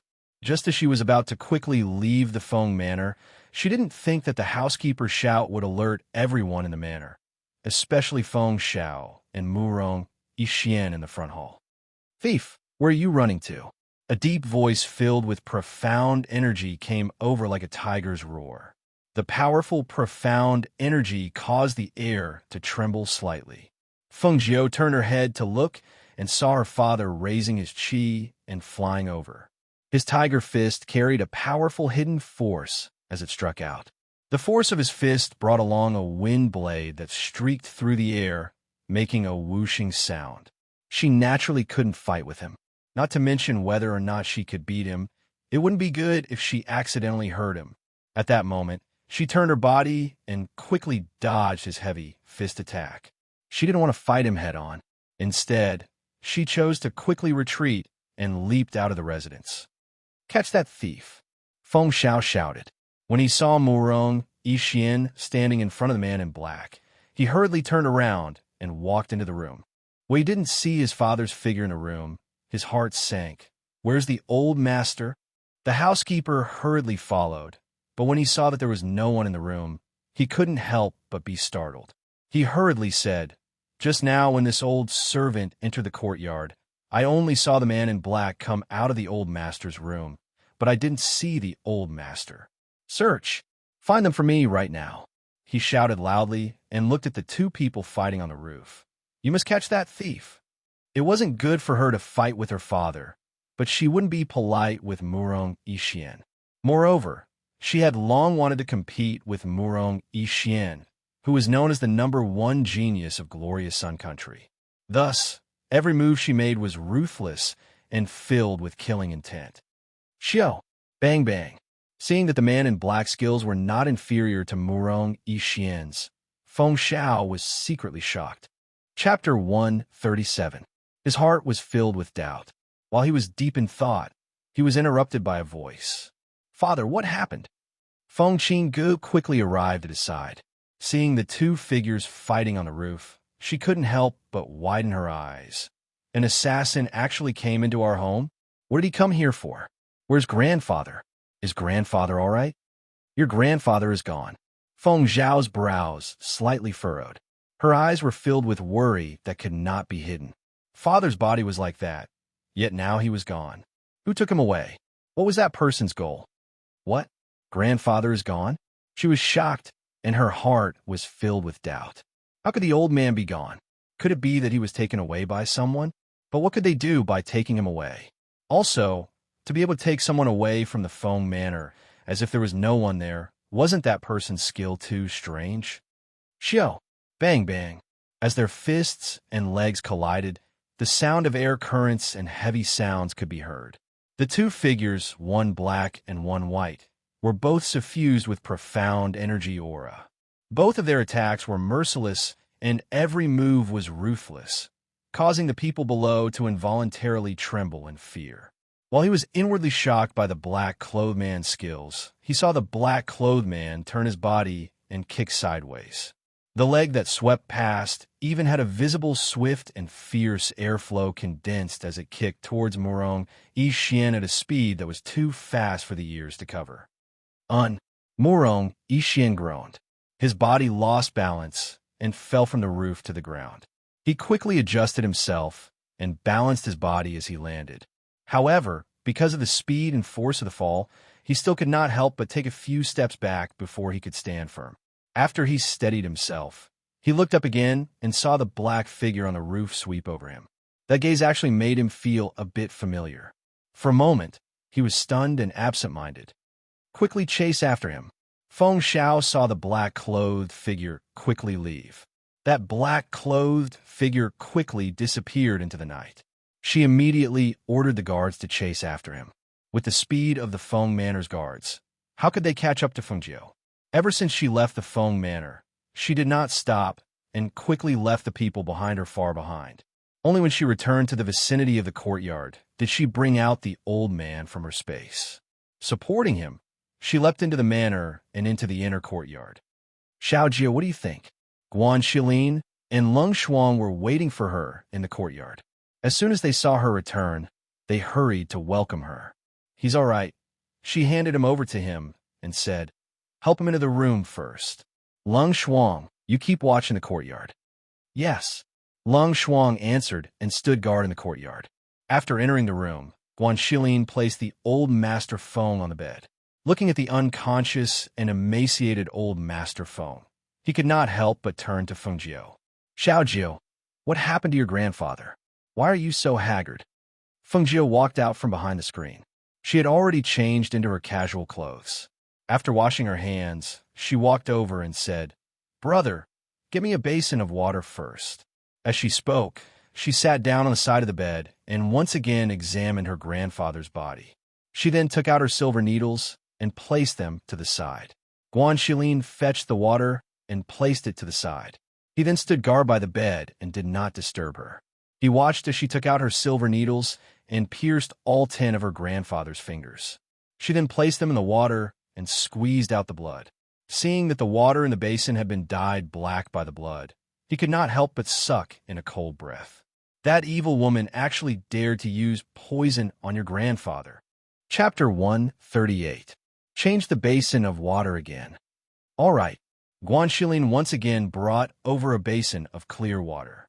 After changing the basin of blood, this time the blood that flowed out gradually returned to its original bright red color. He asked, "Has the poison been cured? There's still some poison left." Seeing that it was about time, she gestured for him to move the basin away. She wiped the blood off her hands, covered him with a blanket, and walked over to the table. "Big brother, when the sun rises, go and get the medicine according to this list. Get the medicine from different places." She wrote down a prescription and handed it to him. Guanxilin took it and glanced at it, then nodded. "All right, I'll go get the medicine when the sun rises." At the same time, the Feng family was in chaos. Feng Xiao led people to search for the old master, and Murong Yixian also joined in to help. That night, it could be said that everyone was in a state of panic. Because of their large movements, quite a few people knew that the old master of the Feng Manor had been kidnapped. It was just that everyone found it strange. Saying that Feng Qingge had been kidnapped was still acceptable. After all, she was the Feng Manor's beloved daughter, and she was an absolute beauty. But instead of kidnapping an absolute beauty, they kidnapped an old man. Also, they had recently been diagnosed with a demonic illness. Don't you think it was strange? Thus, there were many discussions. They wondered if it was an enemy of the Feng family, or if it was an enemy of the old Master Feng who did it.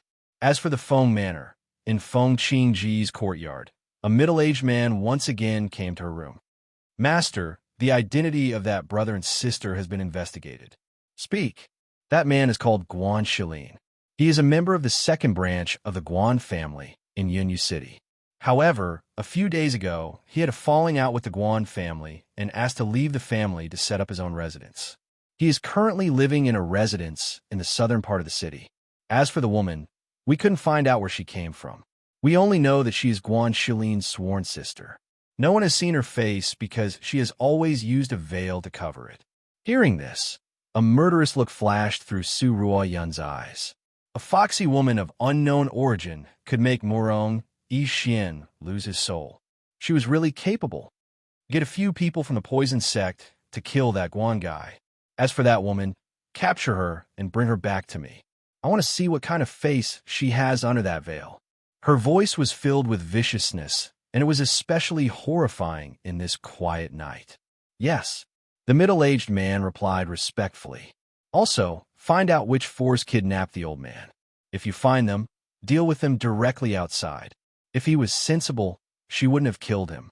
However, he was already so old, yet he still had a pair of disgusting shrewdness in his eyes. Since they were interfering with her business, then they shouldn't blame her for not considering their relationship." "Yes," the middle-aged man replied again. When he saw her wave her hand, indicating for him to leave, he turned around and left. The next morning, when old Master Feng slowly woke up, he saw a person lying on the side of the bed. He turned his head slightly and saw that disfigured face. When he thought of the woman's words, his heart clenched in pain, and he couldn't help but tear up the pillow. Seeing her disfigured face already made him feel heartache and guilt. But when he heard that woman say that she had used a knife to slice Feng girl's face open, that heartache made him unable to suppress it and turned into anger and grief. Chapter 139. His skinny hand trembled as he reached out, wanting to gently touch the scars on her face. Unexpectedly, before he could touch her, she woke up. Feng Zhou suddenly woke up and sat up vigilantly. When he saw that it was the old man who had woken up and was reaching out his trembling hand, he relaxed. Seeing that the old man was crying silently, he couldn't help but be startled. "Grandfather, why are you crying?" She raised her hand to wipe away his tears and asked, "Are you still feeling unwell? Come, let me help you sit up." Her vigilance made the old man's heart clench. How much suffering did she have to go through to have such a vigilant reaction?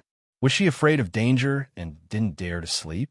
Feng Lass, Grandfather has let you down."